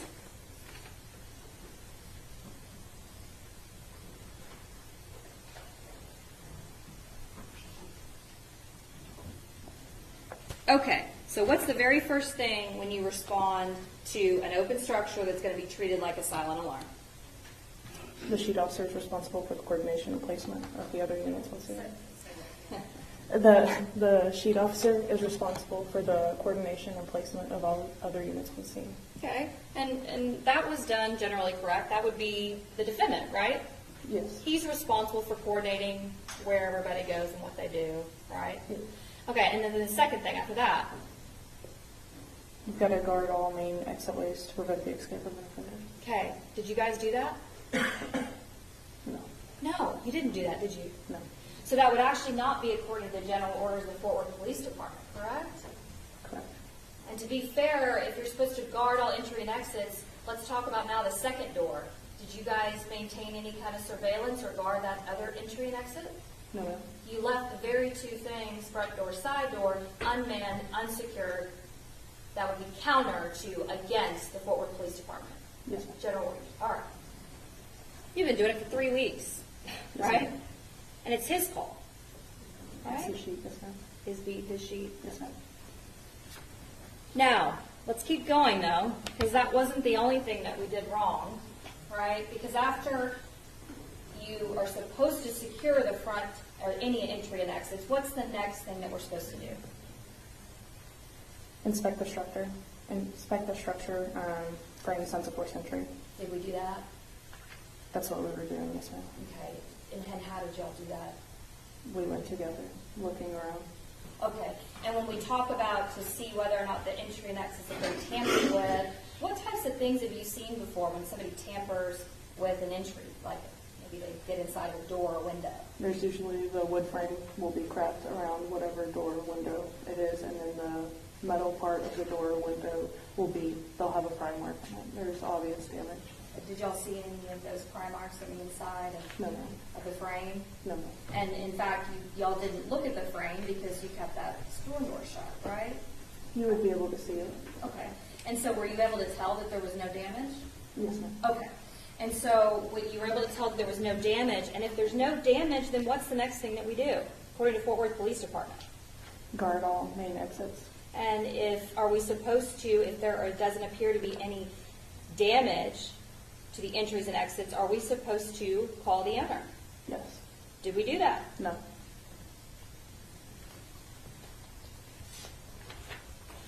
Tell me about your training regarding deadly force and de-escalation. First, let's educate the jury on what de-escalation is. De-escalation is trying to get a subject from being volatile just to talk them down, see if you can't relate to them as a person. And there are times that you are not able to de-escalate a circumstance, though, right? And when I asked you those questions about what's around your duty belt and what was around his, those non-lethal items certainly couldn't be used against or through a window or a door, right? Mm-hmm. Okay. Now, and you were asked questions about it's common that those items, lawnmower, BMX bike, and weed eater, might be piled in an area that's consistent with a burglary tactic or something you've seen before? Yes, ma'am. Okay. And did you see any cars around that location besides the neighbors' cars? Just the two in the driveway, I believe. And the two in the driveway, when you were asked this question, I believe it's Defense Exhibit 29, jurors have already seen this exhibit. Both of the neighbors' vehicles are in the driveway, white sedan and dark colored sedan. So those belong to the folks that live there. So were there any other cars around that we could have started piling in, a weed eater or a lawnmower or a BMX bike that you guys saw? Not that I can recall. Okay. But maybe there's multiple suspects that are going to come and grab that stuff, right? Yes, ma'am. Okay. What is as far as being a police officer, the mantra of the Fort Worth Police Department? I'm sorry, can you ask that again? Is it your job to serve and to protect? Yes. To preserve life above all of us? Yes, ma'am. To protect this community, all of us, right? Yes, ma'am. Okay. Now, the general orders that we just went over with you, there were violations of multiple general orders that this defendant was a part of and caused. Is that right? We just went over some of them. Is that right? Yes, ma'am. De-escalation would be one. I'm not sure how you would de-escalate that situation now. Right? Well, in a circumstance where there are other options, for example, when you're trained in the academy about when you see a gun, you were trained in the academy about if you see a gun in someone's hand, is that right? Yes, ma'am. And you're trained to notify the other officers and give some indication that somebody has a gun, is that right? You're trained to give verbal commands, yes. Right. And one of the verbal commands that is taught often is to say, gun, right? In a high-stress situation, it's not. You rely back to your muscle memory. Okay.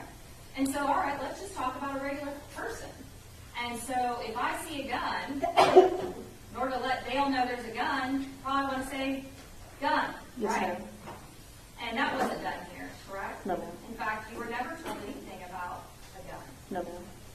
You were asked a lot of questions about what was seen through that window. And you said something about the body camera.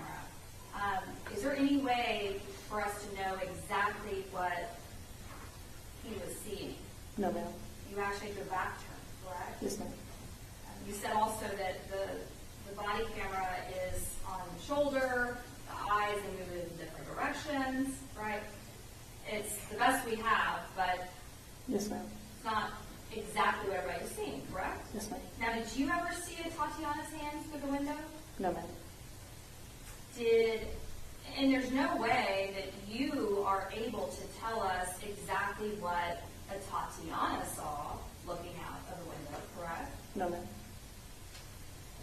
You can't tell us exactly what the defendant saw, can you? No, ma'am. You can't tell us whether or not he saw a gun in her hand, anything in her hand, right? No, ma'am. Can you tell us, you were asked just now about a laser. Can you tell us whether or not the defendant saw a laser? I in can't her speak hand? for what he saw. Okay.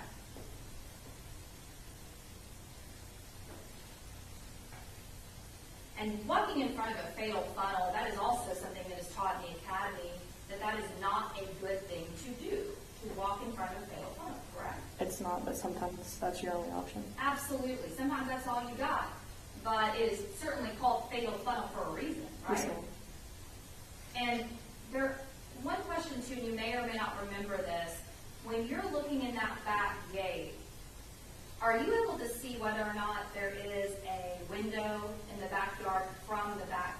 like when you're outside the backyard, can you see whether or not there's a window to see what's going on in the back? I don't remember. That's okay.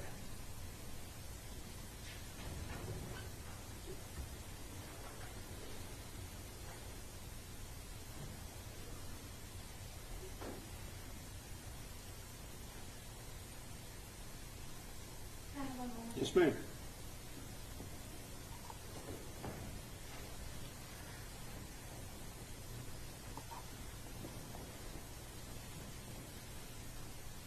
I'm going to pass the witness. Mr. Brissett. Officer Darch, by 7:07 in the morning, you had met with Major Case that started at 6:47. By 7:07, you'd given them your initial statement, correct? I'm not sure on the exact time. They would call it out as recorded, Yes. and it says this is when we start and this is when we end. Yes, sir. Any dispute to that, if that's what the detective said? No, sir. You and Dean were separated by Sergeant Horner almost immediately when you guys got on the porch.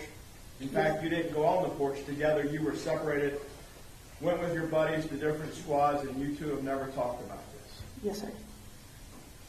If you told Major Case at 6:47 in the morning that this place was ransacked and that's why you thought it was a burglary in progress, would you be checking the backyard to see if there was a gate to the alley? I'm sorry, can you ask that one more time? You told Major Case this incident's at 2:30. By 6:47, you're at 1000 Calvert giving an initial statement to Major Case. It's recorded. We got it from the government. In that, you talk about, they asked you what impression your observations of that front part of that house had upon you before you went around. Not 20/20 hindsight, at the time. You recall that? Yes, sir. What was that impression? That it was ransacked. And what did that make you think then and today? That there was a burglar in the house. Silent alarm, you have to go to the back to secure all points. You guys screwed up by not going to the front, all right? Stand there. Somebody still had to go check the back, correct? Yes, sir.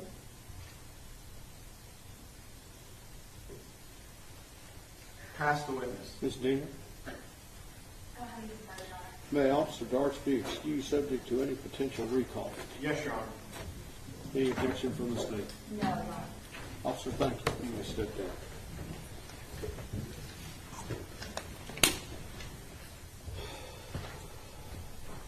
Let's take a break, okay? See you in 15 minutes. All rise. All rise, please. All right. Everybody stay in the courtroom, please.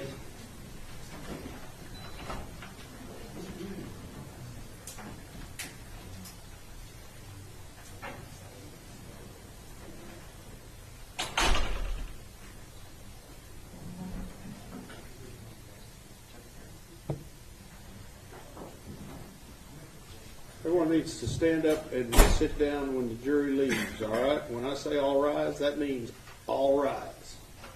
If you can't follow my rules, you can stay outside. Ms. Diener, we're on a break. Thank you very much.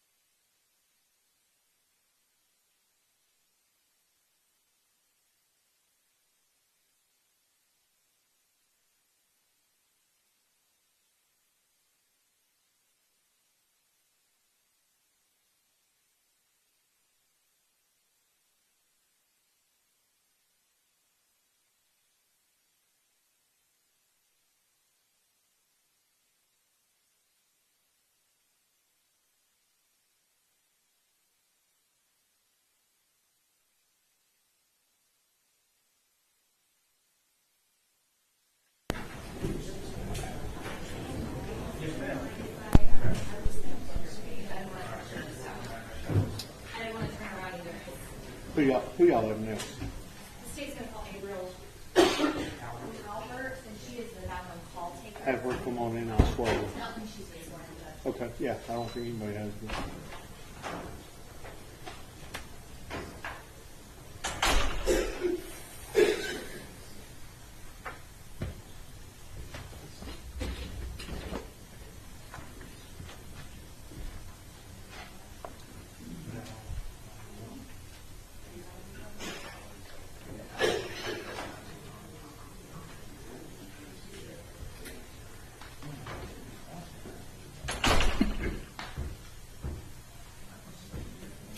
Come up, please, ma'am.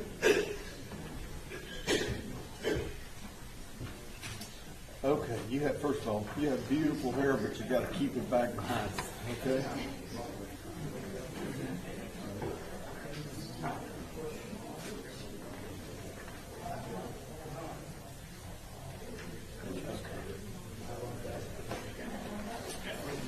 Raise your right hand. We have some. Solemnly swear or affirm testimony given this cause to be the truth, whole truth, and nothing but the true self of God. Okay, have a seat. There's a rule of evidence in effect that says you cannot be in court unless you're testifying.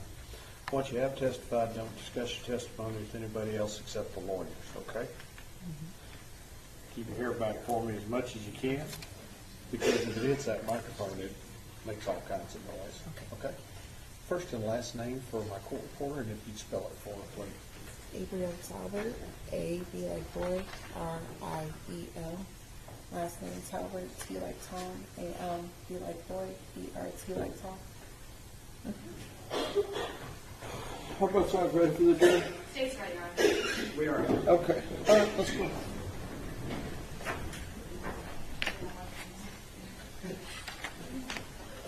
And you may remain seated.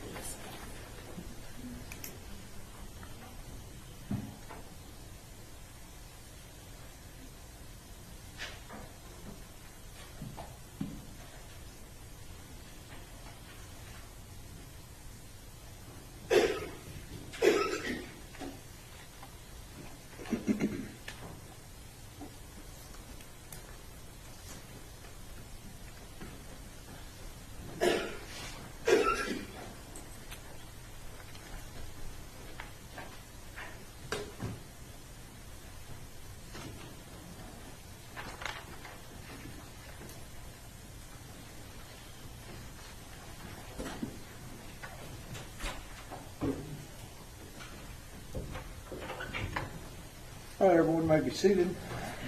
We are ready to proceed. Ladies and gentlemen, this witness has been previously sworn to testify truthfully. Okay? The state may proceed. And the state calls Gabriel Talbert. How are you? I'm doing good. Please turn to the jury and introduce yourself and speak real loudly for me. Hello, I'm Gabriel Talbert. I used to work for the city of Fort Worth as a 911 call taker when I was in city of housing. Okay. I need you to speak even louder. Okay. Sorry. That's okay. All right. So you said you used to work with the city of Fort Worth Yes. when this incident happened. Yes. What did you do with the city of Fort Worth back in October of 2019? So I was a 911 call taker. I would take non-emergency and emergency calls from the public, generate a call, which is then sent to the dispatcher, who then dispatches the officers.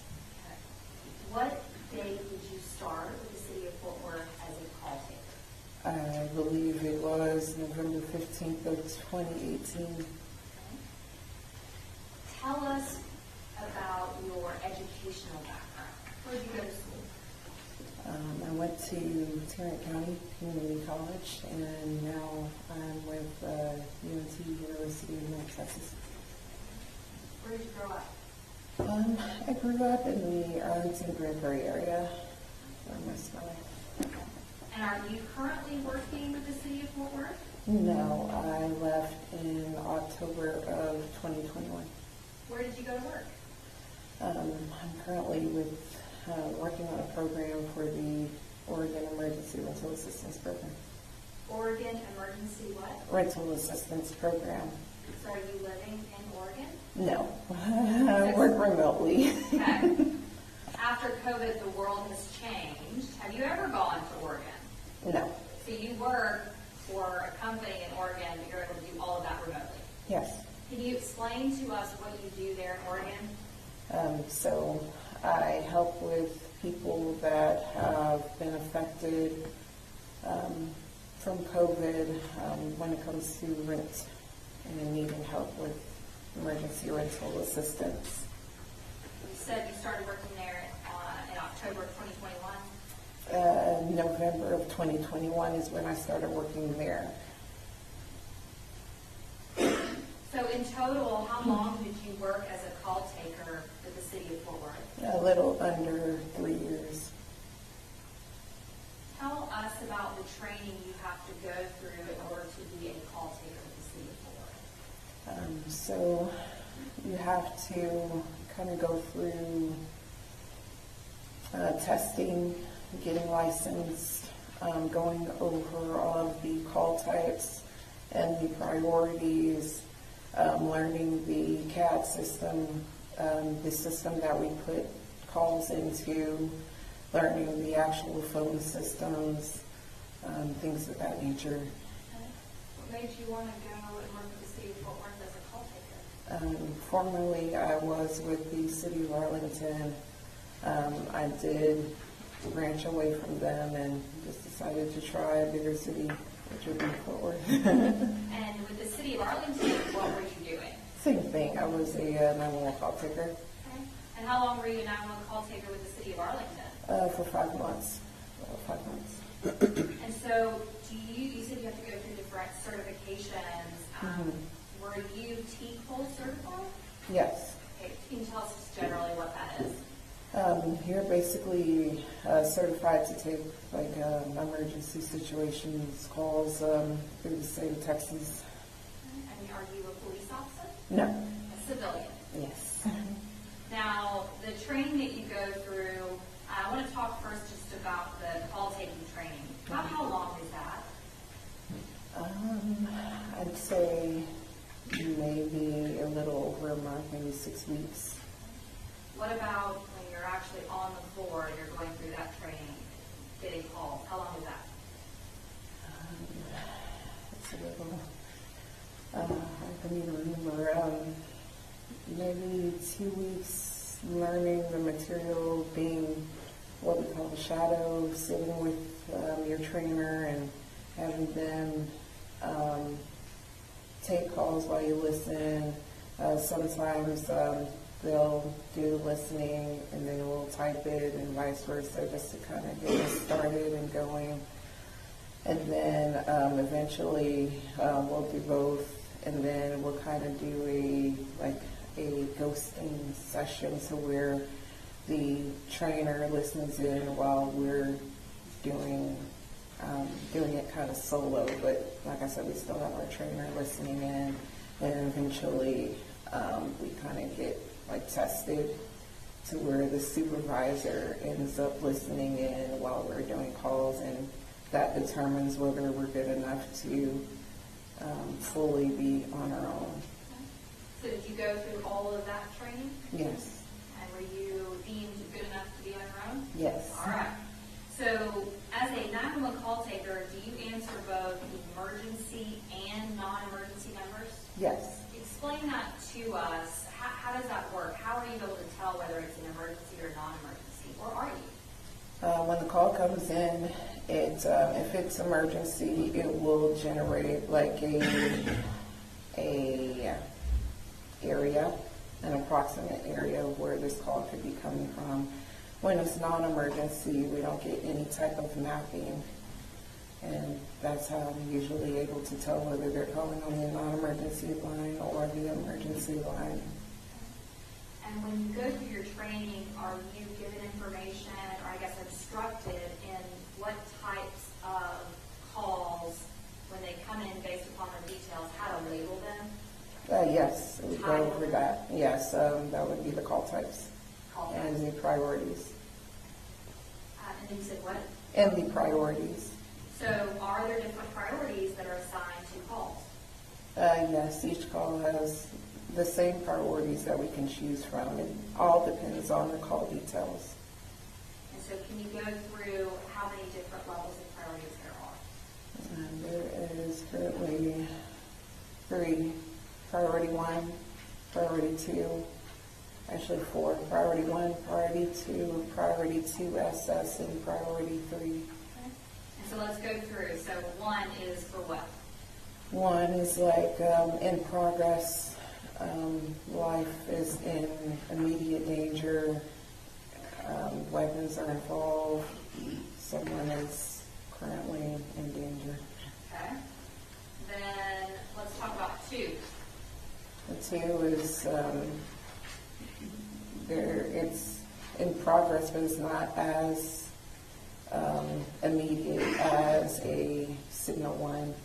So like a signal 1 would be, for example, a burglary in progress, someone actually seen on site breaking into a residence. It's happening versus if it's like a priority 2, we don't really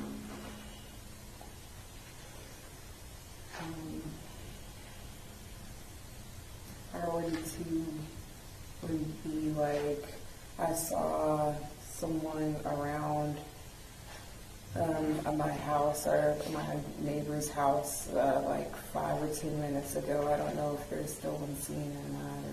Okay, so Or something that that's, nature. okay, so something that's already passed would be a 1. Excuse me, I mean, a 1 would be in progress, but number 2 would be less prioritized, less emergent. Less emergent. Okay. Would, if a weapon is mentioned, is that going to be a priority 1 or a priority 2? If a weapon is currently being used and someone is currently armed and threatening someone, that would be a priority 1. Okay, got it. And then you said there's priority 3. What's that? Priority 3 is more like report calls, more so welfare checks can go underneath that category, things of that nature. What about an open structure call? What priority is that going to be? More so priority 2. Do you assign the level of priority, or does the computer system? I tell the computer system what priority. Okay, so you do it. Yes. And is there a difference in the priorities and what is assigned depending on whether it's a 911 call or a non-emergency number? It doesn't matter whether they call a non-emergency or emergency. We go by the details, not whether it comes on emergency or a non-emergency line. Mayor, first, Sean? Yes, ma'am.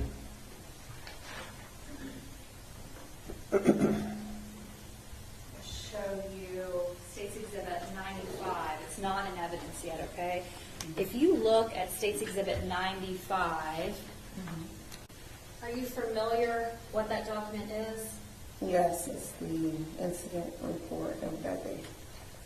And when we say that day, October 12th of 2019, what were your hours that day that you were working? I came in at 11 p.m., got off at 7 a.m. Is that called the midnight shift? What's that called? Yeah, that was the midnight shift. Now, looking at State's Exhibit 95, are you able to tell whether or not this call from an individual was on the non-emergency number or on a 911 call? No, you wouldn't be able to tell from this document. Okay. And when you talked earlier about mapping information, how would you be able, what is that information? How is that depicted on a call detail, or is it? On the sheet, no, it wouldn't be. No, it wouldn't be. Where would it be then? When it comes in, it'll be depicted on our screens, but not on the incident. Okay. So what dictates the title of the call is really going to be the call details. Yes. Meaning the information that the caller is giving you. Yes. All right. And so does State's Exhibit 95, though, does this particular document pertain to the call about this case? Yes. All right. Okay.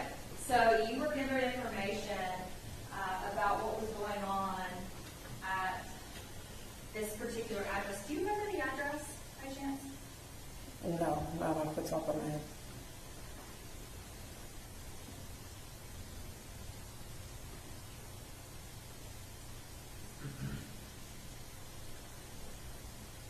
May I approach the witness again? Yes.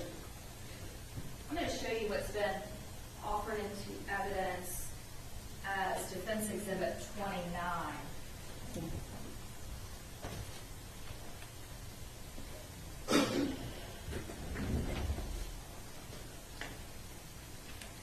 And comparing that to State's Exhibit 95, very top, will you just compare those two and let me know if that appears to be the information that was given to you from the caller? Yes.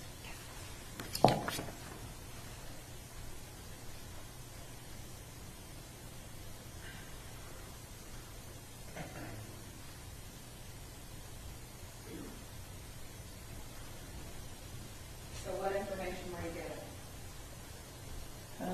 Everything that I wrote on this sheet, that the caller said that the front door to that address is open. Both neighbors' vehicles are in the driveway, and then I described the vehicle as a white sedan, a dark-colored sedan, and that neighbors are usually home, but never has the door open.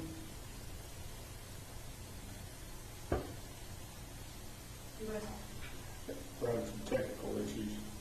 Can you go forward Yeah, without it? I don't need the screen. Okay, so that's fine. it's fine. That's fine. All right, so repeat that for us again. You said what now?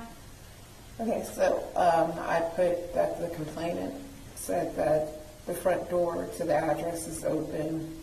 Both neighbors' vehicles are in the driveway, which is a white sedan and a dark-colored sedan, and that the neighbors are usually home but never has the door open. Okay. Now, why did you put that both of neighbors' vehicles are in the driveway? Why did you put that? Just so the officer knows what's supposed to be at the address. Okay. Nothing out of the ordinary other than the open door. And why did you put that the neighbors are usually home? As at that time, I believe it was around early morning, maybe 2, 3 o'clock in the morning. So it was important to know that they're on scene. They're usually on scene at that time. Don't expect anyone not to be at home at that time. Okay. So your purpose of this is to tell the officers that somebody may be home. Yes. All right. And so that information is relayed. Are officers able to, on scene, call you back and ask you for updated information? Call me. Well, call the center back, call the forward Yeah. call taking area, whatever it's called. Yeah, they're able to communicate back to us. How would they do that? They can do that via message. We have a messaging system. They can, send me a message, or they can contact the dispatcher, and the dispatcher, if they need any more information, can contact me via the same messaging system. And if we need to, we can call the complainant back for any other information if they are off the phone. If they are on the phone, then we can ask them in real time.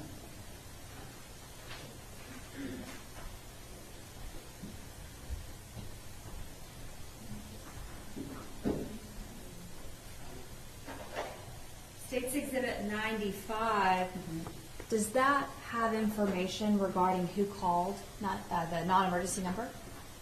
Yes, it gives the complainant's name. Does it also have information about the person that called the complainant, their phone number? Yes. Have you had it before where officers will call you guys back and get that information? Yes. Have you ever received a call where an officer will call you back and say, hey, can you tell the homeowner to come outside or answer the door?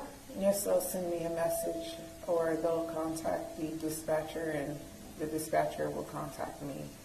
So how does that work? You're the call taker, but then there's a dispatcher. Explain that to us.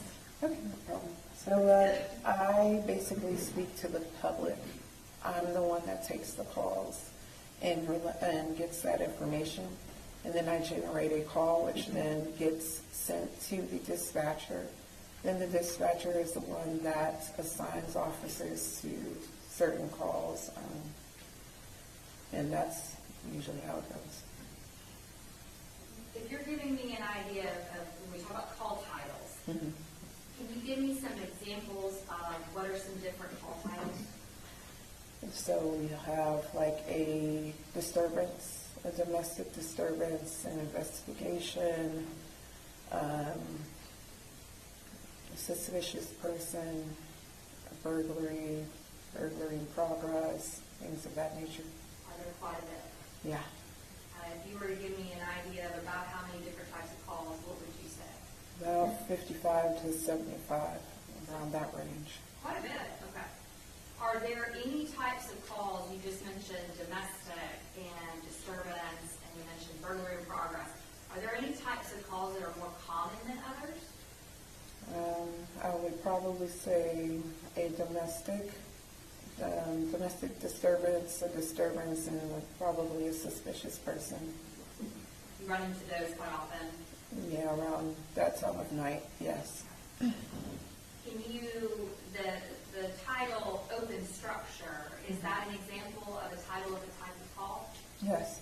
Could you give me an example of what would be an open structure type of call? What kind of information would you get? So an open structure basically classifies as a building or a house with any type of entryway that's open, or like a window, door, anything of that such that's open.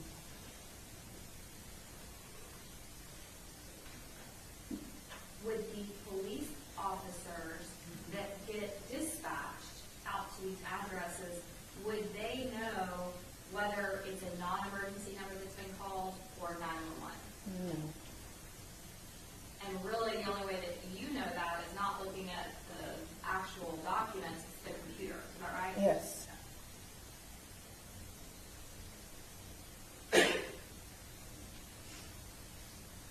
In this particular case, on October the 12th of 2019, did you get a call around 2:23 in the morning regarding an open structure? Yes. Why did you do and title it an open structure and not a welfare check? Because there was a structure, house, building, that had an open door. So it's pretty specific to that. So, Doesn't really fit a welfare check, does it? no. Does it fit any other type of call, any other title of call? Maybe an investigation, but it would still be about a priority too. It's just the open structure is pretty black and white on that. And in this particular case, did any of the officers at the scene ever reach back out to you or dispatch to get any further information? I'm unsure about dispatch, but for me, no. Once I hung up with the caller, that was it on my end. Are officers also able to call you or the dispatch and ask to run license plates? Yes. Do you know that was in this case? I'm sorry? Did they call you to run license plates in this particular case? No.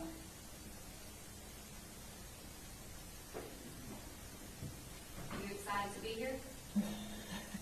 Not really. Are you nervous? Yes. Have you been pretty much dreading coming up here and testifying? Yeah. Why? This isn't a case that I don't think any of us would ever want to be a part of. I'm gonna pass it to Sean. Cross-examination. You would agree that probably goes for Aaron as well, the defendant. This is a dreadful night, correct? Correct. Because you know what ultimately happened when dispatch sent 2 officers out to the scene, correct?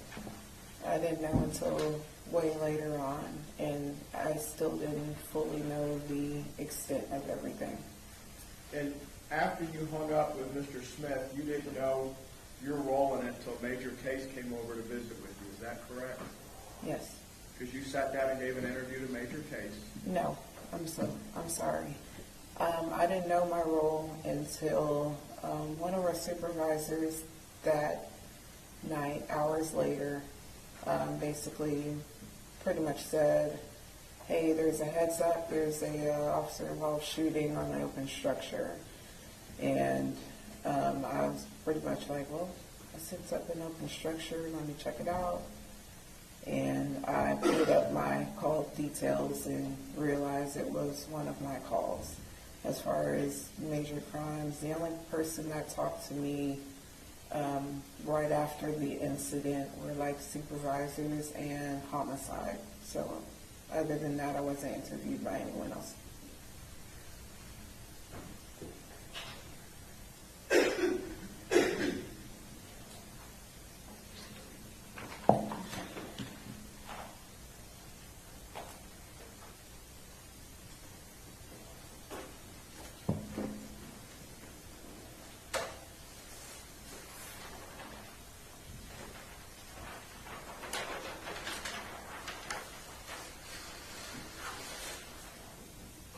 When we start talking about Fort Worth communication, that's over what, on West Bolt Street? Yes. And was that where your office was at the time? No. You were officed at West Bolt Street for the call taking? I was, yes. Okay. And it's a rather sophisticated center that the city of Fort Worth has, a little bit bigger than Arlington's center that's in the main police building on Division, correct? Yes. Am I right in understanding your training that everybody that's in the Tarrant County area, the Tarrant County 911 district is all basically cross-trained? You can work Arlington calls. If Arlington's lines fail, they fail over to Fort Worth and vice versa? Yes, calls do get switched over, so yes. And the only way you know the difference between a non-emergency and an emergency is whether or not you get the AOI, or the automatic location identification information, into Yes. your console. Yes. And there's AOI and then there's ANI, is that correct? Yes. Automatic number identification? Yes. And those two products came about as part of the E911 system that was brought about after 9/11. You were trained on that, correct? Yes, correct. When the console that you were at that night for non-emergency, it could just as easily been a 911 desk as well, correct?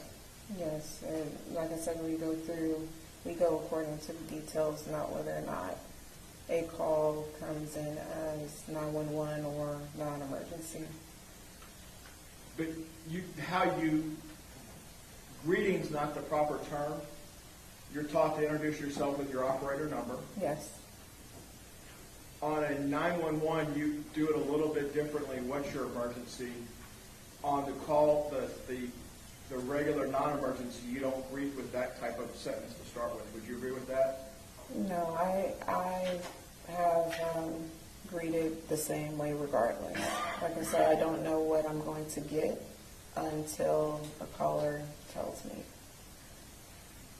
You have a headset on, Yes. so you can have both hands on keyboard, mouse. Is the monitor a touchscreen as well, as I understand it? No, it was, but we work on 3 different screens.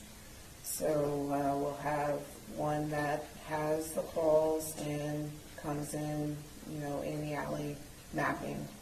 And then we have the one where we work on and generate calls and look up anything. And then we have like a second type of mapping system on the 3rd monitor. And our profession that ties into this building is probably the last bastion that uses a MapSco as well, right? Yeah, but I've never had to use it. Well, my time there. You're too young. Yeah. All right. And MapSco, for those that don't know, is grid coordinates in a book that tells you where stuff is. If the visual maps that the patrol cars have don't work, there's a MapSco coordinate to where something is. That's your understanding in your training, correct? Yes. Okay. This console with your 3 monitors and your headset, do you pick and choose which calls in the queue you get to answer, or if you're available, what happens when you're sitting there? No, if I'm available, it just comes on, so I don't get to choose or pick out of the queue or anything of that nature. Next call up, it's in your ear. Yes. You get a prompt to know you have a call? We'll get it's like a slight beeping noise, and then we'll hear the caller. And your job, if I understand it correctly, there's general orders just for communications. You remember those? Mm-hmm. Is that yes? Yes. Your job, if I understand it, was to listen to what the person was telling you and then figure out how it fits into those 55 to 75 codes or signals you talked about, correct? We listen, we ask questions to get a better understanding, and then we prioritize and assign a signal based off of that, what it was said.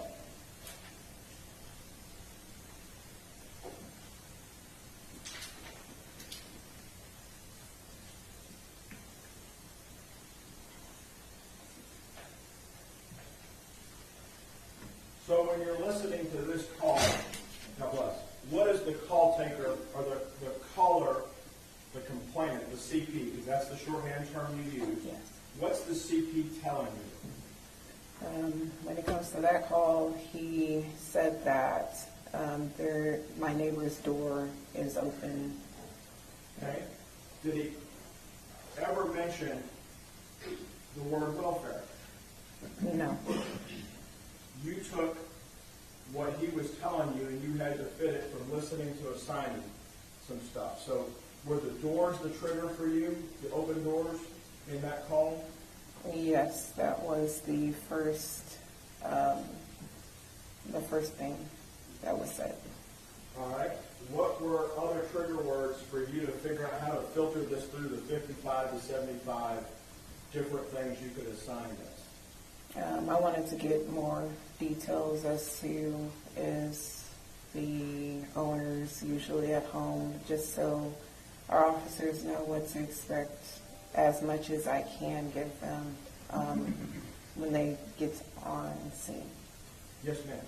And you attempted to do that. You and I listened to the call. Mm-hmm. Yes. You probably listened to it as late as today, did you not? I didn't listen to it today. Yesterday? No. When's the last time you listened to it?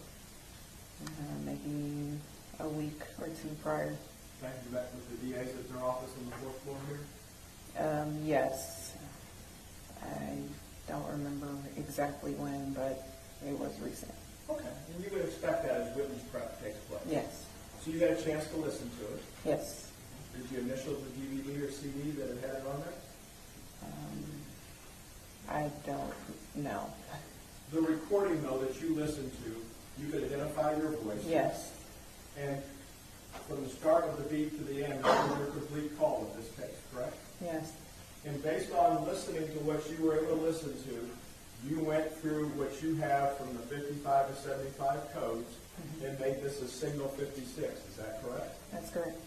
And what is a signal 56? An open structure.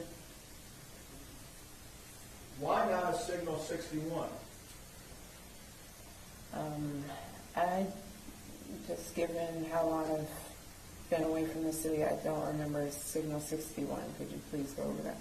Welfare check is found under signal 61 in your Okay. 58-page general orders.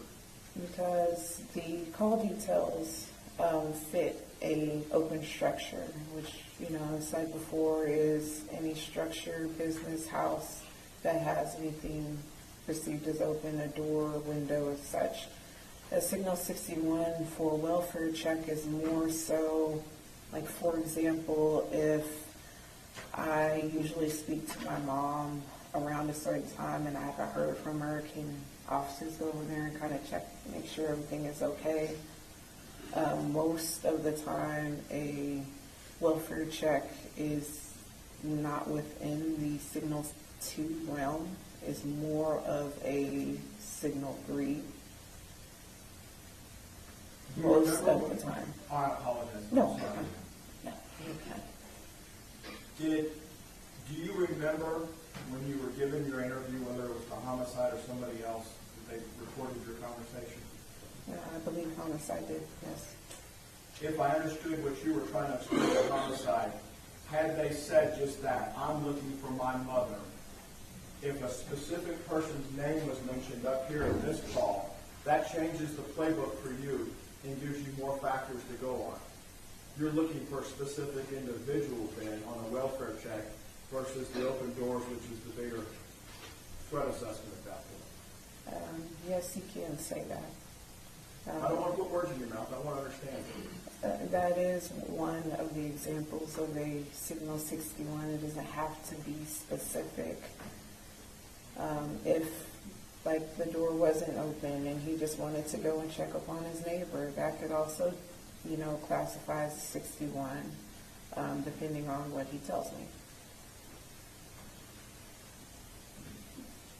When you listened to that call a couple weeks ago, though, nobody ever said the word elderly residents to you. No, and it does not have to just be an elderly person. No, but I'm saying if somebody today said that they told you, they specifically told you that they wanted to check for an elderly resident, that's not what was told to you that night, No. was it? No, that was just an example.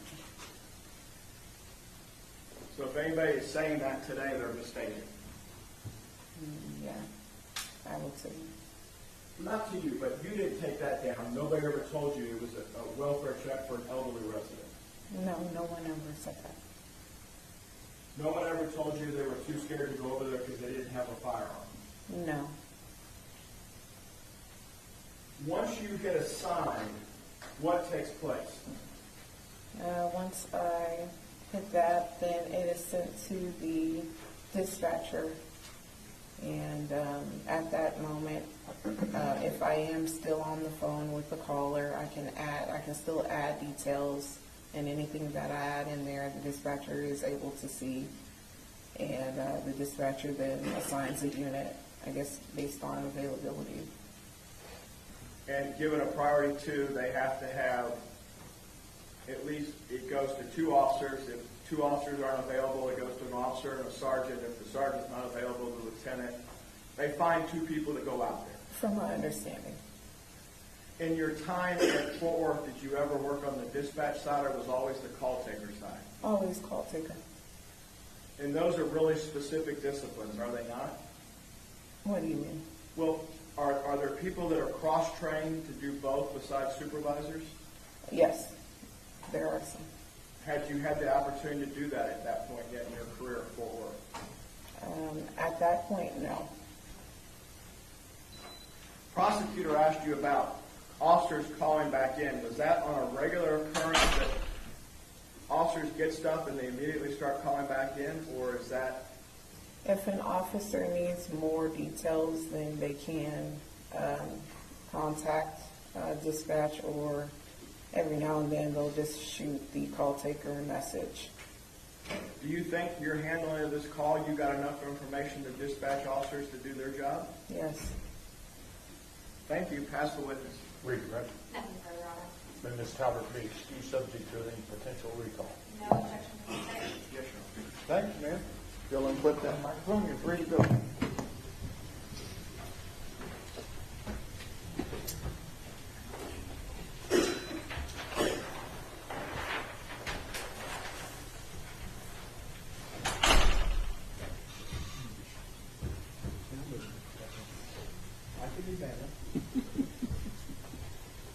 Who do you have next? State calls James Smith. James Smith.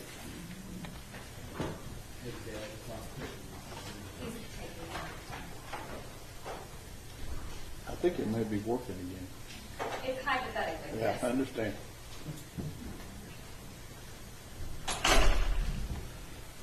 Come up, please, sir.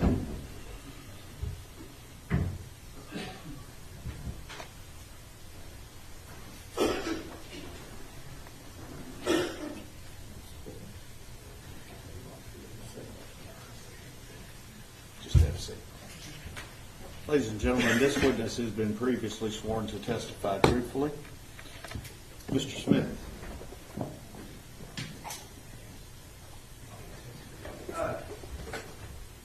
Mr. Smith, would you introduce yourself to the jury, please? My name is James Smith.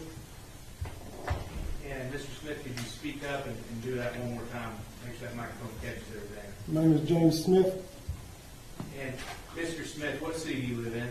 Fort Worth, Texas. And what street do you live on? East Allen Avenue, Fort Worth, Texas. How long have you lived on East Allen Avenue? Oh, give or take about 60 years or more. Are you living in the same house on East Allen? Not the same house. We own several homes on that property. Throughout the years, we moved from house to house.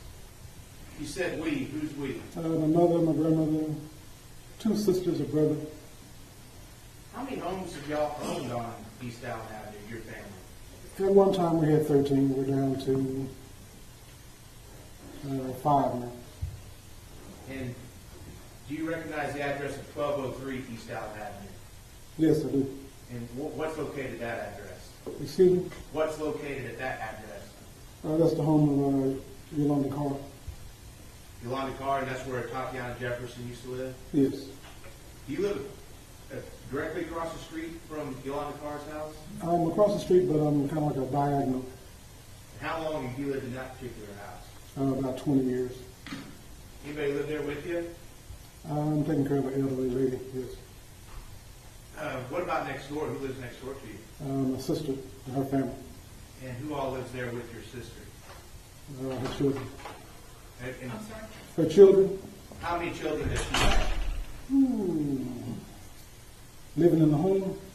Adult children, let's say. Let's start there. Well, there are 3 adult children in the home. And who are the adult children in the home? Rachel Bowman and Julian Bowman, Jade Bowman.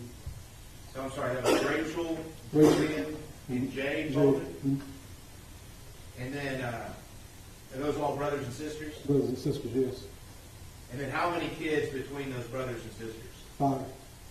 And what is the range of those ages? No one over the age of 18.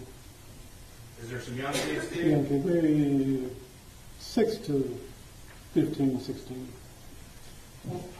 Mr. Smith, you've lived on that street for 60 years. Why don't you tell the jury a little bit about your neighborhood, your street that you grew up on, or you lived on for 60 years?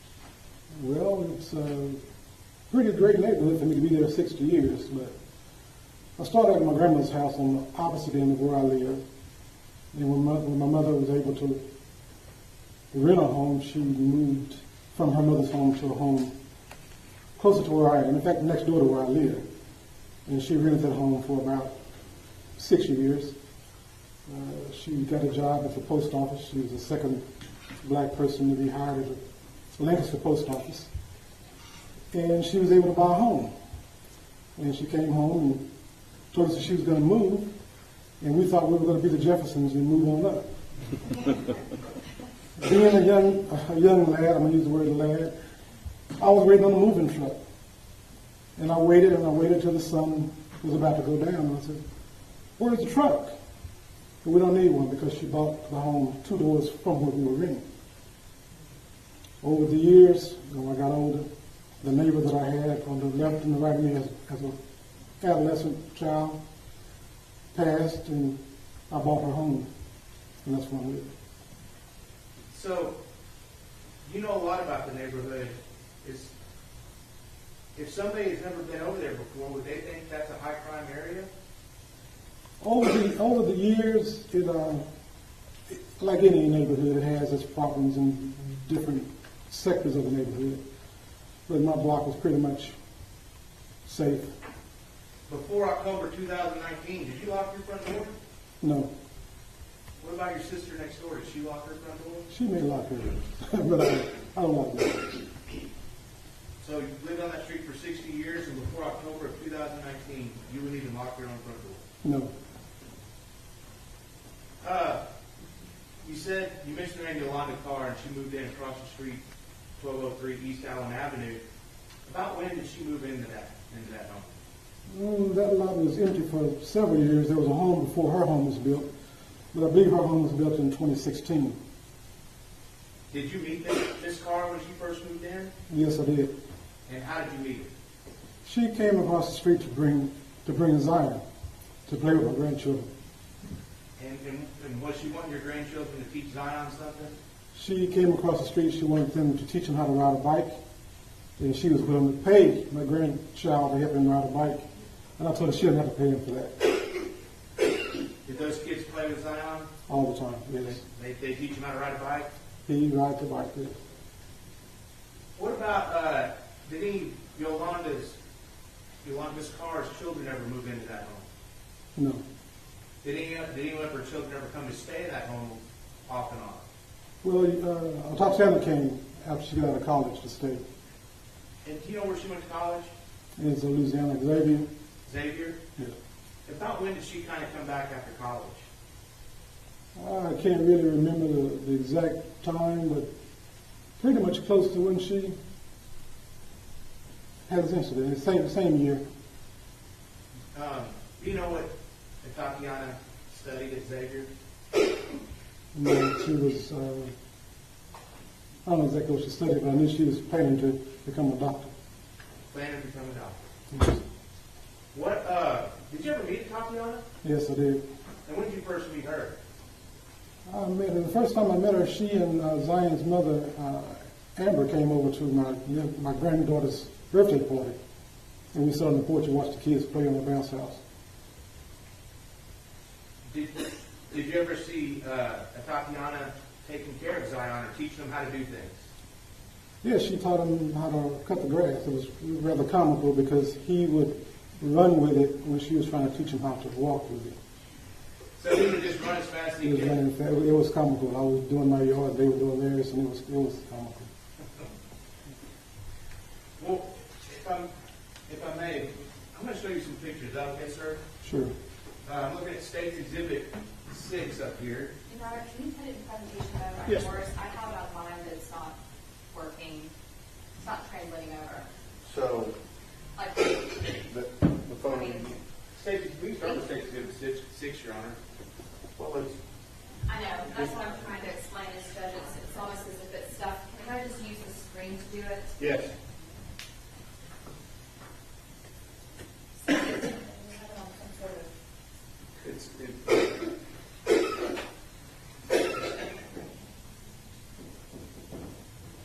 we're having technical problems. You might have to use it old school. Old school. It's showing on the computer, but it's not showing on the board. Your Honor, I'm anything, I'm adaptable.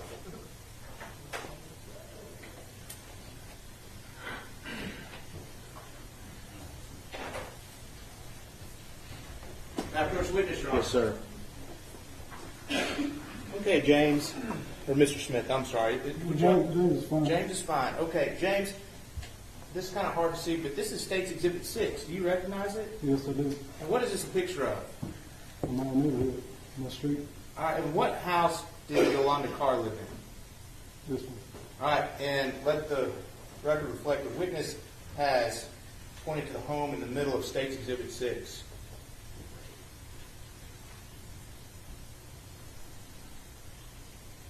If I may just walk in. That's fine, Mr. Smith.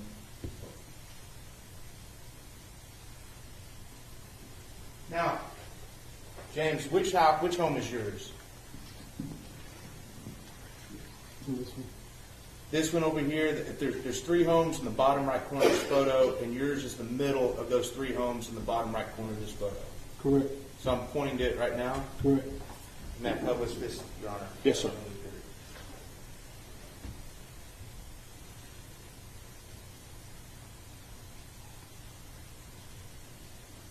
So, James, what is this big building that's just to the west of Miss Carr's home?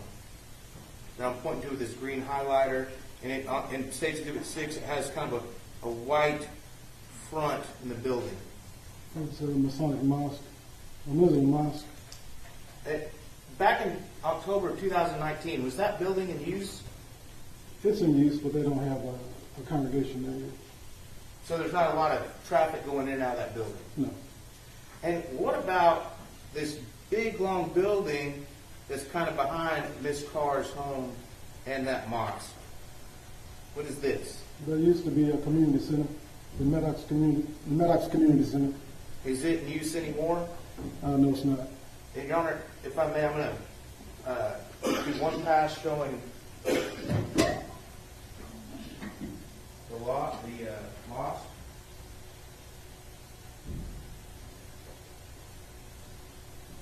And then another pass showing the community center behind this car lot.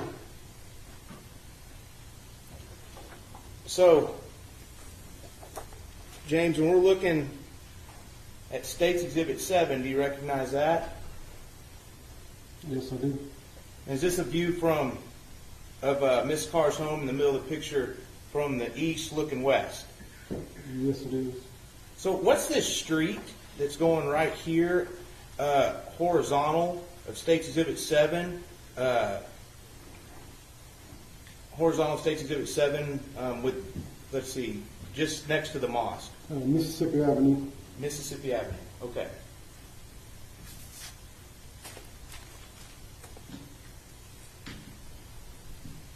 Now, yes.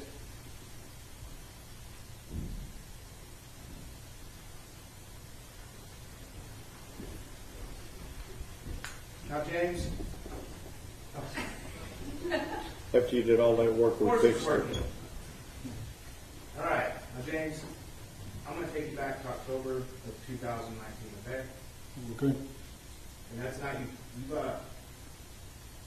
you kind of lived over and over again, haven't you? Every day. So let's go to the daytime of October October 11th, 2019. What did you do that day? I work in the yard. And what was going on? Did you notice anything out of the ordinary while you were working in the yard? Working in the yard, nothing out of the ordinary. Like I said, I was cutting my yard, and I talked to him and Zion were cutting their yard. Was this another one of those times where Zion was racing with the lawnmower? When he really wanted to be across the street playing, but she had him working. Maybe that's why he was racing, so he could get over with the play? Could be. So what time did you finish up with your yard work? No, maybe 5:30. And what did you do after you finished up with your yard work? I went in the house to watch TV. And anything eventful happen while you're watching TV in your home? Later on in the day, there was an automobile accident. What happened with that automobile accident? I guess, well, I live on I'm going to call it a dangerous curve, which it is because cars come across my yard frequently. A car hit a light pole. And Was it daytime or nighttime when that car hit the I light? believe it was like nighttime, going toward evening, not dusk. Well, did you see it happen or did you hear it happen? I heard it. I didn't see it. I heard it. What did you do after you heard it? I went to the front door to see what the noise was. And what did you see when you got to the front door? I saw Atatiana run from her home to the accident site to sit with the people that were in the car. She went to sit with the people who just hit the light. Almost like a 100-yard dash straight to the car. And can you tell us, from looking at State's Exhibit 7, up here on this board, What I do?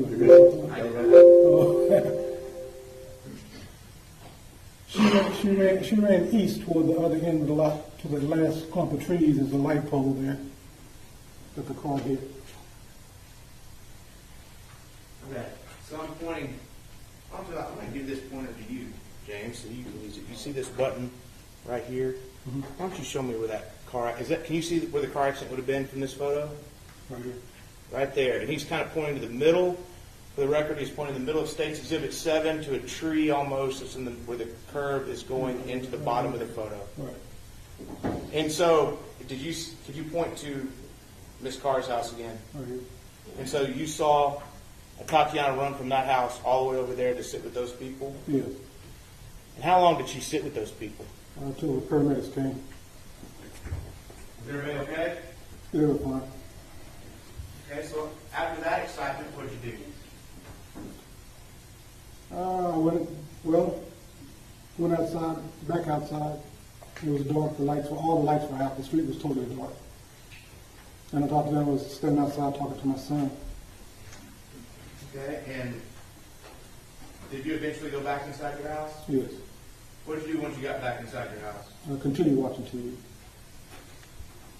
you watch TV all night, or did you go to bed at some point? Not all night. I usually watch the world news. But I eventually went to sleep. So you went to sleep. Was it still October 11th, or did you stay up past midnight, or do you remember? October 11th. At some point, after you went to sleep, did you wake up? Yes, I did. Who woke you up? I got a call from, I'm not sure if it was my nephew, but I guess it was like on a conference call. But my family next door called me. Without giving what they said, what was the nature of that phone call? They're concerned for my neighbor. And were they concerned about this car's house? Yes. And did that make you concerned? Yes. So what did you do after you became concerned? I listened to them give me their concern. And when I got up to look out my window, my dining room window faces Miss Carr's home. And I noticed the front door was open. Both the doors were open. Okay, so now we're looking at State's Exhibit 5. Are you talking about the front door that faces the street and that sidewalk and that little side door that comes out to the driveway? Yes. When you say they were open, was it dark inside the house? No, it was light inside the house. So the living room lights were on? Living room and dining room. The living room and dining room kind of combined, so yes. What about the porch, the front porch? You remember? I don't believe the front porch light was on, I don't remember. So about what time was this when you walked outside and saw these doors open of Miss Carr's house? Well, I was looking through the window and it was like, I guess 2 something. I don't know the exact time. It was after 2 o'clock. So what were you thinking when you saw these doors wide open and the lights on? Well, when I saw the front door facing the street open, I was concerned because that door had never been open for the duration of her living there, that concerned me. They didn't use that front door? She never used that front door. Which door did they use? She used the side door. And both that front door and side door, in fact, open up in the same room of the house, right? Correct. So, you've known Miss Carr for about 3 years. Was she in good health? No, sure. Had she spent a lot of time in hospitals before October 2019? She'd have frequent bouts of trying to the hospital, yes. So, you see these 2 doors open out your window. What do you do next? I go into the home. You left your house and walked across the street? Yes. Walked across East Allen Avenue? Mhm. What did you see whenever you got to Miss Carr's home at When I got to 3 East Allen? When I got to the back of the car, I didn't see anything. Back of whose car? Back of I don't know if it's, I think this car, no, Atatiana's car.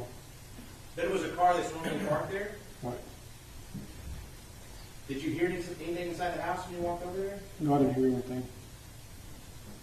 So, did you knock on the front door or anything? No, I didn't. Again, this is after 2 in the morning? It was 2 in the morning. So what'd you do? I went back home and called the police. So, what was going through your head that you thought it would be a good idea to call the police at that time? Well, because I didn't know what was going on. It was 2 o'clock in the morning, and I didn't want to stall her. I realized that she was in the back of the house, and if she had to come from the back to the front, her front door was already open. So that would have been concerning for her, for someone to be at her home at 2 o'clock in the morning, and she not know who it is. Were you concerned about her medical condition?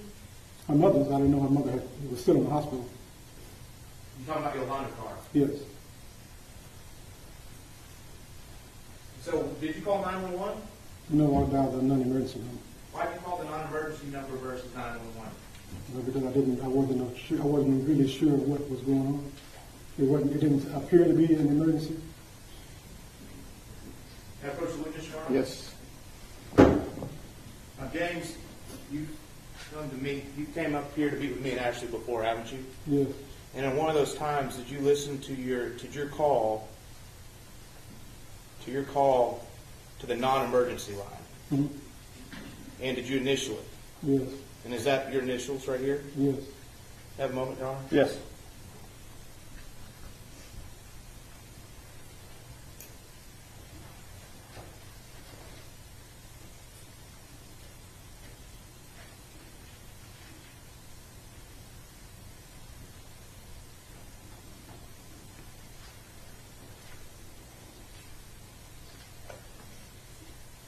This time, Your Honor, State would offer State's Exhibit 2, which would be the phone call, the non-emergency call from James Smith, Fort Worth Dispatch.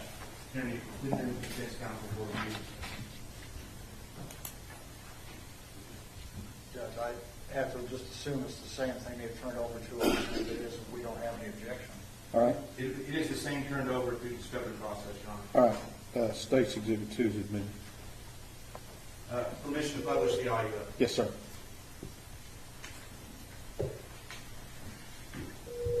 Fort Worth Police Operator 873 with the address. I'm calling about my neighbor, Okay, what's the address? 1203 East Allen Avenue. Okay, 1203 East Allen Avenue, what's going on there? Well, the front doors have been open since 10 o'clock. I haven't seen anybody moving around. There's nothing wrong with it now. Both of the doors open this time. Okay, you know if anyone is inside? No, I'm not sure. Both of the cars were there. Okay, bear with me.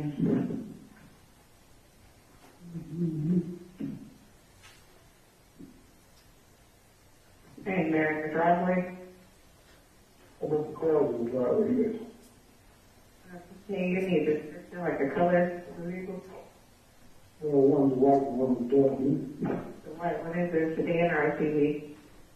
Or pickup? They're both sedans.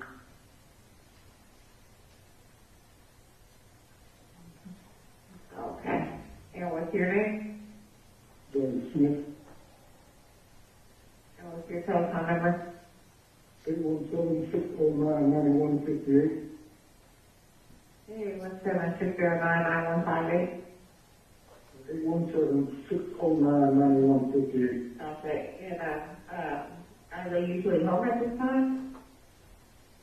They're usually home, but they never had both of the front doors open. They have lights on, my top of 260 of the house. Well, my sister woke me up, she stayed across the street, and I live on the opposite side of the sister. Okay, is the address that you gave me, 1203, that's their address, correct? Yes. Okay. We'll have an officer come by, they're already being dispatched now, okay? Okay, appreciate it. I mean, there's not long to have both the doors open, this gate that long. Gotcha, okay. Thank you so much. Thank you. Bye-bye. Can I approach the witness, Your Honor? Yes, sir. James, I'm going to show you what's been marked as State Exhibit 22. Do you recognize that? Yes, And is that Yolanda Carr's house? yes. And I know that it's got some crime scene tape on it, but is that, other than the crime scene tape, does that truly and fairly and accurately reflect Yolanda Carr's house on the night of October 12th, or the early morning hours of October 12th, 2019? Yes, it does. This time, Your Honor, State offers State's Exhibit 22 for all purposes.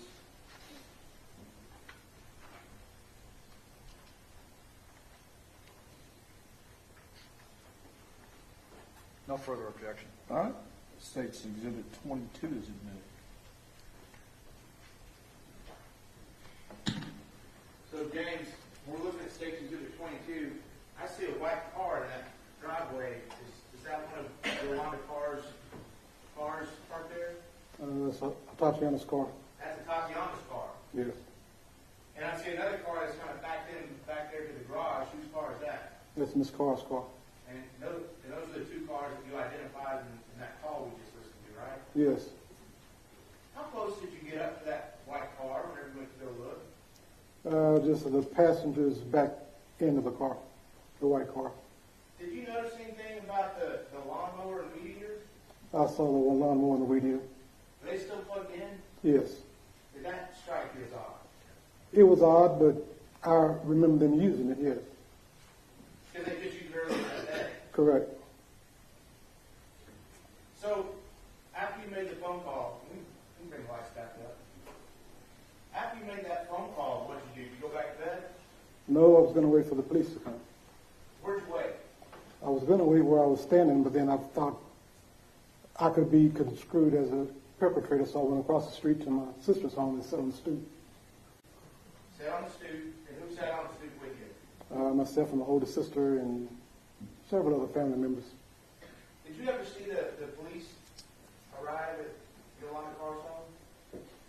I didn't realize they were the police, but I remember I was standing in front of my sister's home, and my nephew, Julian, said, "Uncle James, who is that?" And I looked to my left, and we saw two silhouettes coming from around the corner toward the house. Were they coming from Mississippi? Yes. And were they running through somebody's yard or in the middle of the street or something different? Well, there's a vacant lot around the corner, but they were just crossing the street. Because they were out on the asphalt. They were on the street's asphalt. I'm sorry? The street is the asphalt. Yeah. Were they on the street or the sidewalk? They were on the street. On the street, out in the middle of the street. And whenever you first saw these two silhouettes, did you have any idea who they were? No, I didn't. Did you figure it out pretty quickly? I really didn't figure it out till after. Did you ever see, was it clear to you from where you were sitting, did you see any badges or anything? No, I couldn't make out what they were. Did they say anything to you as they went by your sister's stoop? No. Where'd they go, these two silhouettes? They came across from the Mississippi, from the west side of the home. They crossed the street. They walked up to the front door. At that time, I thought it might have been the police. But when they passed that door and went to the right of the home, we were all wondering where are they going. Did one of the officers stay at the front of the house, and they both go around to the side? They both went around the side. I'm sorry, the silhouettes. They both went, the figures that we saw went around to the side. Did you lose sight of them after they went around the side? Yes. What happened next after you lost sight of them? After I lost sight of them, I heard some yelling, and then I heard a gunshot. Did you see those two silhouettes again? After you heard the gunshot? I saw them running to go in the house. Did you see those two people go inside the house? Yes. How long before anybody else showed up at Yolanda Carr's home? It was rather quickly. The street was filled with other police cars. How many police cars showed up there on scene? I started counting. It was over 10 for sure. Were they all going inside the house, or were they out the street, or something different? They all went to the house. Were there other officers kind of out the street checking on things? They were all around the house, all of them in the street. What were you thinking at this point? What had happened? Did you have any idea what had happened? Not at that point. When did you figure out that something horrible had happened? I believe the officer came across the street and took a statement from me and advised me that there was a fatality, but she wouldn't tell me who the fatality was. Who do you think the fatality was at first? At first, I thought it was the officer. And what did you learn? It was 9 hours later I learned it was Atatiana. How was it getting that news? It was devastating. How many times did you get a statement to the police that night? I think I gave 2. Well, I gave 1 statement, but another conversation was recorded.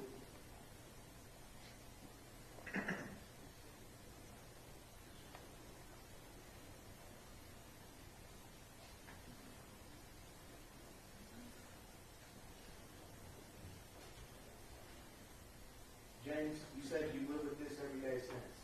Every day. Have you felt responsible? Somewhat.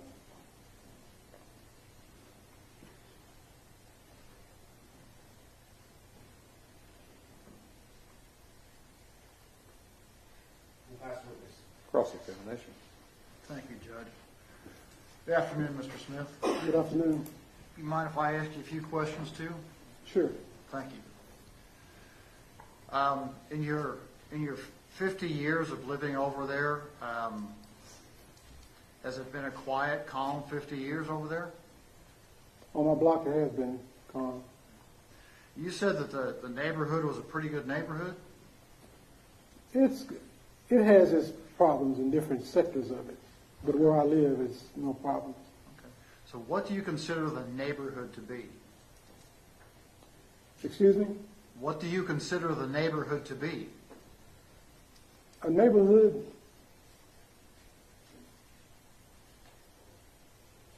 is where you live. Well, how big is your neighborhood? Well, if you want to do it in sectors, I live in a two square mile area of a neighborhood.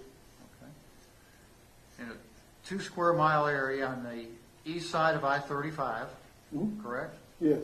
South of I-30, Yes. located here in Fort Worth, Yes. right?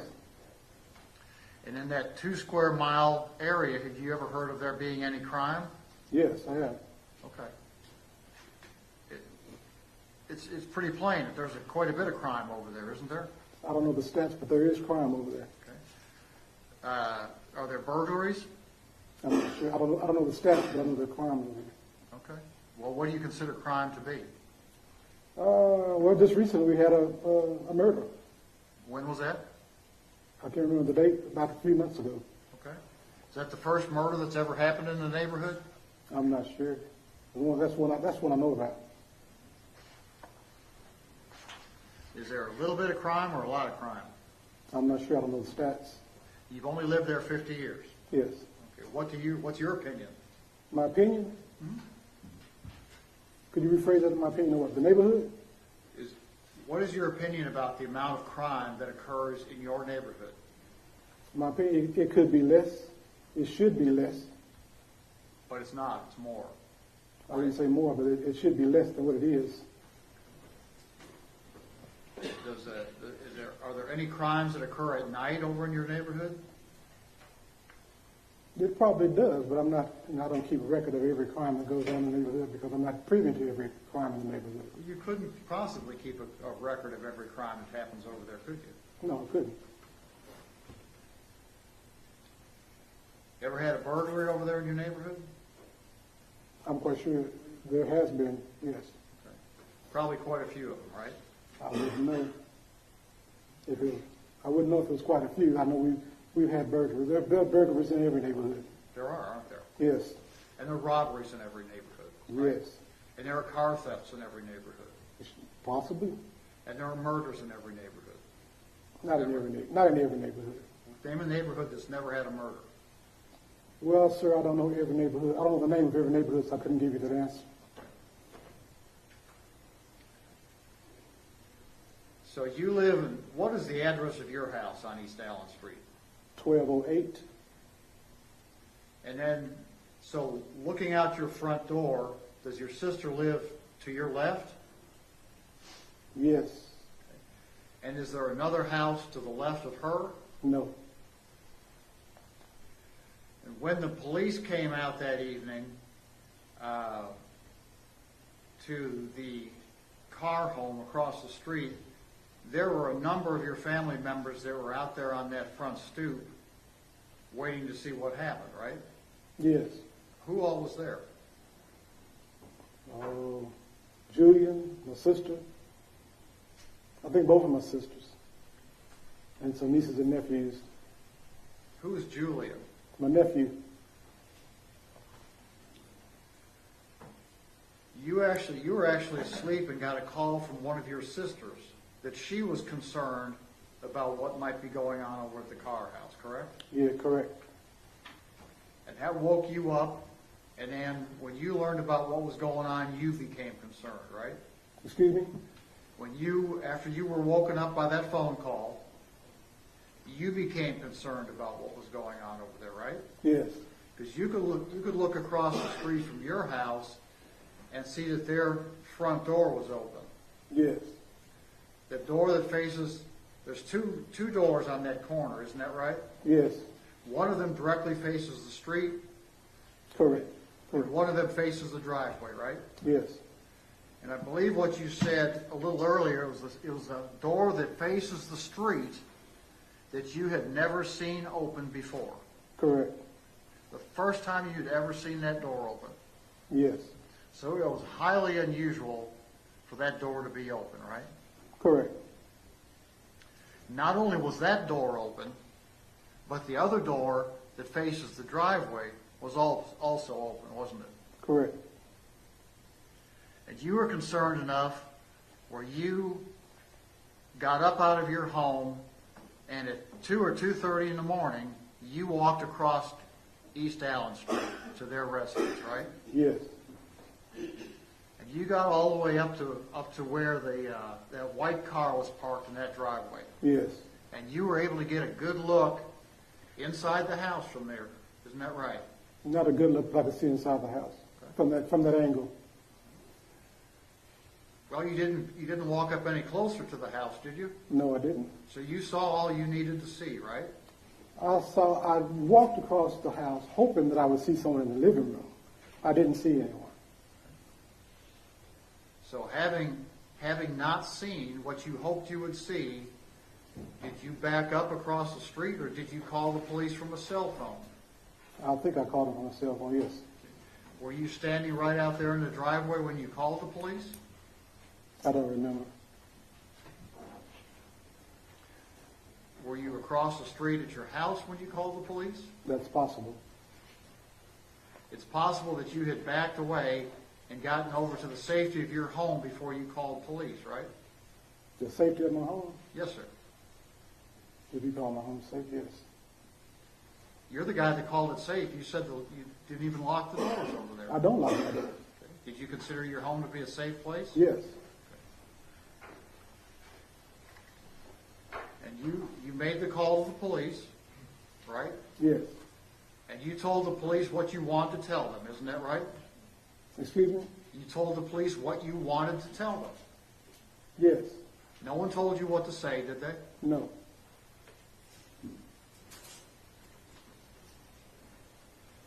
And then you presumably walked from your home over to your sister's home and sat with them on the stoop to see what was going on, right? Not to see what was going on, but to wait on the police. To wait on the police. And make sure the police could go over there and take care of the issue that you saw. Right? To take care of the issue? Yes, sir. If you want to call the issue, yes. Well, what would you call it? I wouldn't call it the issue. I would call it the concern that I had. Okay. 2:30 a.m., you had a concern that something was wrong at your neighbor's house, right? Correct. While you were across the street, standing on your neighbor's driveway, you didn't go up to the front door to knock, did you? No. You didn't holler out, "Hey, this is James Smith, what's going on?" No. You didn't walk around the back of the house? No. You called the police? Yes.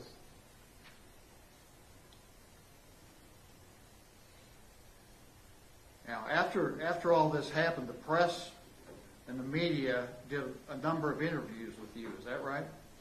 Yes. And you answered all their questions for them, isn't that right? I believe so. And told them what was going on from your perspective, right? Yes. And you were honest with them about what was going on, weren't you? Yes. And do you recall telling the press that you didn't get any closer to that house because you didn't have a weapon? I got to the end of the car, yes.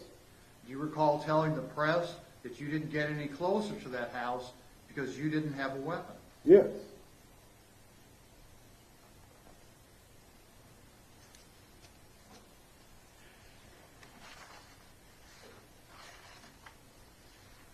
Now, at first, when you heard there was a fatality over there, you thought it was a police officer? Yes. What gave you that idea? Because he was the only one that went in the back of the house.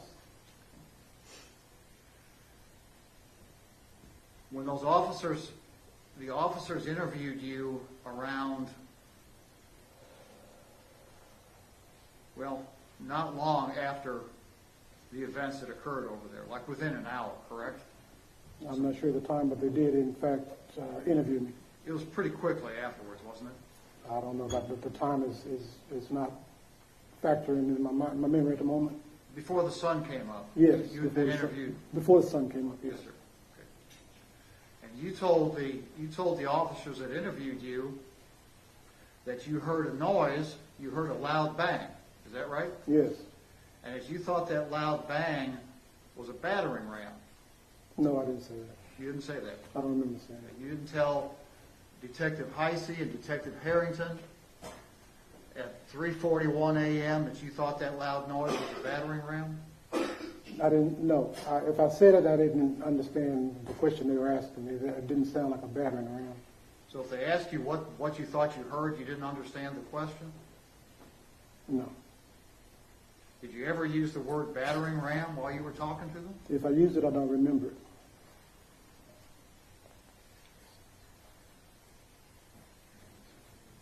Did the prosecutors play the recording of that interview give you the benefit of that? I believe I heard that, but I don't remember hearing battering ram. There's no back door for that home, so I wouldn't be using the word battering ram. There's nothing to batter. Okay, you knew there was no back door to the house. Yes. You didn't tell the call taker when you spoke to them that there wasn't any back door to the house, did you? No. We pass witness. Redirect, Mr. Smith.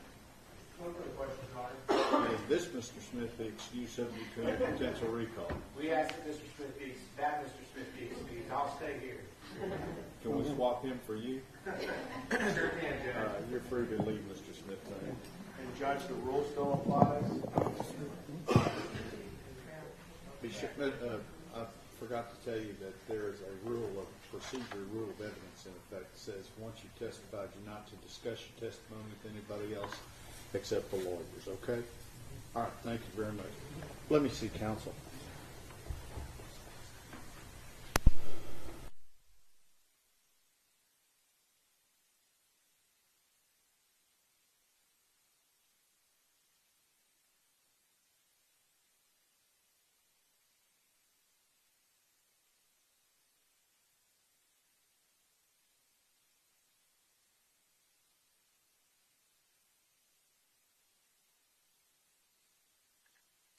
Witness may be a little lengthy, and so I want to try and get you out of here on time, okay?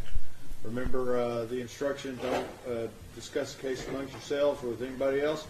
Let's see you. See you in the morning. Thank you. All rise.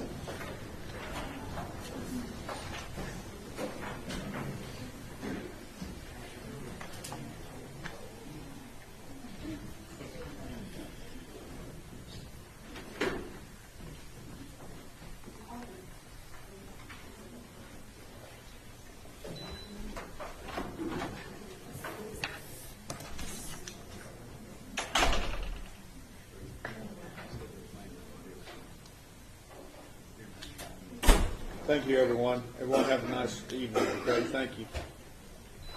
Yeah. I don't know. Mark Porter's coming over in the morning. I'm going